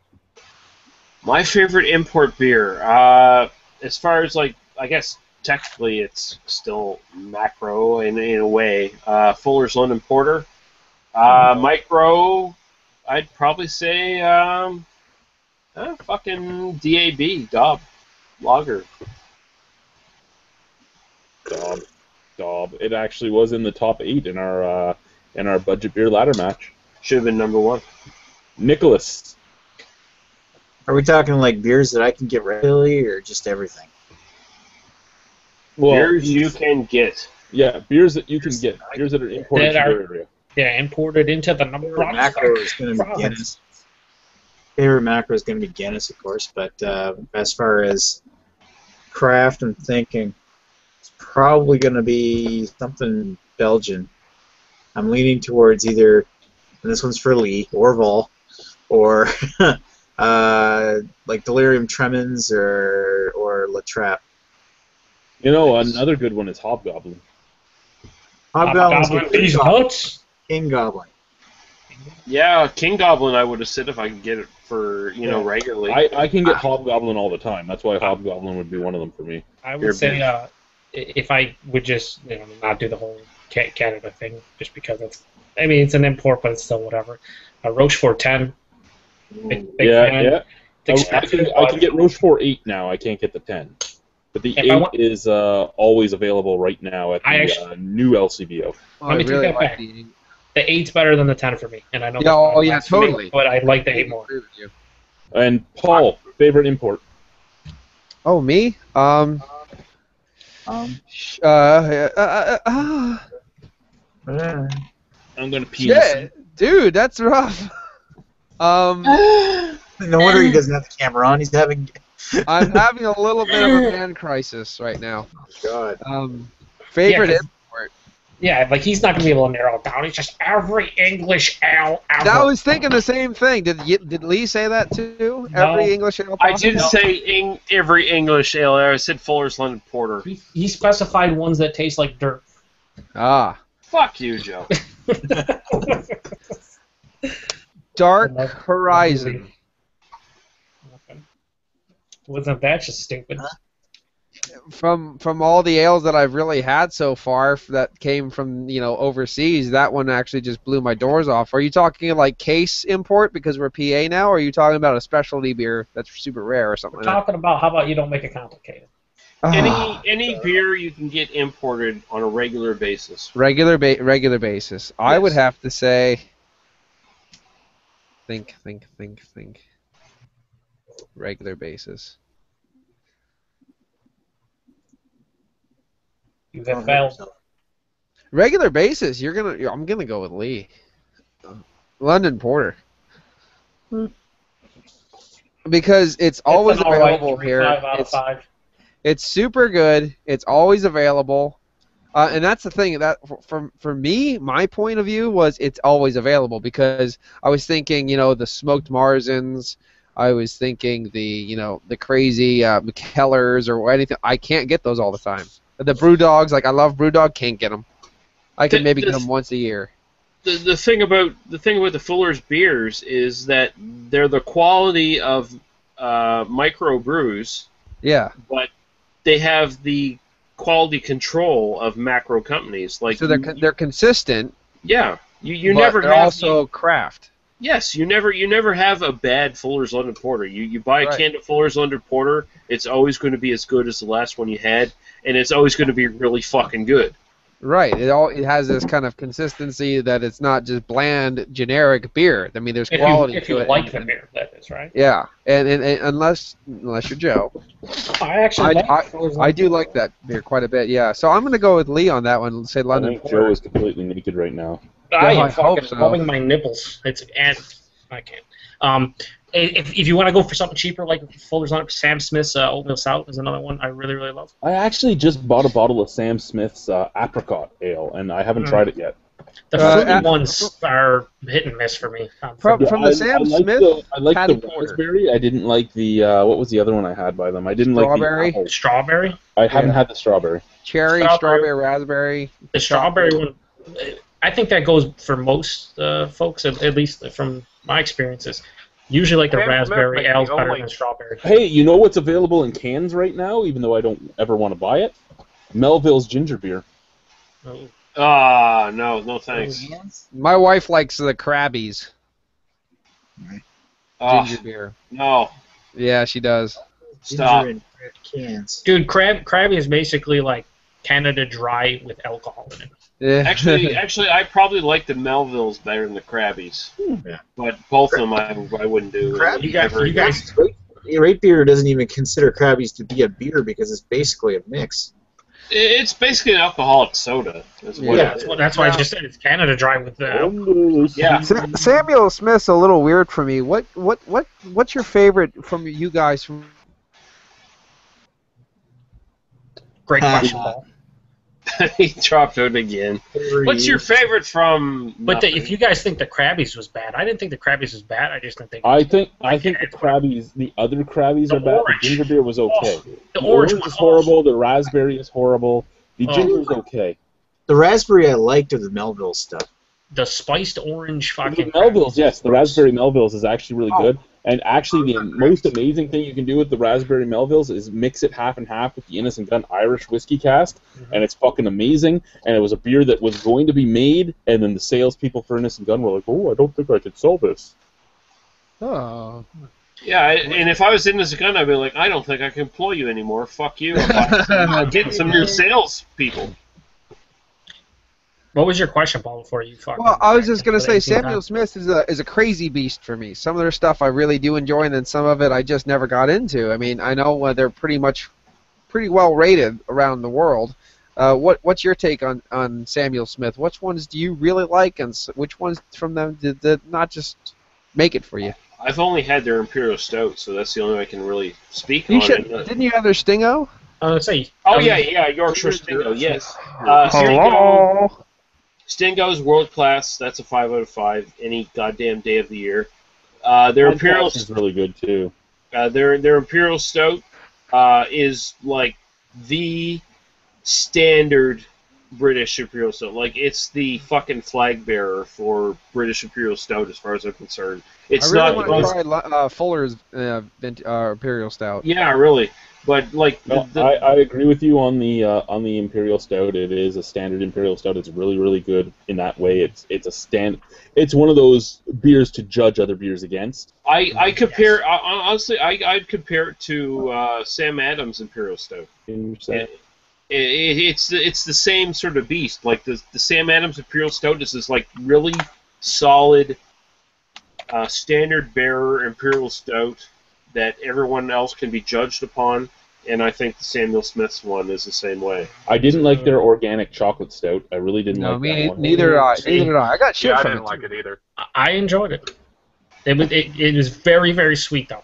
No Yes, doubt. it is very, very sweet. I will would- say it's the best. It's the best organic beer that I've had out of all the organic stuff. That is That's the a very best good point. organic. Well, we got to get you. Well, to we drink got some Bose. beers. Yeah, you gotta get some Bose. Yeah, here it comes. All right, so here's what Oh, I'm thinking. is Bose organic? Bose yes. Bose is Canada's only 100% organic brewery. Except for their Oh. barrel aged stuff, which Chad bottle questions it all at every day. fucking review. No, hang on. If this isn't a barrel, that's technically not organic. Does this make the beer organic or not? I don't know. If you're going to be a 100% organic brewery and you barrel age your brews in a barrel that held something that wasn't organic, is it still 100% organic? Because now you've pulled out pieces of something that wasn't. You should send them. You should send them a message. And just Oh, I send him and his sister a message every day, and they just tell me to shut up. Yeah, well, it's the same kind of semantics. If you didn't enjoy your prostitute, do you have to pay her? That kind of same thing. You know, it's the same kind of deal. Well, no, but you know what I'm saying? Like, this is one of the things. They advertise themselves as Canada's only 100% organic brewery. They even use water that doesn't have anything in it. Like, Is they it use artisanal water? You're free-range basically. coastal water. You're Range, baby. reminding me right now, Chad, of the albino version of Greg about bottle dates. They give their spent grains to a organic pig farmer. Like, everything in that brewery is all 100% organic. So if you barrel aged in, say, Appleton fucking rum barrels, is it still organic? Come on, guys, give us an explanation for if it's organic or not. Just- Come on, guys. I heard organic pig farmer, and I didn't think about the pigs. I just thought they grew the farmer, and it was like, this is freaking me out. Wow. This is Yeah, like that's- Motel Hell. Good reference. Thank you. To go back to Samuel Smith, though, I think the majority of the beers are exactly what you said their Imperial Stout and Stout are. I mean, it's basically like the oatmeal stout for me is kind of like, if I have an oatmeal stout, I kind of like compare it to the Samuel Smith one all the time. Like, is it as good as that? That's kind of like the, I don't know, same thing with their nut brown. I hate nut browns. I like Samuel Smith's. The Teddy Porter, awesome English porter. Oh yeah. All day. Do we have any Do other you guys questions? have targets? Yeah, we just got targets in Canada. They bought out all the Zellers. Well, not all of them, but most of them. Target, for some reason, our targets, all of them here in Indianapolis and the surrounding areas, carry that Sam Smith's nut brown, and it's like I think it's $5.29. Hey, Brad. For a None of 4-pack. ours carry any beer. Fuck you. Hey, I was gonna say your Target carries beer. Fuck you. There you go. How about that? I actually had, and this is the state of the world right now. When Target first opened, I was walking through it just looking, because I'm a weird guy. I actually crunch numbers, so I'm looking at their prices compared to prices at, say, Walmart and the other stores around town, and the prices weren't as good as they were advertising. But there was this couple that was following me, and they were actually from here in Niagara Falls, and they kept going, "Where's the beer? They sell beer in Target." And I'm like, "You're not going to find any beer here, man. You're not allowed to sell it in Canada." "Yeah, I'm going to find beer here. This is Target. They can sell it." Okay, go look. And it was a sad, sad day. You just No beer found. Does your Walmart sell beer? No. No, No. not here anyway. The Walmarts in Maine do, but Canada, no. No. They don't Yeah, sell good beer at Walmart. Well, they don't have nothing worth anything here. It's Actually, mainly I take just like Budweiser and shit, but They do Sam sell Adams beer here in Nevada. in Maine. So I've actually bought. That's where I usually go. One of the places I usually go for beer when I go across the border. Walmart. So they'll sell beer to get girls knocked up, but they won't sell the morning after pill to help the unwanted pregnancy. Awesome, Walmart. Fuck no, that's against your religion. Come on, dude. Awesome, Walmart. our beer department's right next to the baby department in our Walmart. That's What it. that's That's saying. it. Boom, boom, boom. I think around here, though, it doesn't make sense to buy beer at Walmart or Target, because anywhere that there's usually a Walmart or Target, there's a Consumer's Beverages close by, or a Wegmans, or a place that actually has a much better selection, and you'd just be better to just stop right in. The thing is, Walmart, if you're going to Walmart to buy your beer, it actually uses a lot of the beer as a loss leader, and you're going to get your beer a lot cheaper than at some of the other stores. Yeah, you get your beer for your diapers and your fucking, your cream corn, your diapers. Oh, I'm gonna get my man some beer as well, because he's a hard-working man. I'll get my man some beer. Here we go. Pick up some fucking Limerita. That's Are you trying to? I was just gonna ask Lee what kind of beer his man likes. My man loves some Limerita. That's some good. Do I have shit. Do I have to start putting up his growler tutorial on the beginning of videos again? There you go. I was just about to say that the only problem I have with certain places, like in Pennsylvania, we have these Wise Markets and these Wegmans that are doing the beer now. You can buy beer there. Nope. My problem is at those Wegmans, people that work there don't give a flipping fuck about the beer. They just stock shelves. They don't care what it is. They don't care how old it is. They don't care if it's in direct sun. They don't get paid enough to care. Yeah. But that's the point. They shouldn't be selling beer if they don't know anything about it or don't know how to help. Have you walked into a beer store in Ontario? At least have someone very knowledgeable about that beer. You're the beer guy. You need to know about it. You need to put it and have that specific person in control of the beer. That's not how it works. That's why I appreciate bottle shops. They care. A chain grocery store will never do that. They'll never do that because that costs money. Yeah. To hire someone who actually is trained and knows what they're doing about beer, that would be like an accessory to their regular employees who had to be paid more, and they'll never do that. They will never do that. Most of those places. Go ahead. You don't go. I was going to say, my LCBO on Ferry Street, the one that's close to me, is the Beer Dweeb LCBO in Niagara Falls, and it's not a very good one. But they have this new girl that's in charge of the beer area, and the beer is getting better and better. And every time I go in, she talks to me, and she's like, I want to know your ideas on this beer and this beer and this beer. I go, first off, I should just have your job, because you're trying to get me to tell... Doesn't matter if you don't think it'll sell or anything, bring in one case of it. A case is a 12-pack. You'll sell that 12-pack. I'll fucking buy at least 2 of them. So just bring it in. Yeah, you see, that's the thing. If you go into a grocery store or, like a department store that sells beer, there's no urgency to hire someone who is an actual beer expert. If you're going to find a beer expert, it's going to be a regular employee who gives a shit about beer. Yeah, and that's the same with the LCBOs. There's no actual beer experts. There's just the person that's put in charge of the beer area. See, that's what I want, though. I want somebody put in charge. You're the beer guy. You need to talk to the customers. You need to do this. And because right where we go, the same guy who put the diapers on the shelf is putting the Heine on the shelf, puts on the Heine on the shelf. You know what I mean? Well, I mean, I work at a grocery store, and the mentality is I just stock shit. I'm not an expert in anything. I just put shit on the shelves, and that's all there is to it. That's all I'm paid for, is to take shit off a truck, put it on a fucking shelf. I don't need to know. Of course, I'm back shift, so I don't talk to customers anyway. But the people during the day, their jobs are usually focused around putting dairy and frozen during the day in places, and answering questions from consumers like, where is this shit in the store? And that's all they need to know, right? Mm-hmm. Like, and I mean, once in a while you'll run into someone who actually gives a shit about beer or some sort of other product, and you can ask them and they'll have an expertise in it. But otherwise, it's someone earning minimum wage during the day at a grocery store. They don't give a fuck about beer. They don't give a fuck about any of the products in that store. They're just putting it on the shelf, and they're just answering generic questions. I mean, it's a sad reality of the thing, but that's the way it is. I mean, if I was paid more to give a fuck about the stuff I put on the shelf, I would give a fuck about the shit I put on the shelf, but I'm not paid to do that. I'm just paid to put shit on the shelf. So. And I hate to say this, but you got to think of it like this, Paul.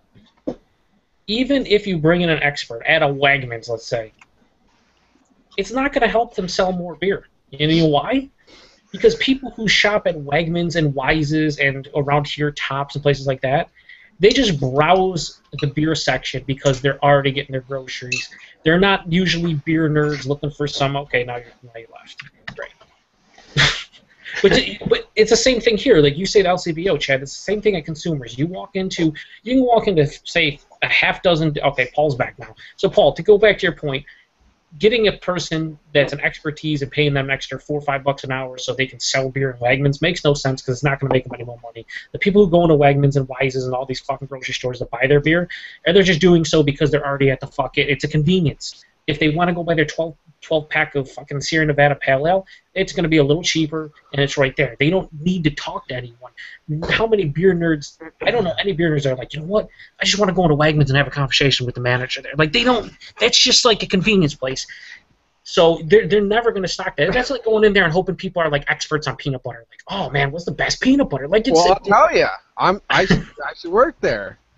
But just letting you know, I didn't purposely cut out there when you were talking to me. No, I know. But the same thing, we have consumers here that Chad's not allowed to shop at because he doesn't have a driver's license. You're blind. You can go into 3 different consumers' beverages. Now, this is a chain of beverage centers that carry tons of craft beer and then tons of regular shitty beer. So it's like the LCBO, but jacked up on steroids for the craft beer section. You can walk into one fucking consumers. They have 2 or 3 people working there. None of them know anything about the beer. Like, not a damn thing. Like, you walk in and it's just like, hey, what do you got new? Oh, we got this new Blue Moon. Like, all right. Like, I meant, like, new good beer, not shit beer. You can walk into another one, and there'll be 2 or 3 beer nerds. Like, oh, man, we just got Southern Tier's new stuff. This is the seasonals. They all get paid the same. It's just all about chance. If a guy works there and he likes beer, so be it. If he doesn't, so be it. They're just there to stock shelves. Go to the fucking cash register, or go to the cash register, check you out, you're done. That's all they care about, those places. Yeah, that's the sad thing. We don't get the same service in beer stores as we do in wine liquor stores in Pennsylvania. But at the same time, I understand that because they're not getting the wage they are in the liquor store. Because in the liquor store, it's state-run. They have pensions to run a cash register. Wow. Yeah. You see what I'm saying? They have fucking government pay and pensions. And free health care and all that jazz because they're the government paid. That's why always supporting your local bottle shops if you're in the U.S. because you're able to, or in any province that has the privatized, like in Canada and stuff like that. You got to support those guys because yes, they're going to be a little bit more expensive, but they're also going to be helpful down the road when new stuff comes in. Because they give a fuck. They give a fuck. They care. I mean, you go to any grocery store, any department store that happens to sell beer, the people there who are hired, for the most part, and there is in those stores, there is hardly anyone there who is a long-term employee. It's a big turnover, especially the people you're going to counter. The people who are there for a long time are managers, and you never fucking see them. Yeah. But there's a problem. the casual employees, it's a big turnover. I mean, it's just young kids who are looking for a job. They don't give a shit. They're just stocking shit. They're answering questions. The biggest question they're answering is, where's the ketchup? Right. It's down this aisle, right? We have very segregated beer selections in our sections, rather. I said in our there you go. Xenophobia. When I go over, and I always. Every time I go to the chain stores, I always see someone standing there going, and I started picking out my stuff, and then someone always turns to me and go, they're like, what's good? I don't understand. What this? And then I have to go, well, no one here actually can answer your question, so I guess I'll spend the extra hour and just go over beer with you for a while. You know what I mean? And I'm like, it'd be nice if someone. The only reason I say someone is because it would be nice if someone was in charge of the beer section instead of charge of the whole store section. I'm not saying pay them more or make sure they're school trained or anything. You will learn after time. Doesn't mean anybody is going to know beer. Like the girl that's in charge of the beer section at Ferry Street. She doesn't know anything about beer. You come back in a year, she'll know something. You'll learn because you have to answer questions. She hasn't even tried any of them. Really? Well, no, you don't need to try a single beer. But the more you talk to people, the more you have to answer questions, the more that they go, oh, you're buying this IPA. Is that how do you like that? Is that good? Is it this and this? Yeah, it's really great. Like I try to talk to my beer people so they're like, oh, by the way, I just had this. This is very good. You don't actually ever have to know anything about beer, so what you're saying is fine. You don't need somebody in charge of the beer section. You can have it. You just cut out and just no one can hear it. That's okay. I was talking shit anyway. That's why a lot of the times, I mean, you always give me shit chat about, like, I don't know what's coming out. I don't know what's hype, so does Lee all the time. I self-educate myself on that stuff, so I don't have to rely on people. Not saying everyone should do that, but that's unfortunately, that's how this world works. It's like, there's tons of places to buy beer in my area, but the only place that I like, because they know what's going on, and I can know what to expect, is Premier. The rest of the places, like, I'd have to call. And I love Premier too. I mean, I go in there. They don't talk to me as much as you talk to them, but I mean, even though I'm only in there maybe once every few months, they know who I am just walking in now. Yeah, like in my situation, I go to my NSLC. I go to a couple other different NSLCs occasionally. This is a store dedicated to alcohol and booze. And you would expect everyone there would know their shit, but even there, it's the same situation where people are hired, and they don't know anything about beer or any other kind of booze. They don't know shit. One or two people will know something, and I will talk to those people, and I'll get familiar with them, and I'll have a conversation with them every time I go there. But for the most part, I'll go up to the fucking cash register with my beer, and it'll be something, something craft, and the person at the register will ask what I think of this beer, because they have no fucking clue. Like, they're there to earn a paycheck and stock shelves. I mean, even at a fucking store that is dedicated to booze, nothing else but booze, and they still have no goddamn clue about anything in the store, really. You just dictated the worst part of this world. You're paid to care, damn it. Care first, work later. They're not paid to care. They're government workers. They're paid to sit there and do their job and stock shelves. And like where I work, and I don't always talk about where I work, but you guys all know, we have an Ultra Lounge. The Ultra Lounge is where we sell our super high-end stuff. We have $10,000 bottles of wine up there. We hire 18-year-old girls who have never served booze before in their life to put on the skimpy dress to be up in the Ultra Lounge serving. They know nothing about this stuff, and people are asking them questions. Everything they're spouting out is completely and utterly false knowledge because they're not even allowed to drink yet, so they can't even try the product. Mm-hmm. If you don't actually know the product, if you haven't tried the product, if you haven't learned about the product and tried it and all that, everything you're spewing is false knowledge. I mean, I don't drink wine very much, so if somebody asks me what's my dry wine, hey, the house. I don't fucking know. I don't drink wine. I know beer. I know whiskey. I know rum, and I know that I hate it. And gin. Like, that's the stuff I know. And if you ask me about those things, I can talk about them. But anything else you ask me, I'm just answering, like you said earlier, Paul, I'm just answering from things I've heard. I don't fucking know. I don't know. I have no clue. And I don't care to know.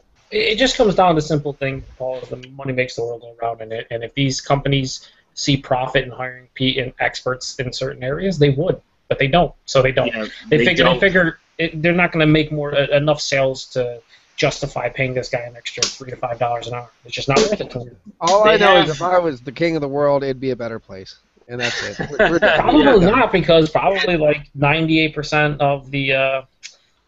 Nah, never mind. I'm not gonna say it. Oh, you were just. I know where you were going. Bing, bing, bing, bing. Yeah, you're not gonna. All right, Paul. Any other questions? Paul's King of the World. We'll go back to some comments here. I actually have a question about barrel aging right now. Yeah, well, you're gonna have to let it wait because I'm going through 3 comments here, and then we'll get. Oh no, that's fine. That's lovely. Yeah, just shut up, Paul. Guy said 24 minutes ago. Well, no call, no shows at work is always fun. I have no idea what the fuck he's saying there. Good thing that the comment didn't mean it. He's probably working a double because somebody didn't show up. It's Guy. I don't know what he's saying, but it's awesome. French. Latasian0182 says Murphy's Irish Stout or Guinness. Call me crazy, but I think Murphy's is a better overall stout. Thoughts? Yes, I agree. Murphy's is a better stout. Latasian, I don't know if you're still here, but here in Ontario, we can get Cobblestone Stout as well from Mill Street. From Nitro Stouts that I can get, I would put Cobblestone first, then I would put Murphy's, then I would put Guinness. So I agree with you. Murphy's is a better overall stout. It has more flavor. It isn't just iron water, basically. Right. And I have if one you're in the basement. I'm excited. And if you're in the States, left-hand milk stout and the nitro. Yes, left-hand milk stout is a great milk stout as well. A great nitro stout as well. But I mean, if we're just looking at your average like dry Irish stout, nitro stouts, I'd go Irish nitro stout. Bellhaven Black is a noteworthy one. That's a good one. Yeah, that's a good one. It's solid. There are quite a few better than Guinness, so everything's better than Guinness, basically. So. Yeah. but I mean, Guinness is made for the mass market, right? Guinness is made to it's not be bad by everybody. No, it's not bad. No, not at all. It's just there's better out there. Yeah. And Guy says he's loving the Santa Claus import lately. I can drink it fast. Are you talking the Sammy Claus? The 14% original. He's talking the Doppelbock. The Doppelbock.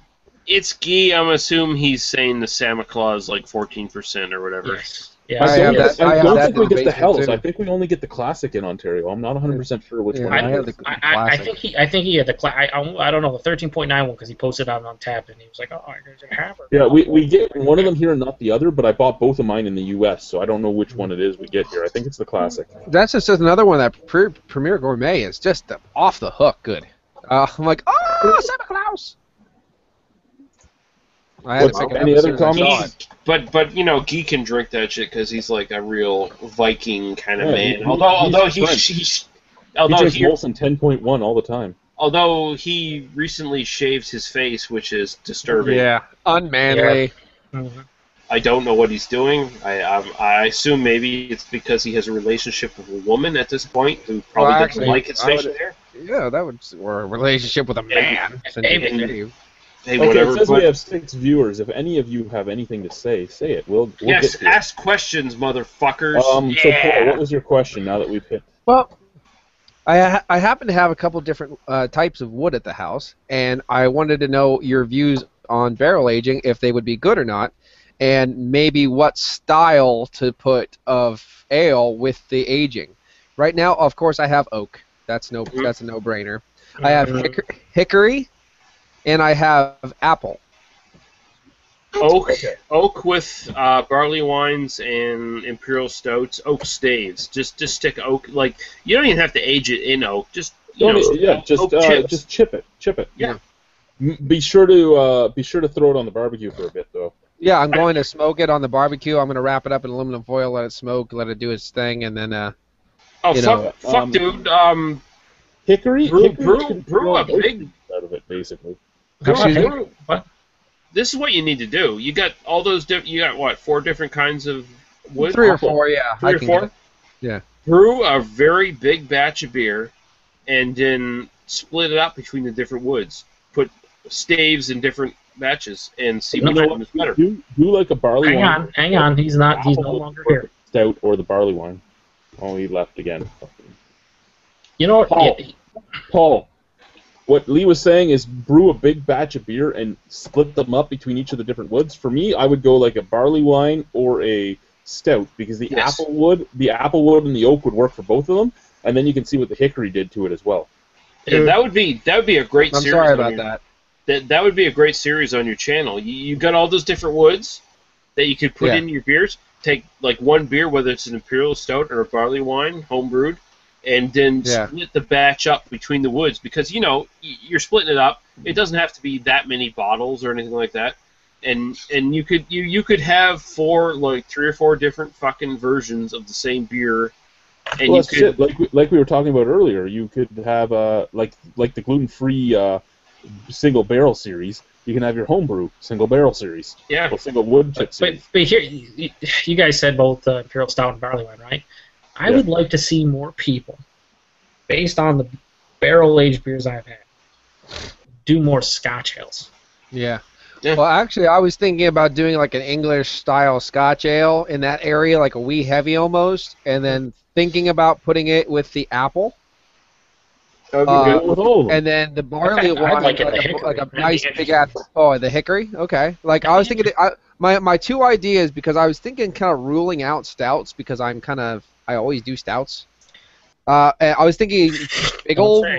like super amazing barley wine, like like an English style barley wine, but like super barley, like just crazy malt bill. Be stupid. Go out and make a fucking light lager and put it on the chip.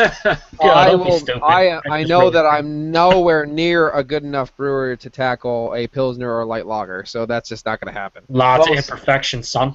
Yeah, I know. But But no, I'll say, I like- completely agree. Like a barley wine or a English strong ale or possibly a wee heavy. Do barley wine. You'll get more. You'll probably get more flavor variation between the different woods with the barley wine. It'll probably be more noticeable than the stout, I think. As they do Scotch ale, don't listen to me. Okay.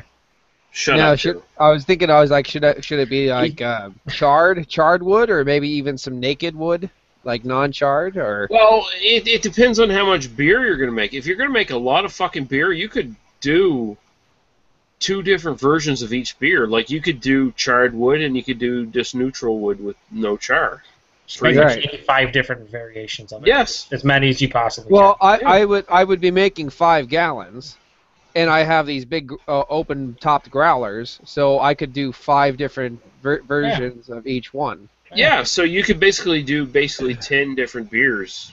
And like I could do one naked as a non-barrel aged Yes, barley wine. yeah, like a And then- test.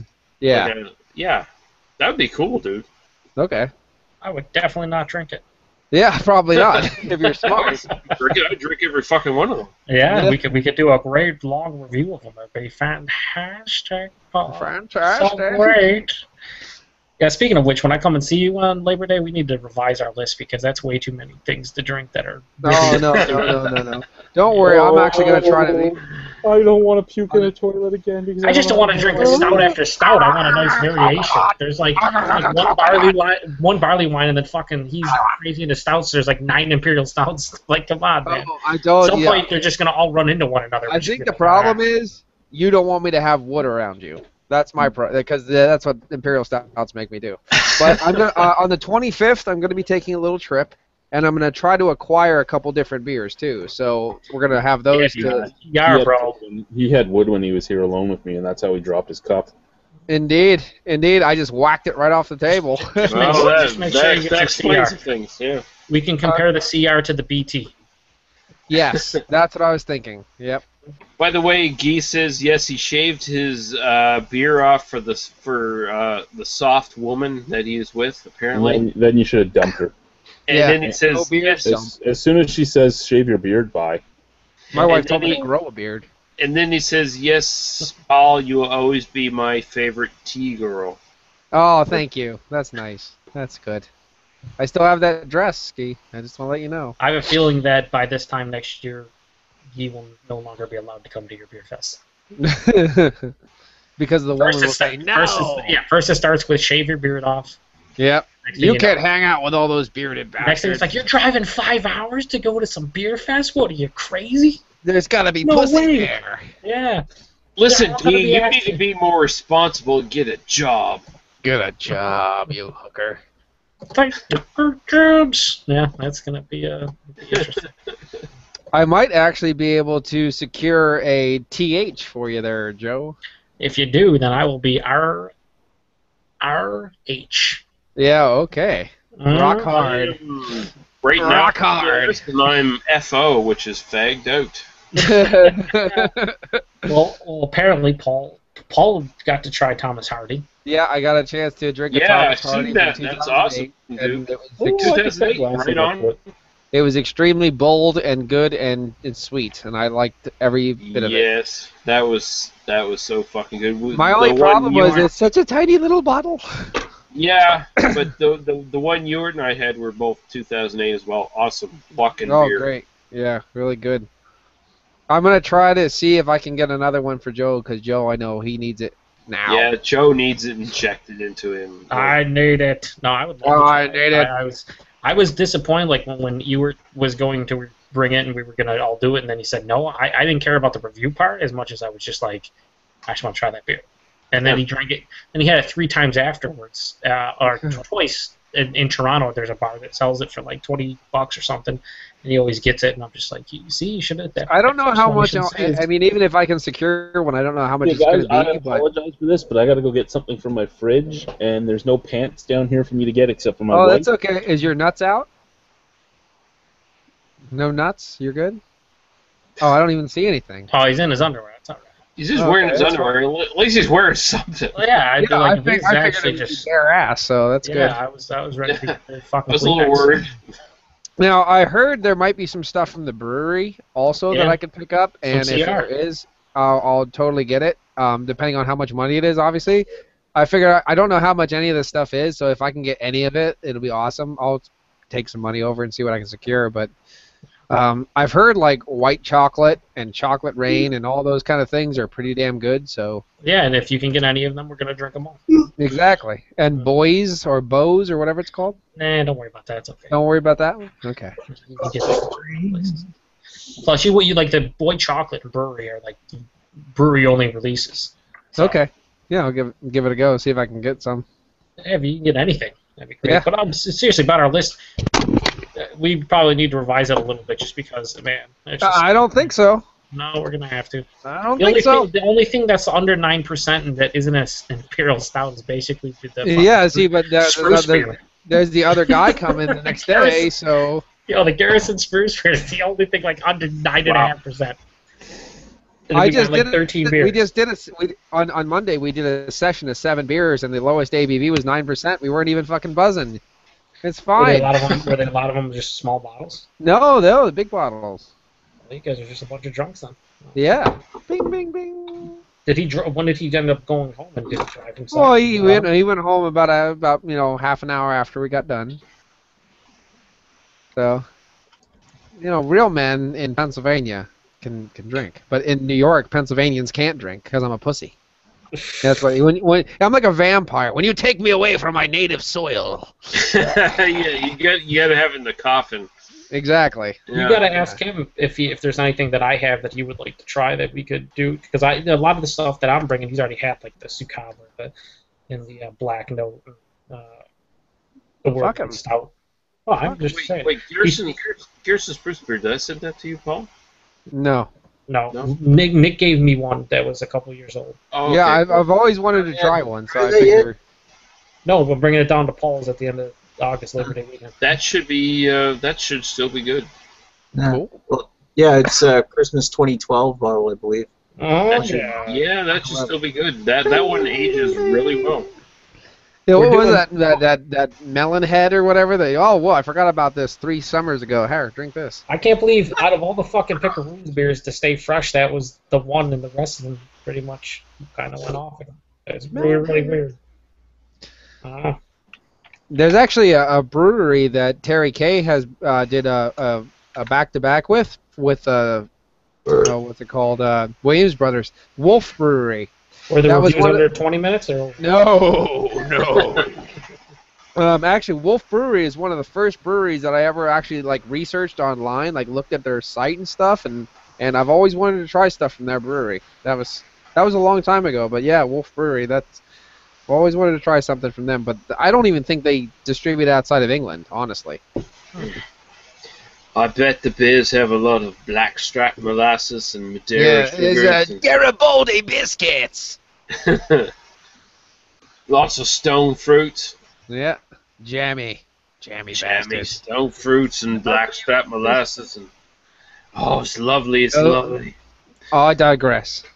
I've gone off again. Oh, sorry. Cheers, chin chin, cheerio. Chin chin, cheerio. Yeah, oh man, I'm looking forward to it, Paul. But I don't know. Everything's gonna let us down. Paul's gone. He left. Fuck it, Paul.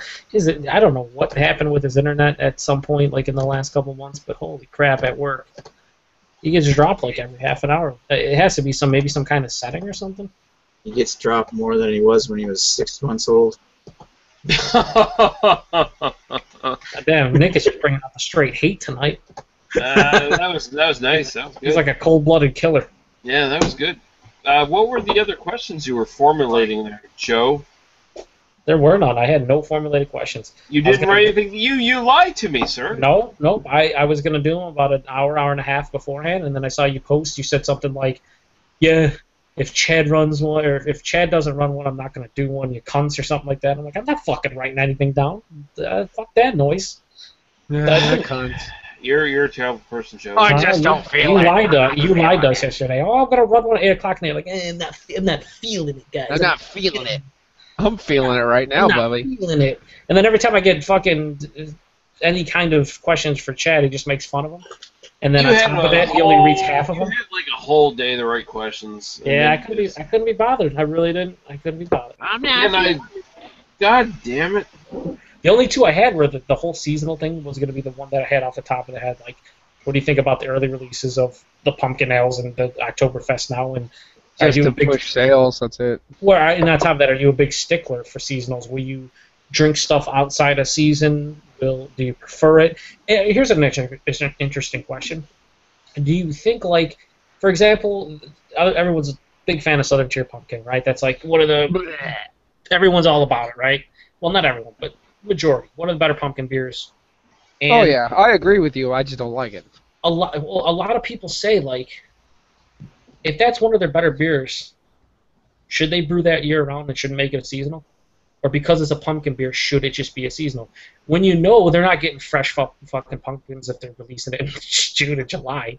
If they're using canned pumpkins or old pumpkins, if Yeah. it's just a good beer and people enjoy it, it should just be a year-round product and say fuck it. Well, at the same time, is like, should watermelon beers come out in January? Examples. No, Yeah. they should stay seasonal because you know you're getting fresh, good stuff, and But it the fits thing the is, season. It fits They're the not using consumer's fresh stuff palate. at all anymore.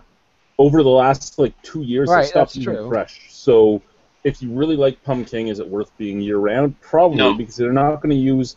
Well, I'd say yeah, because they're not going to use fresh stuff anyway. Even if it's No, I think if they go, Chad, your mic cut. 100% right. Yeah, say that again, Chad, the last 5-6 seconds. I said, the fuck you, Paul. What I said was, over the last few years, they stopped using fresh, so it might as well be year-round, because even if they released it in October, you're still not getting fresh, because they now don't make it with fresh anymore. So you might as well just put it year-round. Okay, Do you well, think- yeah, do you that think makes the sense. hype then. the hype they would sit on the shelves more because the hype wouldn't be there to pull them off the shelves because the hype That's the because thing. the seasonal hype. I would still buy it. It would, yeah, but I mean, that beer is marketed towards beer geeks. It really is. It wouldn't be as exciting anymore. No, but they wouldn't have to make as big a batch either. You use one of your smaller fermenters, and you just keep pumping it out year-round. Yeah, but Instead I of think making a giant batches. And you're right. You know why? Because Pumpkin and even Warlock sat for months and months here because they had just so much of it. So if you Yeah. made it year-round, they could just dial it back a little bit and release it every little Oh, while. so you're saying like But- do like quarterly releases, like at the beginning of every quarter, do a small release batch. No, I'm saying made every it year quarter. round, but they wouldn't have to pump out as much as one single time. They could just include They it in the wouldn't have to regular use rotation. one of their 100 hectoliter tanks. They could use one of their 20 hectoliter tanks. and Yeah. just I still pump it haven't out found that way. Warlock around here, But but honestly, I don't I'll want that bring you beer. one down, Paul. I don't want that beer dialed back. If it was just a regular beer, I really don't want it. No, not dialed back. We're talking about the No, amount they made. we're talking about dialing back the size of the batch. Yeah. Not the beer itself. You fucking drunk I on it. don't, actually, I don't know. if the batch was smaller, do you think the they could smaller the actually batch make it gets, even the better? better it's probably going to get because it's gotten worse as it's gotten bigger. I don't know. I've seen a lot of beers become year-round brews, and they've been hurt by that quality-wise, and I don't think I'd be as excited Do you about think it. do you think they got hurt quality wise because they went from a small batch to a big batch? I think there might be a degree of that because it's like, how can we cut our costs by making this a bigger batch? Can we cut Yeah. corners here and there? So do you think it might be better because they're going from a big batch to a smaller batch? If they do that, And here's the other thing too: is they already cut all their corners. They're using canned pumpkins now. It says pureed pumpkins. It's Pureed. canned pumpkins now. Yeah. So And it's not if you notice something about Pumpkin, the quality doesn't seem any different. Well, Shit. well, you know what? I'll say Sorry. no. Go ahead, Paul. I was gonna say the hype that everything is. I'm surprised they didn't do a Brett version of it already. Fucking guy. I'm bringing up every Brett beer and bringing it down and just letting. Oh, you asshole! Well, I'll say this: if they did it year long, I would try it and I'd give it a fair fucking share. And if it was good, I'd still be interested in it, and that's the bottom line. I mean, if it was still as good, all right, awesome. Yeah. The only reason I asked that, the only reason in 6-packs. Sell it in the 6-packs of the normal size bottles instead of the single 650. Yeah. That would be beautiful. The only reason I asked that is because good beer is good beer for once, and it's like if they're not limited by resources, like okay, we can't get enough pumpkins, we can't get enough spice, or can't get enough stuff. If they could feasibly make it year round, and it's one of their best sellers, why not? Yeah. Yeah, I mean, I love it. If it's as good as the single bottle I had years ago, all right. Bro, that was like a year and a half settled down. Whatever, but but I mean, if it's as good as that one, sure, fuck yes, go ahead, make 6-packs of it. I don't give a shit at that point. But I mean, if you're making a lower quality product, then I'm gonna be like, no, I'm not. I think it would stay the same quality-wise if they did it year-wise. That it'd probably stay quality, but that's where you'd actually get. I'd hate to say it as a joke before, but then maybe that's when you get the variations on the style, Wild King or Pumpkin of the Forest. You know, when they fucking put in oak barrel. You know what I mean? That kind of thing. I can't wait for you guys to try the Sour Plead the Fifth. I hope it's worse, but I don't hope it's worse at the same time. Really, the only way they can make it lower quality now than what it's at, and I mean, it's still good. Like Joe said, the quality hasn't changed much. It's still a really good beer. The only way you could really lower the quality now is if they went from pureed pumpkin to pumpkin extract. Extract. Yeah. Oh, yuck. Yeah. Ugh. You just be a rogue. The only reason I ask is because there's so many styles, like Oktoberfest beers. A lot of Oktoberfest. You have no pumpkin, you call it a pumpkin beer anyway. Yeah, they could do that too. Honestly, if you actually get the pumpkin ale from Long Island, you wouldn't even tell there's a dose of pumpkin in it. It's horrible. But there's a lot of from New Brunswick. Long Island from Long Island, New York. What was the one we had at the fest that had no pumpkin? It was the PEI beer, Gahan. Oh, PEI, Gahan. Yeah. What the fuck, man? That was gross. I'm still confused as to if there's any actual pumpkin in that beer. There is none. It's just pumpkin spices. Yeah, I've heard people say there was none. It was just spices, and if that's the case, it's like, fuck you, Gan. Like, what the fuck's going on? Yeah, it reminds me of the Shipyard one, the Shipyard Pumpkinhead. And I think it's just pumpkin spices. I can't. There's no. I mean, even the last couple of batches of Propeller pumpkin beer, even though it's shit, they still use pumpkin in it. It's like, at least they do that. They don't use much. There is a Chad. I'll have to try to get this one if I can for us to try out. But Elysian, who are the fucking granddaddy of pumpkin beers, they're coming out with a, what the fuck is it? Pumpkinchino, a pumpkin coffee style. Oh, my wife would go nuts on that. If they come out with that fucking 6-pack again, grab me another one, because that was a beautiful thing, and I want to get Bark at the Moon and all that again. Were they mixed sixth? Yeah. No, it was a 4-pack. Cool. It was a 4-pack of bombers. 4-pack, yeah. Sorry. It was a pretty good deal. But I've had Bark at the Dark of the Moon. I've had that on tap, and the only one in that 4-pack that wasn't good was the the Pilsner, the fucking nasty gross ginger Pilsner. Oh god. Pumpkin ginger Pilsner. Who thought that was a good fucking idea? Some fucking hipster. The one beer I have in my hand, Ewer gave to me, and I'm saving it probably, I don't know, for the fest or to share with someone, but it's a really unique beer. It's a heirloom pumpkin barley wine from Almanac, and it's basically they take real pumpkins, they roast them, and then they add them to their barley wine. Then they age it in brandy barrels for a year. Then they take a freshly blended barrel-aged beer just with the brew, and then they fucking, they blend it up and throw a couple spices in there, pumpkin spices. Wow. That sounds really unique to me. That sounds interesting. Speaking of pumpkins, it's that time again for me to do another ale and a pumpkin. So I'm thinking maybe stout, maybe. Yeah, good. Any other questions, Lee? Comments? Anything? Let us see. And the NLC. I'll say this though, if there's no more questions. Any more, Lisa? Lisa? I am trying here. He's drunk. Leave him alone. The Dark of the Moon. I though, am is not fucking drunk. Fuck you, bitch. I don't think you would like Warlock, Paul, because Chad. No, there's nothing new. Unfortunate. Chad could correct me if I'm wrong, but Dark of the Moon was more of a stout with some pumpkin. Yes, it wasn't as much And then pumpkin with Warlock some is the stout. opposite. Warlock's Yeah, like it- pumpkin with some stout characteristics. Oh, really? Yeah. Okay. Because Dark of the Moon was drinkable. I mean, it was served kind of cold, so I didn't get a lot out of it, but there was a little note of spice there, but it was all right. I do But, see a comment here that you didn't read, Lee. Oh. The What one he was was going to that? say until the end. What's your favorite beer style and why? No, I must miss. I must love miss it. Imperial Stouts. Why do you love Imperial Stouts? I love Imperial Stouts because I like the rich, bold flavors of the chocolate and coffee because I'm just like one of those kind of guys. I like the mouthfeel on some of them. Some of them are a bit thin. And I like how the alcohol more plays as like a floral note that does lift the whole beer up. I kind of like that, and I like the fact that even if you get old, Even if you get dropped. Nick, your favorite beer style and why? Okay, I didn't see that question with the Imperial Stouts. I'll just say I like Imperial Stouts because I'm a man. I'm not a girl. And anyone who I'll just say this, I'll be very divisive Why?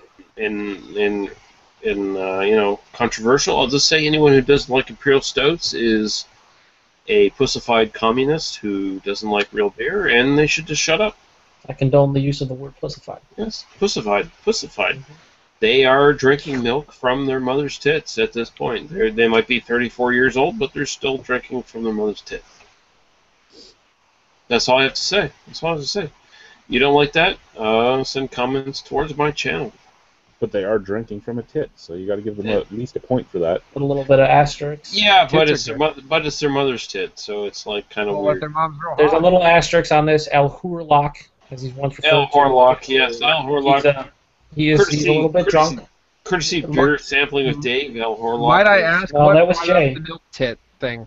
What brought up the milk tit thing? Let Mark Starr answer his question. Favorite beer style, IPA, generalized. That IPA, double IPA. I English or American? American, You're Canadian. Austrian, yes, Austrian. South American. Japanese IPA. All right. Joe, favorite beer style? American adjunct lagers. Huge fan of rice, and I eat corn all the time. You like Hey, can a billion Chinese be wrong? Hey, ding, Oh, ding, big- ding. Joe's really keen on the rice. You're drinking sake water. I just love the light mouthfeel. It's never too thin. It's always just perfect. It can never be too thin. If it was too thin, it would float out of my glass. Does barrel aged versions of anything count, or just have to be strictly? No, Just you can say whatever you want, right? Yeah, barrel aged Coors Light. Yeah, fuck yeah, dude. I was just gonna say straight up barrel aged Kolsch's. They're my favorite. Wow. favorite beers with So mid like a flavor. Keller beer? Yeah, like a calorie. No, I want a Crystal Weizen. I want it all the good Oh stuff. God! Don't even get me going. For me, No, for Yeah. okay, go ahead, Joe. Sorry. so really, it probably. I mean, I love Imperial Stouts, but everyone said it, so I would say after that for me, really Scotch ales, specifically barrel aged Scotch ales, are just a really nice English barley wine. Fantastic stuff. Yeah. Well, that's Okay, the problem nice. with me. I'd love to say English barley wine, but I can't drink them unless they got like 5 years on them. You know what I mean? Because they just when they're fresh, they're just not my thing. But Because you're a pussified pussy. you damn But right, see, for son. me, it's an American barley wine isn't my thing at fresh. An American barley wine, I can't drink an American barley wine fresh. It's just too hoppy. Agreed. You Oh, Americans, okay. you're just like, hey, look at all these hops I found in my garden. Let's throw them all in. I fucking hate how they Now like. you they can just, say like, that, kinda Chad, but I don't like them either. they Yeah. kind of No, intertwine. They're almost like a double IPA. It's like sometimes there's no line. No, It's- for me, it's- a porter stout, a porter slash stout, because I like basically everything in that genre.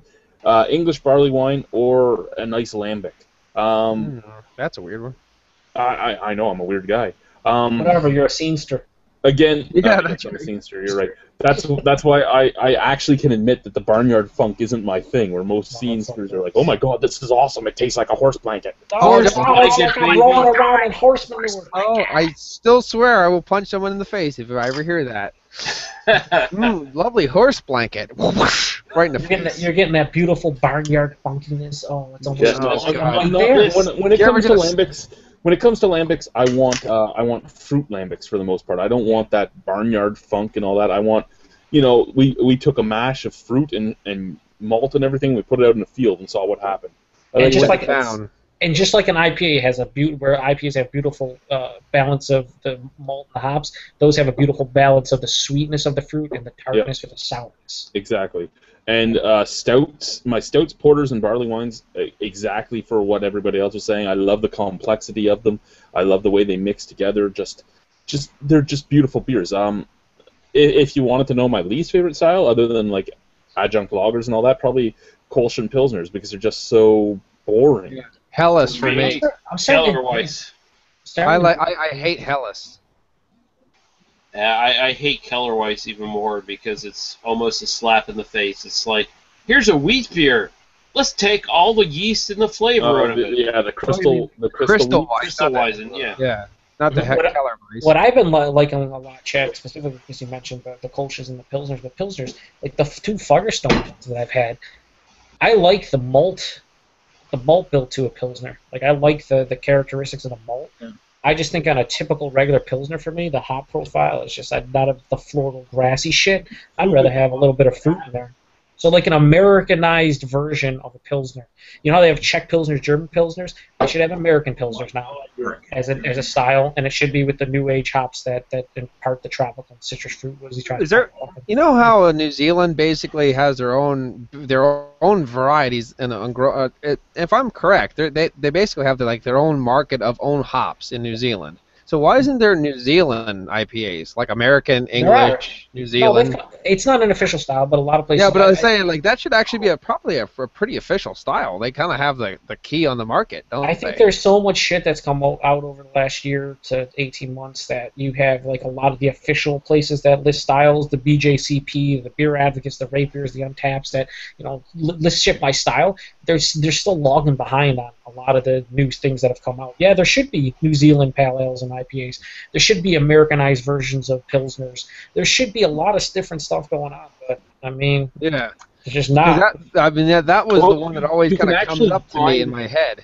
You buy a lot of the New Zealand pale ales, and that's what they'll say is New Zealand pale ale. It's just that the reason they don't have their own style is because the Americans choose what goes into the BGCP. Yeah, it's dumb. Oh, it's all racism, is it? Yep. At some point, I think you'll see American Pilsner will be a style because you're starting to get a lot of these Pilsners with the Pilsner Yeah, malt is the same. super hopped Pilsner. Yeah, just with fruity and citrus. The IPL. Yeah, IPL still. IPL, Session Pale Ale, Session IPA. Session IPA. What was the other one they added recently? What was it? They added the Session IPA, and there was another one they added that same week. I don't know. Stop yawning, pussy. Fuck off, Paul. You're at work right now. Probably drank like 4 billion cups of coffee. 7. You had it down to 7. 7. 7 in about 4 hours. 7. No, I had 3 before I came to work, so 10. You probably operate solely on caffeine at this point, I'd imagine. That and anal lube. Whenever the robots act up. So that's a very good. I'm really glad I got some kind of input on the barrel aging thing because my biggest point was I don't know. Now, obviously, there probably are, but I do not know any beers that are aged in hickory. I don't know any beers that are aged in applewood. So I was wondering if they were even good for that. You usually they're not cook usually with them? they're not usually aged in, but applewood smoked and hickory Bacon? smoked are big things on beers. Yeah. Make an applewood Rausch. Well, no, yeah. I mean, I like the smoked meats and stuff like that. Of course, they're perfect for it. But I was wondering what it would do to a beer. Well, again, since I you're haven't brewing it, actually probably had make it I terrible. haven't had a beer that was actually, it had hickory chips thrown in, but I've had beers where the malts were hickory smoked, so Okay. they'd roast the malts over top of hickory smoke. So no, Oh, like the and beechwood same with, kind of stuff. yeah, and applewood, and you can't taste beechwood. Shut up. Yeah, of course not. Of course not, unless you bleach the fuck out of it first. Huh? Oh, I got Like- trolled by a Bud employee one time. Yeah, Oh. yeah. Awesome. Fuck you, Budweiser. You take your chips and you bleach the fuck out of them first. It's like, No, what you can't taste is you can't taste Budweiser because it's yeah. Well, the thing is, they don't use their chips for taste. They use their chips to cultivate yeast. I told Paul that we should do I should bring down just like all the big name beers, and him and I will do a blind taste testing. He was not a big fan of it. I thought it'd be interesting for a video, but he's a pussy. Well, I'm pretty sure I said that we should do that, and you were like, no, fuck that. I only drink Saranac. Who doesn't want to drink? I mean, yeah, I throw Rolling Rock in the mix. I mean, who doesn't? I'll bring back Labatt. We'll do Labatt, Molson, Bud. Get Paul to give you a list of all of his least favorite beers, and Bring them all down. give him a honey hypocrite. Put them all in bottles that he should like, and pour them into it. Feel like that would be pretty fantastic. Oh my god, such a hoppy beer. What is this? It's Bud Dick. Yeah. Do you like I'm that getting barrel aged tropical. imperial Well, stout? remember, we did that to the Honey Monster. He was out for a smoke, and we poured Duggan's Sriracha Ace Ale, which he hated with a passion, into a Southern Tier IPA bottle, and gave it to him. He's like, "Oh, this is so good. I love Southern Tier." And after he just went on a half-hour spiel about how much he hated Duggan for his beer. Oh, really? No shit. Yeah. That's why See, the for thing that's is, like, why I for a remember- month he was the Honey Hypocrite.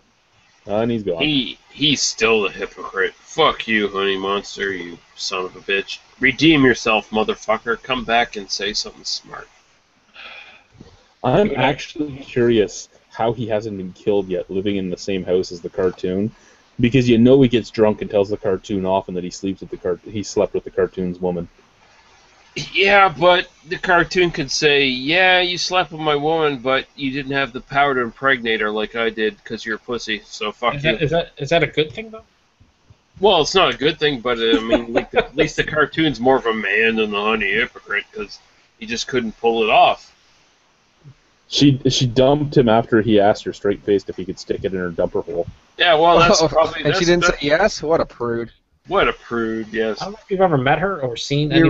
really should have been a little bit classier and called it a turd cutter. No,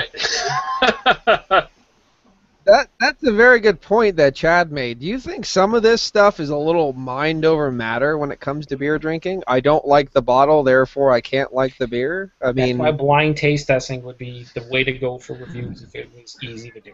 okay, then bring down Founders Imperial Stout, Plead the Fifth, Black Note. I mean, we can just go and we'll do a nice blind taste test of just huge Imperial Stouts, and I'll be fine with it. Well, that's why I kind of That's brought all up a 10. the idea of the whole ladder match for let's do some porters, let's do some stouts, let's do. Oh, I'll definitely some bring up a IPA. couple porters if we're gonna do it. then. Well, I mean, when you look at the Reds, right? Rickard's Red versus Alexander Keith's Red.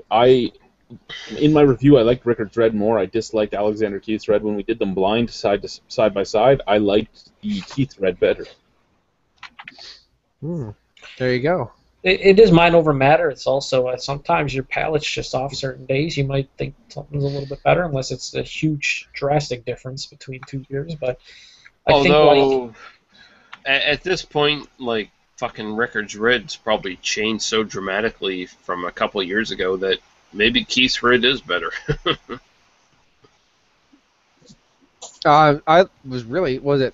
That was a red ale, the Saint Ambroise Rouge. That was good. I like that. Yeah, that was excellent. That really was good. it was pretty good. I didn't get much maple like Guy was talking about, but I also usually put Street Fighter in. He's French Canadian. It has either. nothing to do. There's nothing to do with there's maple in it or not. He just gets it, and it comes out of his face holes, and he just licks it up. That's what people don't know about. That French Canadian maple syrup. It doesn't come out of trees. It comes out of them, and they harvest it, and you don't want to know where it came out of. Does the beer help dissolve some of his internal mapleness?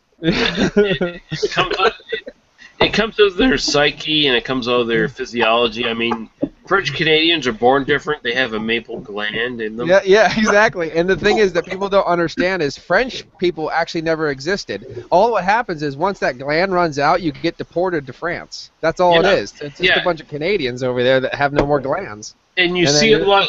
That's why they're so bitter over there. The hidden secret is that a lot of French Canadians actually hug trees, like they really hug trees very closely, and a lot of the maple syrup from their bodies go into the trees. So people go to the trees and tap the maple syrup and go, "Oh fuck yeah, maple syrup from the trees! That's awesome." Yeah, it doesn't come from the trees, moron. It came from that sweaty guy over there. You're calling him a tree hugger, bro. Yeah, tree hugging damn Frenchies. That's the true tree huggers. It came from the French Canadians. They brought maple to Canada and they put it in the trees. Before they came here, those maple trees, they were just called trees. They were just trees, yeah. It only took 5 hours and 15 minutes, but it officially went off the rails. Thank you. I try. Hey, whatever. Chad, have you had the Kensington watermelon beer? And if so, what did you think of it? Why? Why as in why I'm asking the question, or why as in why do they brew it? No, like why make it? I understand that watermelon is one of the fruits that is the most diverse in what actually tastes good and what doesn't. I mean, you can have a watermelon that has absolutely no taste and a watermelon that has taste. And I understand that it is one of the fruits that is the hardest to actually quality control if you're going to make a brew with it. But it was basically tasteless. It poured just like a hazy yellow, but I mean, the watermelon juice is what? It's clear, isn't it? I haven't actually. Yeah. Actually, it's more. It might have a little tint. No, I'm actually talking about right out of the watermelon, not you bought a juice box of it. Like right out of the watermelon, maybe a bit of pink to it. I'll just say there's there's a bit of watermelon fleshy color to the juice when you eat it. I mean, think about. I think the juices. Think about when you're actually eating and almost getting to the rind, like that kind of color, where like it almost turns into it's very light pink, I would say. Yeah. So I mean, the color. I mean, at the very first, I said, "What color is watermelon juice?" And everybody looked at me funny, and I'm like, "No, really, what color is watermelon juice?" Because I'd expect when I pour this for it to be a more pinkish color, but I mean, I've never actually paid attention to the color of watermelon juice.